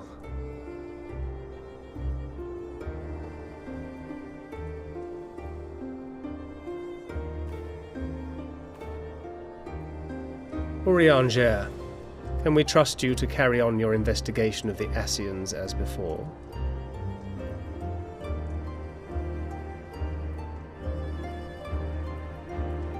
Regardless of mine own desires, I am undeserving of your trust, having so villainously deceived you all. Now, I'll hear no more of that. 'Twould be disrespectful of Minfilia's wishes. She entrusted matters here to us, that we might protect this star and understand the truth which hides at her heart. Mayhap I can handle the former, but I think you far better suited to the latter. No?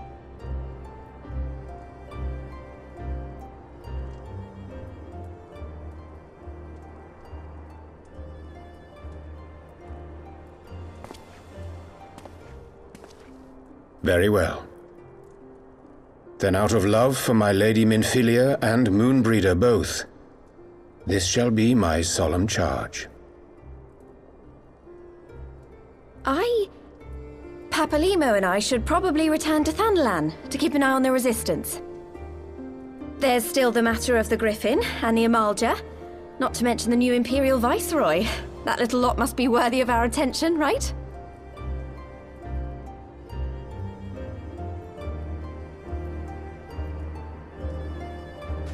And what will you do, Alisaie? You know I have no great love for organizations and formalities.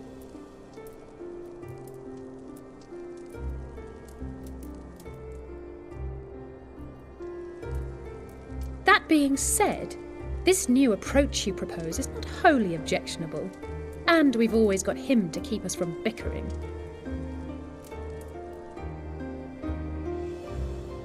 But I will suffer no titles. I am not here for House Leveilleur, nor to walk in Grandfather's shadow. Upon that point, we see eye to eye. If it please you, you may think of me as but another comrade in arms.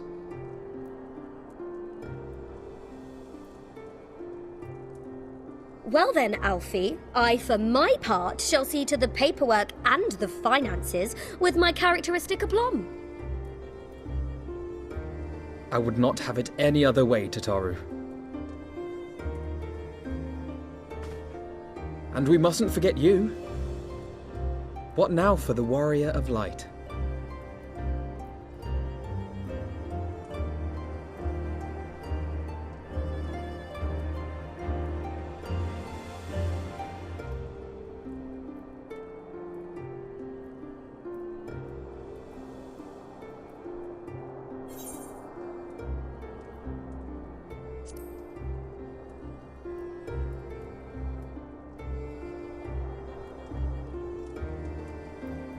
Indeed.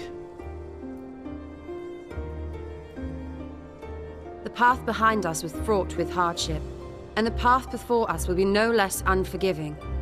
But a new dawn shall break over the realm, and I see before me the faces of those who will deliver it.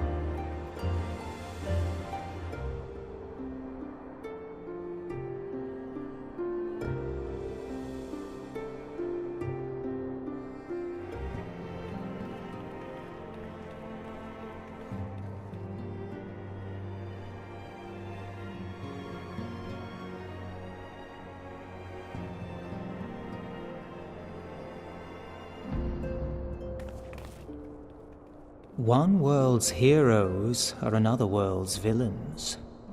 One world's loss, another world's gain. Where men go as one, there is life. And where there is life,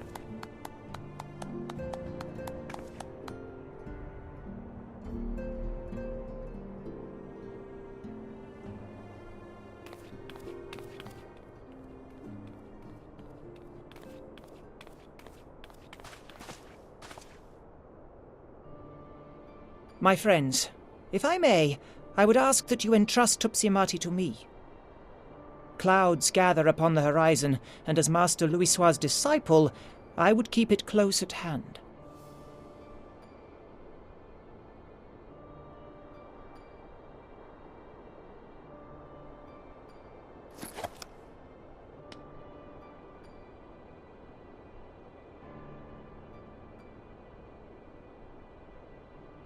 Thank you. I shall guard it well.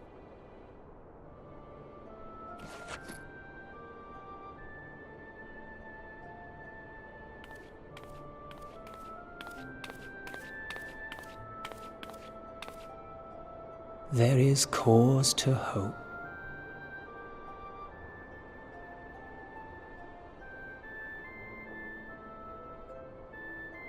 For every ending, every parting, marks a new beginning.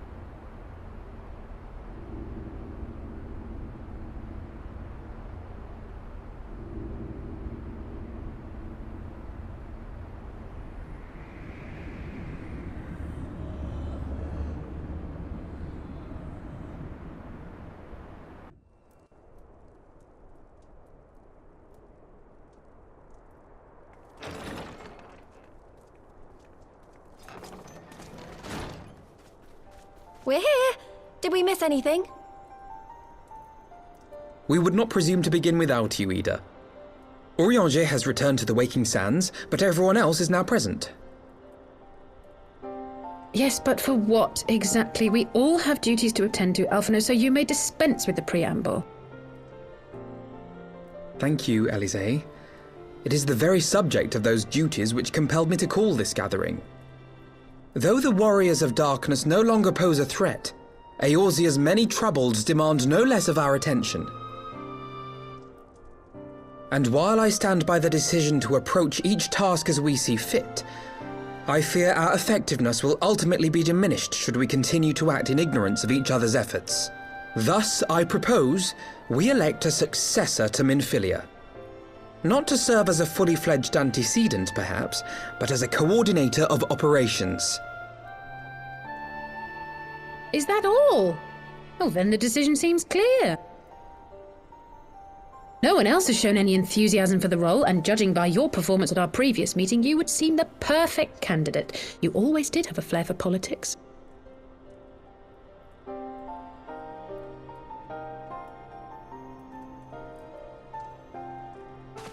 I did not mean to... That was not my intention. As my tenure as commander of the Crystal Braves comprehensively demonstrated, I lack the qualities required for such an office. I would much prefer to remain as I am now, a soldier in the field, so to speak. Should none of our number step forward, must we then constrain some unwilling candidate to take up the position? Well, based on merit alone, a certain adventurer would be my choice. Though I concede he might struggle to balance his new responsibilities with, let me see, slaying primals, thwarting legatuses, and feeding the orphan poor. Thancred makes a good point. Any who would wear such a mantle would be bound by its obligations. Have we not become sufficiently familiar with each other's methods to act without an overseer? At present, I see no cause to so willingly limit one of our number. Oh my goodness, you're... Help! I need some help here!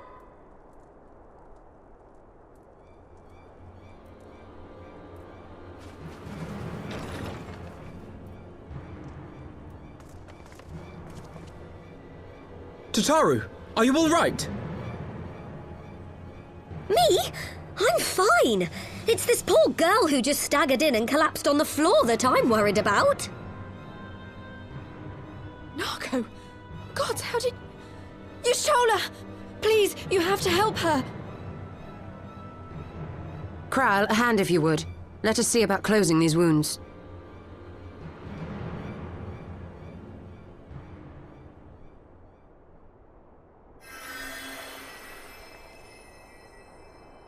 Now, we've staunched the bleeding, but it may be a while before you can move about again. Though having seen your wounds, I'm surprised you are still moving at all. Thank you. My message. It was too important to delay. I took the shortest route I could, though I knew it was more heavily patrolled. As you can see, my efforts at evasion were not entirely successful. Honestly, you're too brave for your own good. What was so urgent that you needed to fight half the Empire to get here? You could have been killed.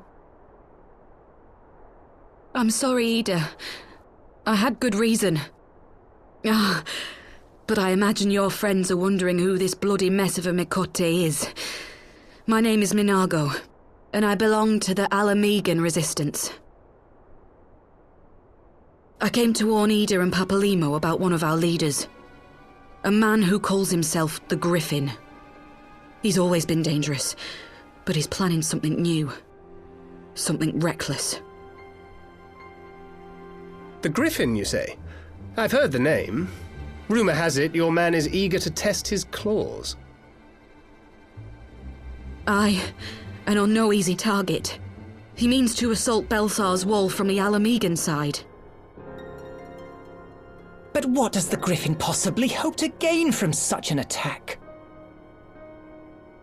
From what I understand, He wants the fires of war to spread to Eorzea. And for that, he needs to control the border with Gridania. So, he means to spark a conflict between the Alliance and the Imperial forces stationed in Alamigo, to have Eorzea's armies aid in the liberation effort, whether they will it or no. His plan is flawed. Even should the Resistance succeed in occupying the wall, they would not be able to hold it. Imperial reinforcements would drive them out within a week. Be that as it may, if there is even a chance that this scheme could bring about an escalation in hostilities between Eorzea and the Empire, the Alliance must be informed. Agreed. I shall depart for Limsa forthwith and seek an audience with the Admiral. Thancred, Uldar is yours. Alphino and Alisaie, make haste to the Twelveswood and notify the Elder Seedseer of the danger to Gridania.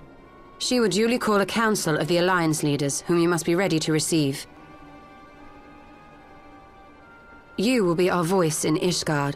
Explain the situation to Sir Emeric, and encourage him to send an envoy. To Taru, Kryl, I leave the care of our injured messenger to you. See that she remains quiescent and her wounds closed. I believe that covers everything. Let us be about our tasks.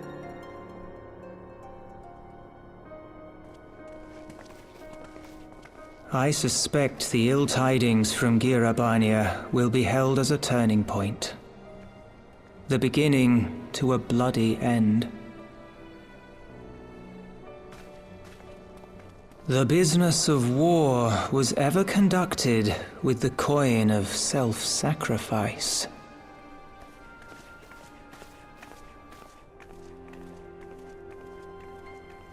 'Twas Master Louisoix himself who taught us that such costs are not to be ignored or denied.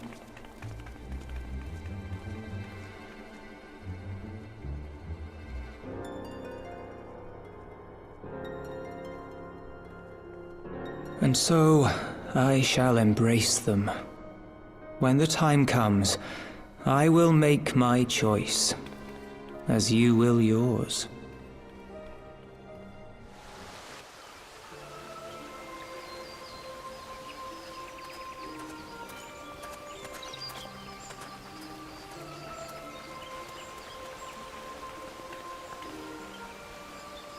I bid you welcome, my friends. As you will by now be aware, the Scions of the Seventh Dawn have come into possession of certain intelligence concerning recent developments in the region of Gyr-Abania. It springs, I am assured, from an unimpeachable source. Is that not so, Master Alphino? Indeed, Elder Seedseer. Our information comes directly from a member of the Resistance's inner circle, and we have no cause to doubt its veracity. This griffin of theirs is a fool if he thinks he can hold Belsar's wall against the Empire.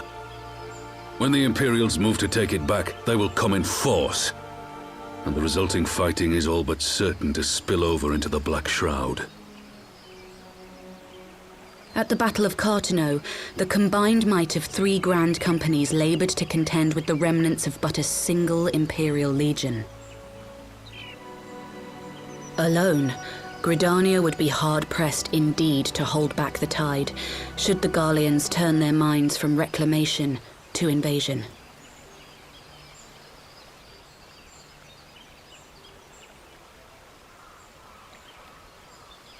May I once more convey my nation's deepest regrets for our inaction in the days prior to the calamity. 'Tis a stain upon our ledger that I would fain remove.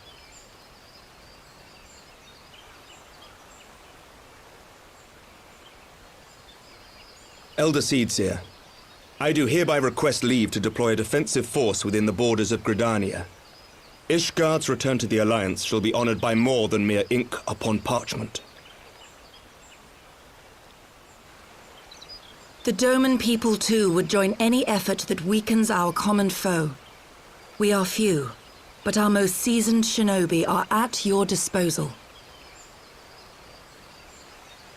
On behalf of my people, I offer you my humble thanks. Gridania welcomes your assistance.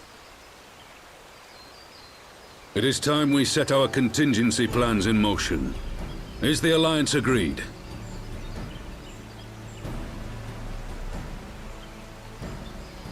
Then let us make ready for war. Victory favors the swift, and there is much to be done.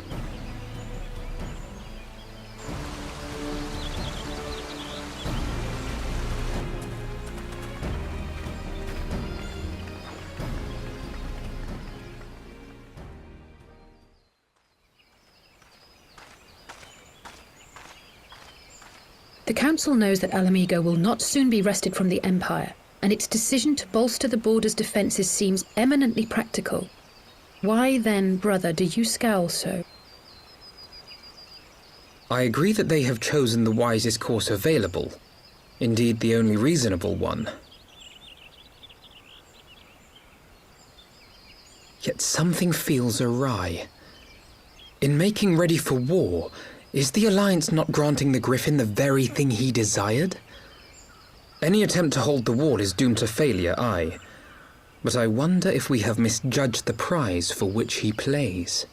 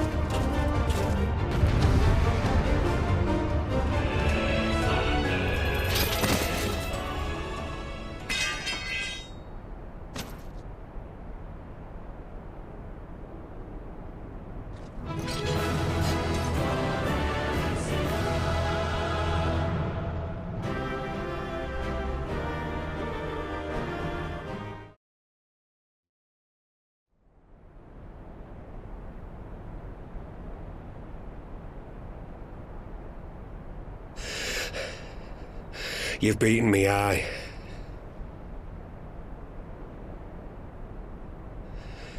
But you cannot stop what I've begun. Behold! A glimpse of things to come!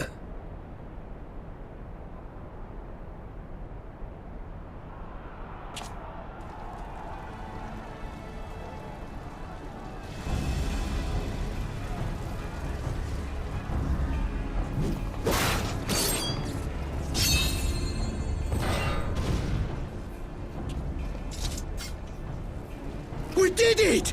We showed the bastards!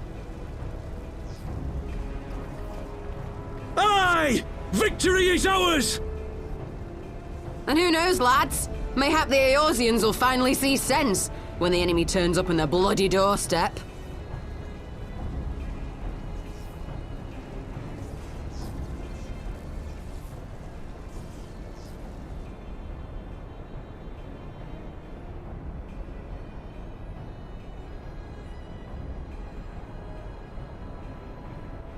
This is for Alamigo, for Eorzea. They die that others may live.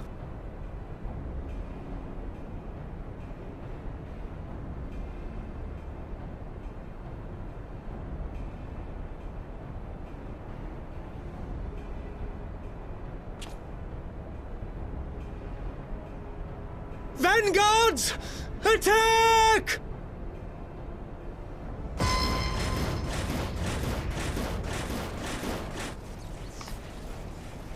Seven hells! Do you hear that?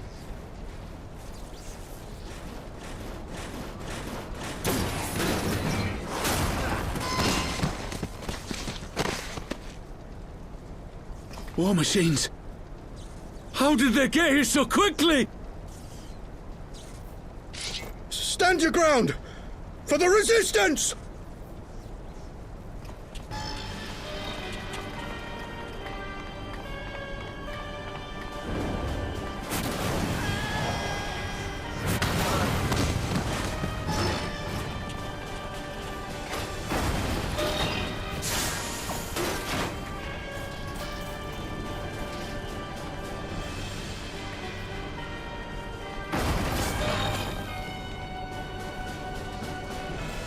There's nowhere to run!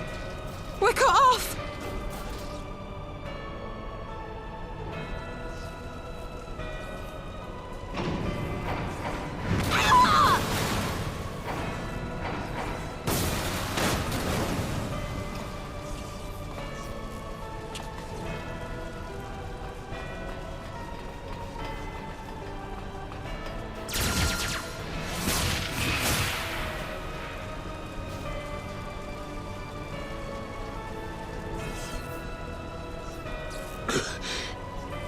Gods help us!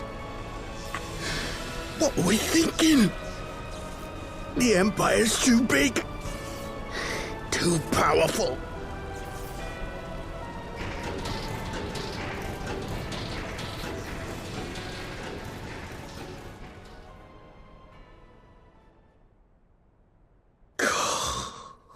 Mighty Rhalger, grant us the strength to crush our...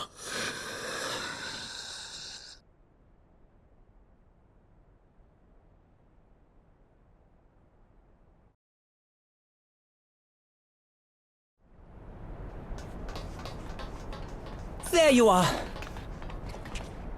As you can see, our infiltrators did not elude me for long. Lady Ugiri is sending for an airship even as we speak.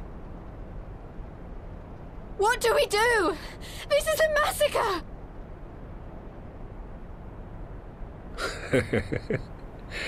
How wonderful to see you, Commander. Illbird. I should have known. This has to end. It has to end now! Do you not see your countrymen dying? Have your ideals rendered you blind even to that? Order the retreat, and we will help your soldiers to safety. Retreat? With the moment of my triumph so close at hand? You truly are a sheltered child, Leverrier.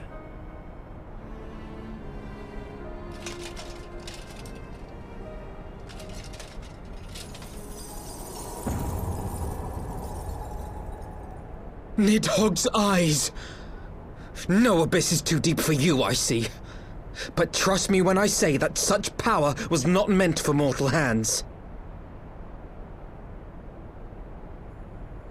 How long have I struggled to reach this point? My countrymen, so inured to the taste of defeat, they no longer balk at its bitterness, shouting my throat raw with rallying cries, only to be greeted with dull eyes and blank faces. My brothers and sisters in Ulda have surrendered to their apathy and their appetites. Were it not for the glint of Lodorito's coin, I doubt even those here now would have answered my call. Take back our homeland! Free Alamigo! Ha! They'll happily mouth the words, but they won't spill the blood. You say no mortal should wield these eyes?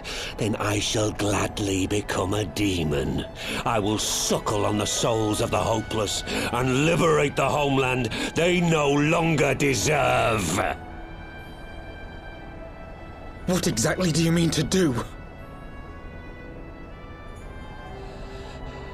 Did you hear their cries as victory was snatched away from them? Even with their dying breaths, they cursed the Empire. Never has their desire for vengeance been so raw, so true.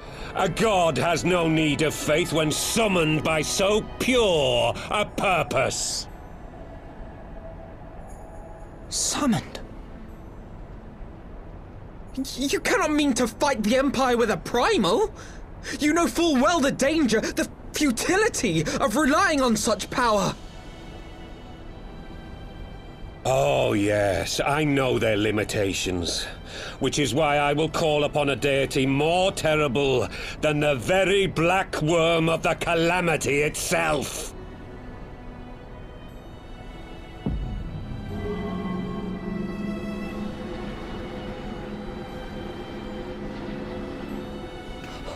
What? Here? Now? Like hells you will!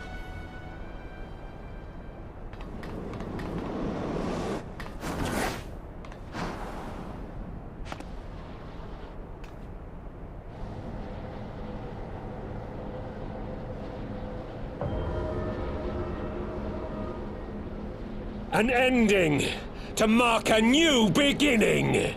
My pain, my longing, you shall have it all!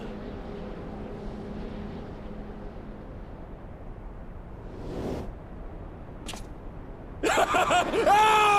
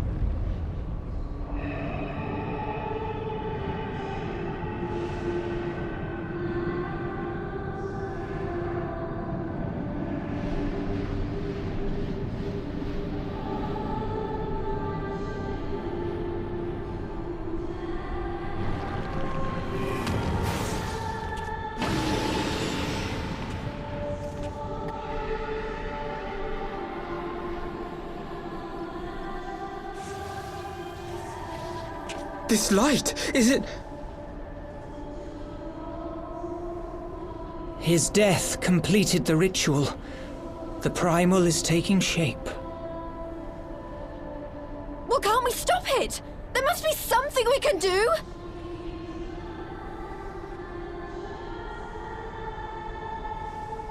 There is one thing. What? Hey! Where do you think you're going? Master Louisoix briefly contained Bahamut by means of a potent spell of sealing. I will now attempt to do the same. But that's impossible! We would need hours to collect the necessary ether, if not days! Ah, Alphino, though I concede it may not always be apparent, I was ever your grandsire's finest pupil. Tupsimati, of course! The staff still holds enormous power, broken or not. Don't you dare, Papalymo!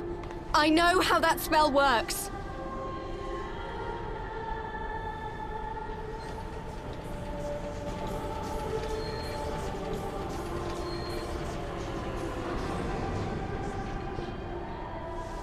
It is time to leave! Quite right. Quickly now, off you go. The further away, the better. No! If you're staying, then so am I. No, Yda. There is a path only you can walk, and it must not end here, not like this.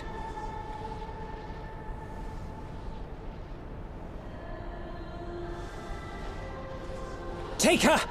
Please, you have to take her!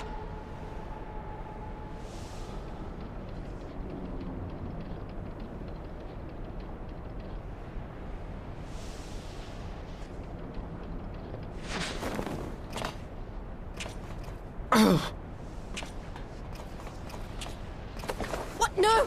Damn it, Thancred! Put me down! Thancred! This is one battle you cannot fight. Away with you! Go!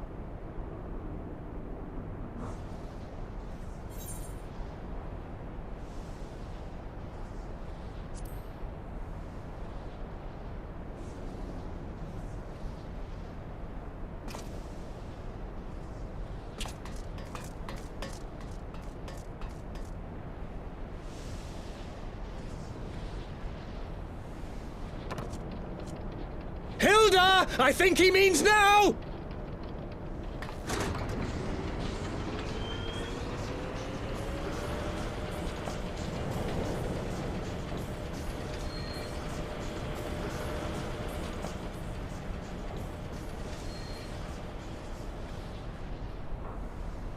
I bid thee farewell again, my dear Yda. Now, let us see how good a student I truly was.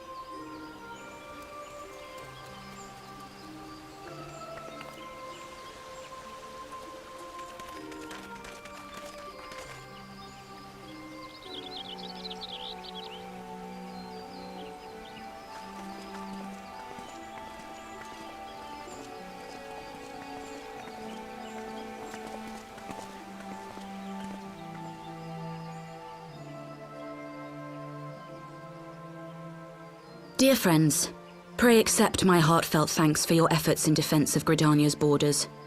I would fain dwell longer on my gratitude for the support of the Alliance, but the situation at Belsar's Wall demands that we forego such pleasantries.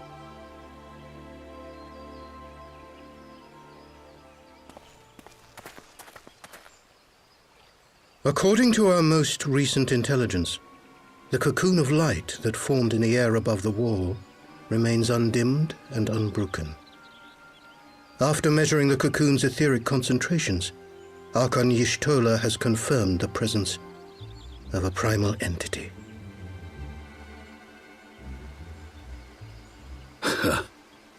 So we must assume that Ilbert's thrice-damned god is indeed trapped within. And what news of the Imperials? They're not like to ignore such a spectacle. Sir, a Garlean airship was observed making an approach, but the vessel was destroyed when it drew near. The Empire appears to have made no subsequent attempts to reach the object.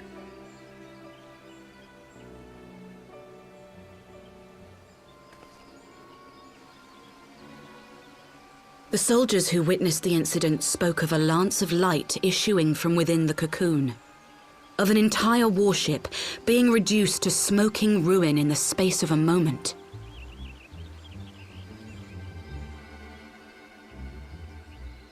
Veterans of Cartano, meanwhile, likened the destruction to that wrought by the fiery wrath of Bahamut.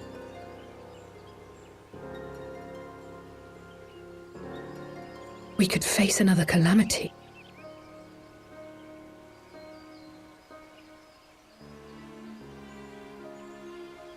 So the Primal is awake, then? Contained, yes, but for how long? We must destroy it now, lest it break free. Agreed. There is, however, the small matter of how to get close enough to a being that swats warships from the sky as you would a bothersome gnat.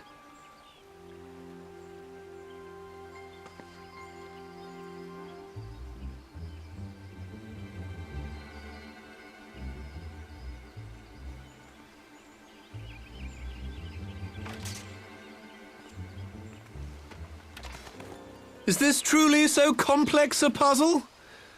Or have you no stomach for the obvious solution? What in the hells are you doing here? A pleasure to see you too, Garland. Now, if you'd be so kind as to explain to these good people why you should be begging me for my assistance, that would be most appreciated.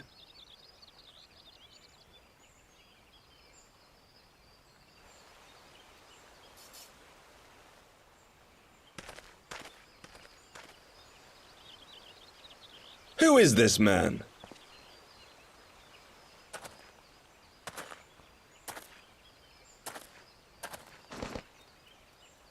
Oh, how terrifically rude of me. Nero Tolskeva, former tribunus of the 14th Legion of the Garlean Empire. These days, however, one might say that I'm something of a free agent. What do you want, Nero? I was getting to that. Although you already know what I'm about to propose, old friend. As you have rather belatedly realized, within that frail binding lurks an entity alike in strength to the great Bahamut, and the only force in existence which might conceivably contend with such a foe is the very creation which captured the Elder Primal in the first place. I speak, of course, of Omega.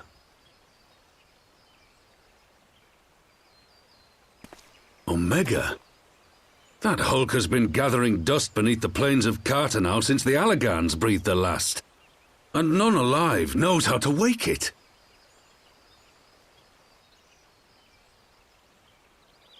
I'm sorry. Do you understand who it is with whom you have the privilege of speaking? I'm Nero Tolskeva, Master Engineer, the mechanical genius who restored the Ultima weapon to full operational capacity. And as luck would have it, I am graciously offering you the use of my considerable expertise. And what, you just expect us to accept?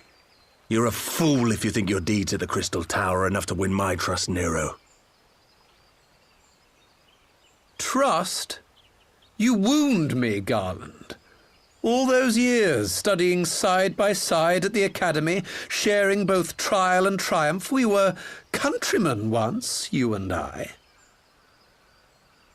But sentiment aside, have you a better solution? Or do you mean to send in your vaunted hero there, as you always do, and pray the world is not engulfed in flame?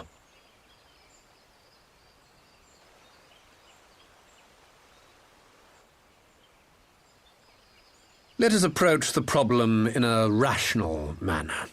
Does not the fact that Omega slumbers in stasis point to the existence of some overriding technology? A means of control? I would ask a question, if I may. Nero, was it not? In the event that we succeeded in using Omega to shackle the Primal in the manner you propose, what then would become of it? Do we not risk repeating the mistakes of the Alagans? Omega is but a tool. How we choose to employ that tool is entirely up to us. Of course, if you would rather leave it buried beneath Cartano while you continue your petty squabbles above, then I suppose that is also your choice. Spare us, Nero. The Seedseer's concern is a valid one. He who controls Omega wields the power of the gods, the very power which led the Allagans to destroy themselves. And does it not fall to we engineers to prevent such misuse? What was your company's proud slogan? Freedom through technology? A creed you follow, is it?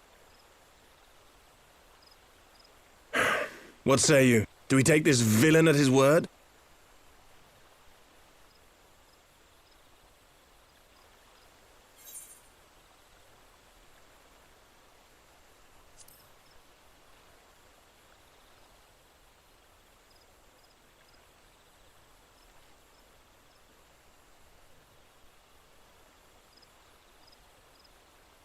He makes me grind my teeth, is what he does. But I suppose we don't have much of a choice.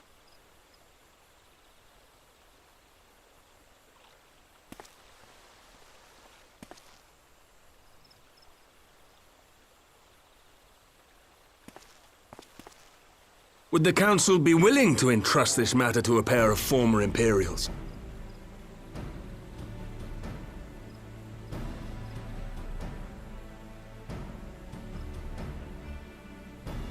Yes.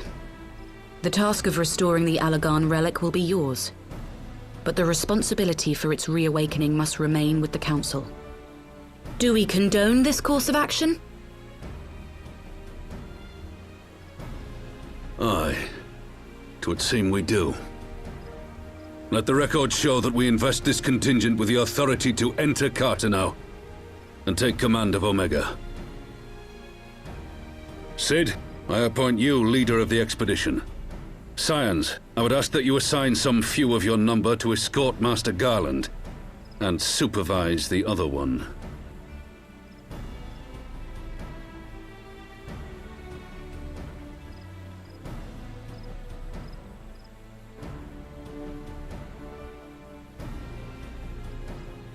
We should be happy to oblige. The politics of Cartano being what they are, I dare say our neutrality will prove useful in avoiding any unnecessary entanglements. If I am not mistaken, Doma occupies a similarly neutral position. Might we not persuade you to join the expedition, Lady Yugiri? If you suspected any foul play from Nero, you would be welcome to kill him.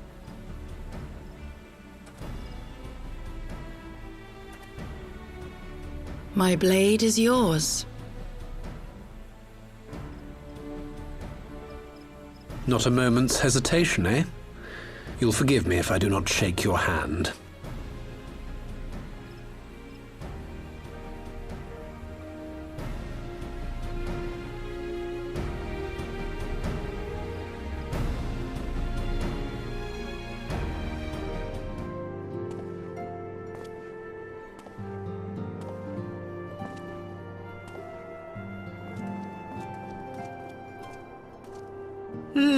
So these are the fabled headquarters of the Scions.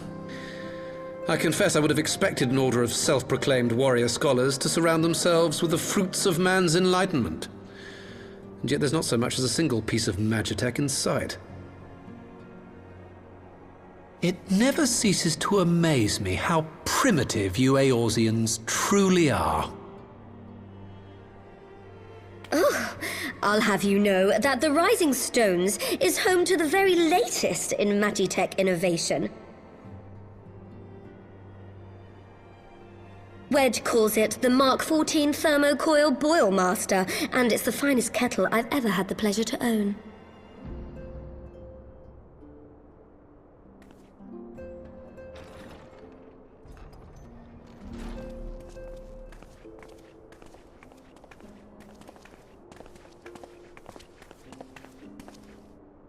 We are returned. Well, Yda and I, at least. Y'shtola and the others remain behind to continue their assessment of the binding magic. There didn't seem much point staying just for that, so I decided to come back with Alphino. Papalymo bought us this time. We shouldn't waste it.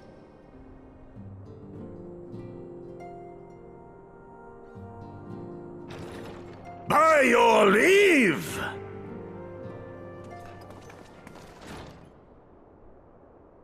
Good gods, that voice could fell a gigas. This is the Rising Stones, domicile of the Scions of the Seventh Dawn. I enter at the invitation of one Lord Urianger. I spy you there, Shadow Walker. You always were a hard one to find. Yugiri, do you know this man?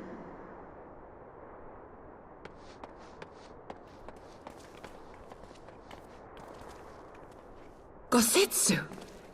Why are you come to Eorzea? In search of you, Yugiri.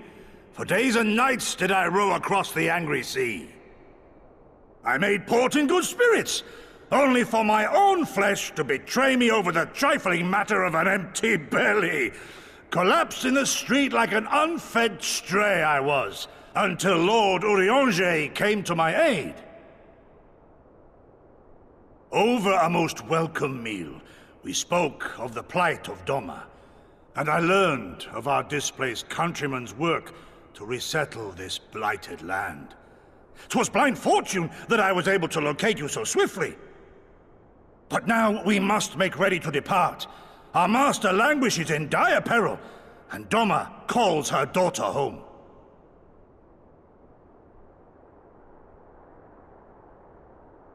It is not so simple, Gosetsu. There are obligations which bind me here. You refuse?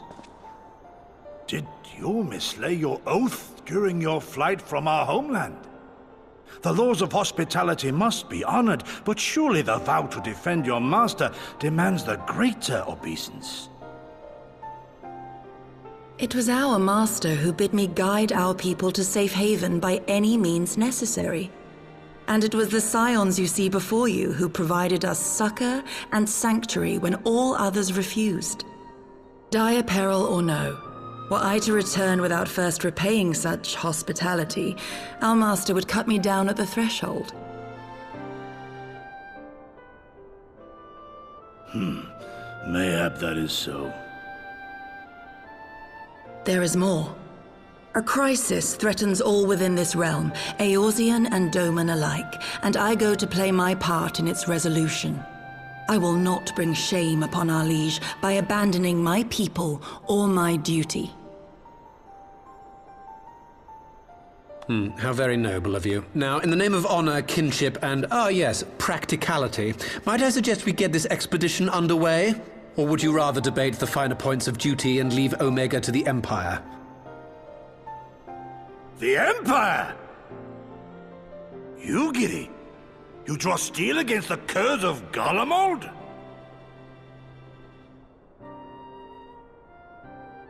Then why did you not say so? My blade is oath-bound to fall upon the ranks of the Imperials wheresoever they march. Lead on, Shadow Walker, and may the enemy tremble at our coming.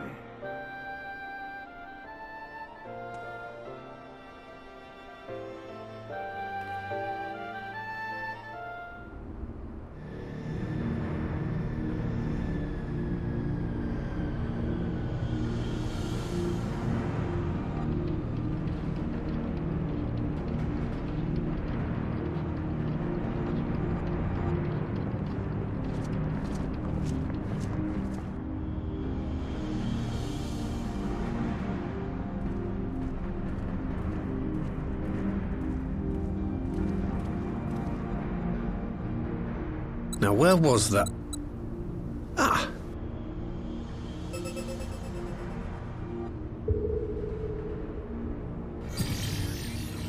I've enabled the teleporter.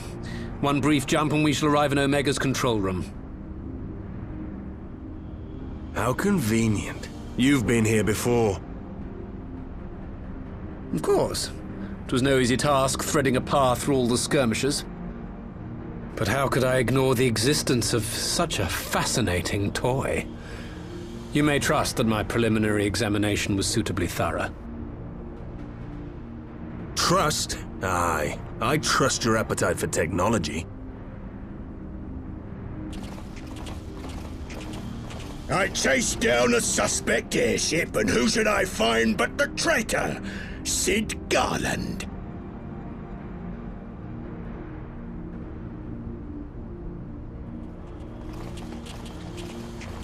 Searching for something, engineer? Something big? It's close, isn't it? It's like all my name days have come at once. Of all the scouts the Empire could have sent. Take care of that brute, will you?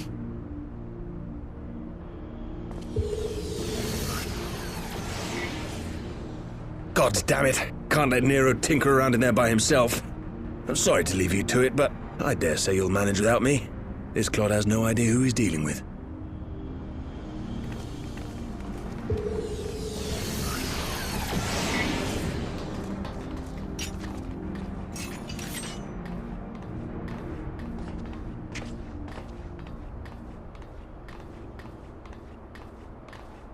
I am Gosetsu, Samurai of Doma. You will rue your choice of opponent this day.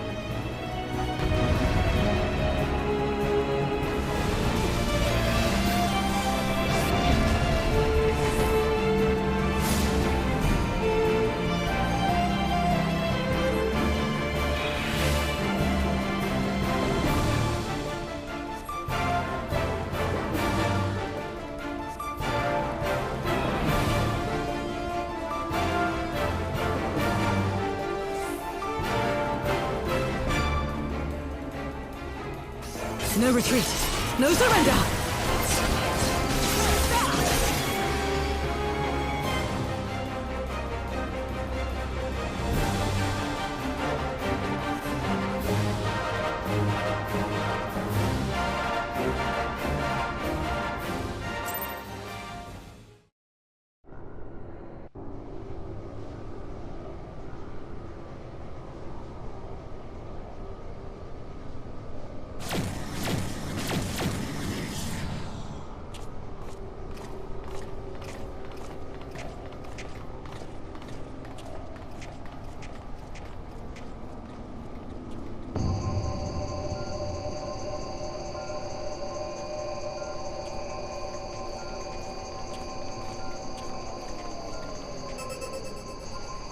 Temporal stasis disengaged. All systems operational. Garland? All clear on this side. It's waking up.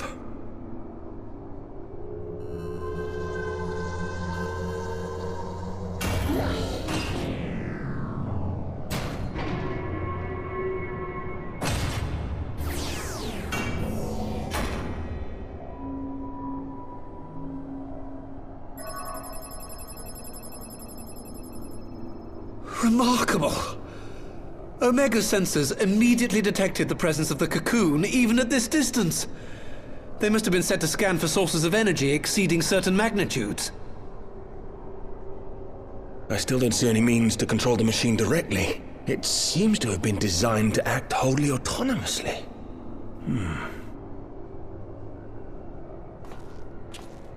Once we release Omega, we can be fairly certain it will attempt to capture the Primal at Belsar's Wall. Assuming its mission is successful, our only option at that point will be to re-engage its stasis system and put it back to sleep.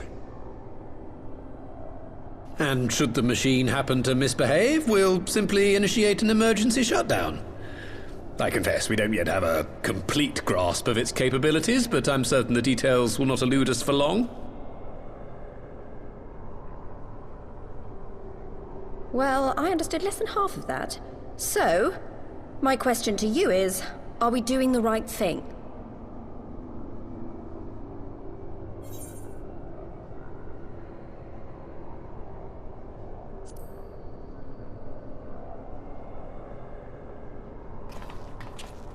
What do I think?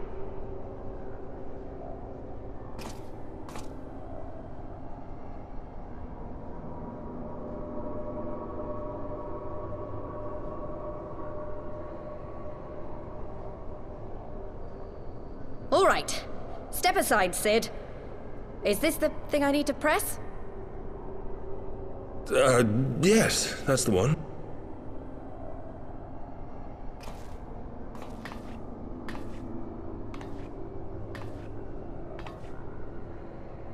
You gave too much for us to waste this chance, Papalymo. So this is for you. And me.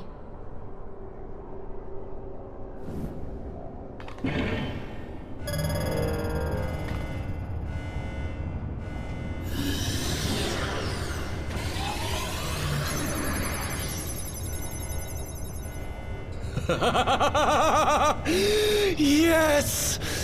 Fly free, my pretty! Show us what you can do!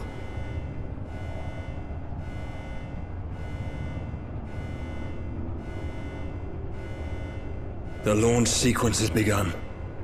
Omega is loose.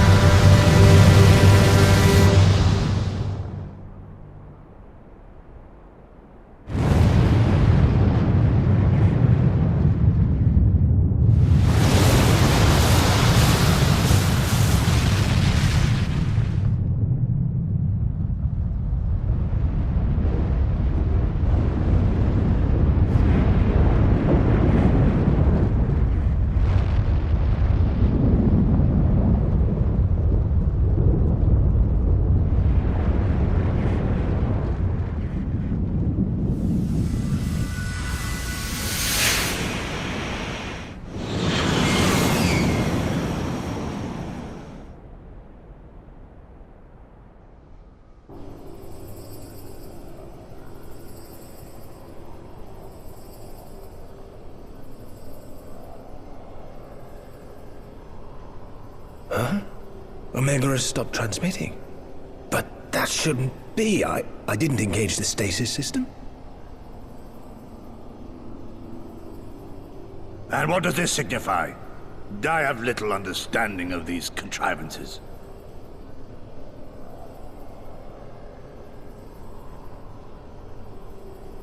The launch went exactly to plan, but all signals emanating from Omega have ceased.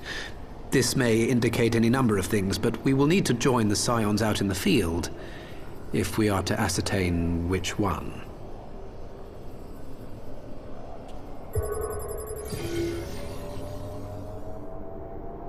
Right. I've ordered a malfunctioning beast to go to sleep. That should prevent any unfortunate mishaps.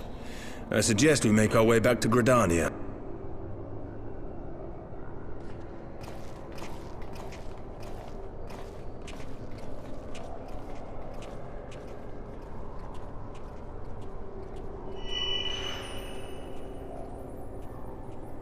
Omega destroyed the cocoon.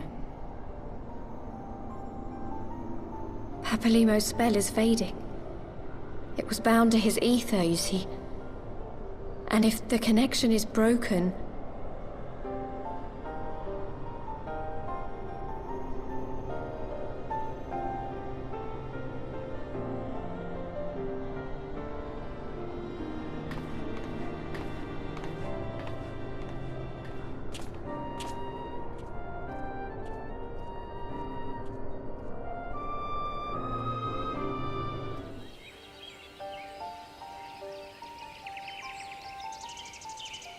My friends, I cannot well express how glad I am to see you both unharmed. They say that Omega's clash with the Primal shook the very firmament.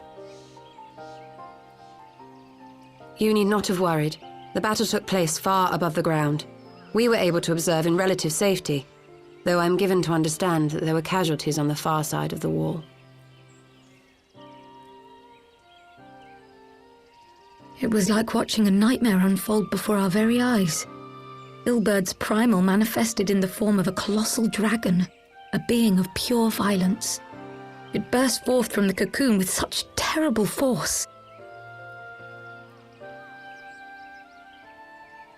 That such a horror should spring from the eyes of Nidhogg comes as no surprise. Nor do I wonder at its form. Ilberd all but announced it in the moments prior to his death. Plainly, it was his dying wish to visit a second calamity upon the Empire.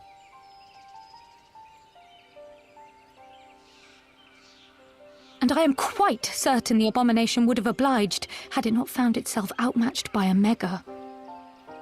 Gods! I am no stranger to the works of Allag, but even I was unprepared for the machine's furiosity. It beggared belief.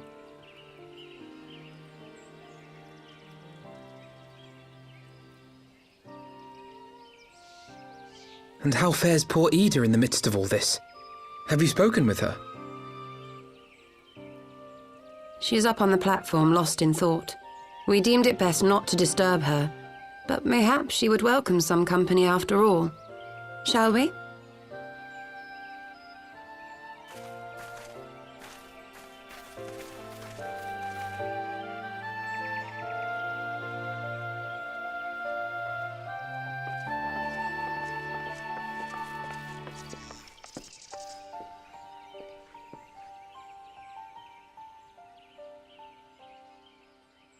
The light's gone. It was all we had left of him.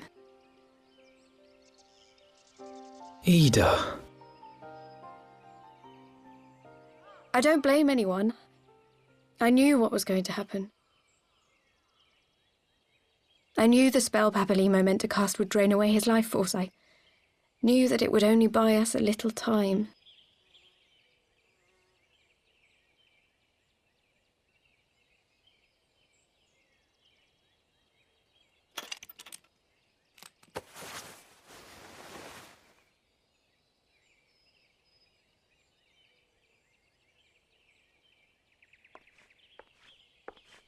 Yda, there is no need to explain.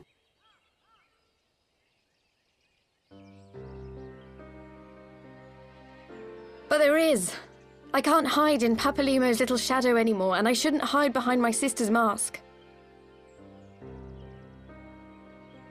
20 years ago, on the day the Empire marched into Alamigo, I was still just a child, not even 5 summers old. My father had been one of the leaders of the revolution. He had fought to overthrow the Mad King, Theodoric. And my sister had fought alongside him. But she was strong and kind, and always knew what to do.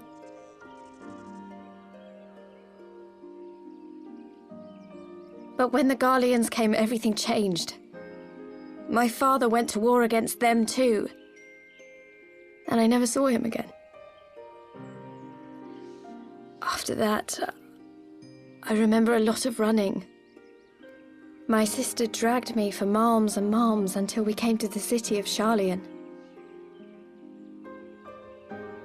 That was where she met Master Louisoix. He introduced her to the Circle of Knowing, and she eventually became an Archon. She was your inspiration. Is that not why you took up her mask and her name? Or did you simply mean to continue what she had started?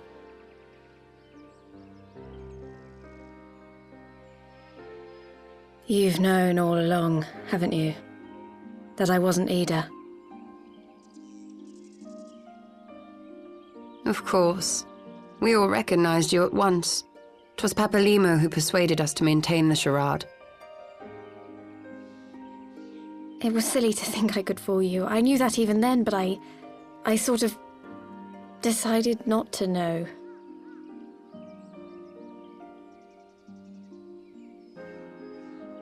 Yda died 6 years ago, on a mission to smuggle refugees out of Alamigo. They say she was overwhelmed by Imperial soldiers when she stayed behind to save a little girl. She was so strong. There must have been a lot of them.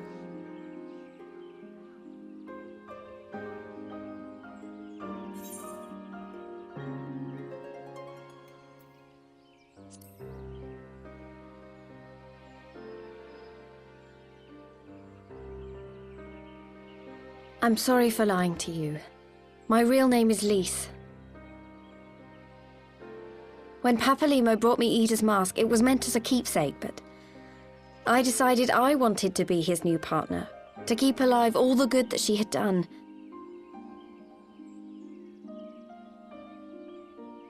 I didn't want to become Yda, exactly.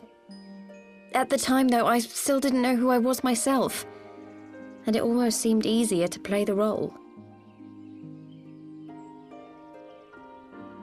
Papalymo agreed to help, of course, but it was never what he wanted for me. He wanted me to walk my own path, and those were his final words to me.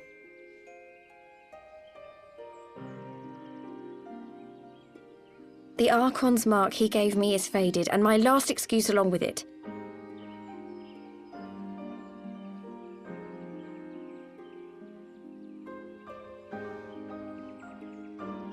So this is it. Whatever I choose to do from now on, I do as Lise. And I choose to continue my family's fight. I want Alamigo to be the country that Yda and my father always wanted it to be.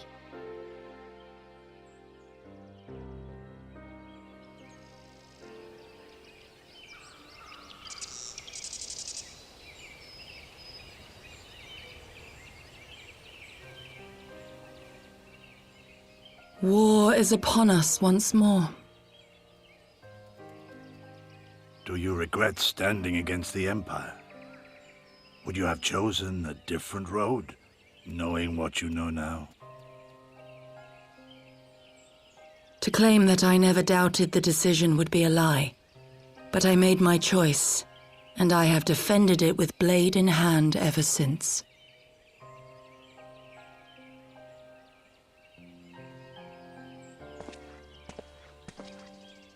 The battle continues, and our steel is needed. Come, Shadowwalker, we leave for the east, for Doma.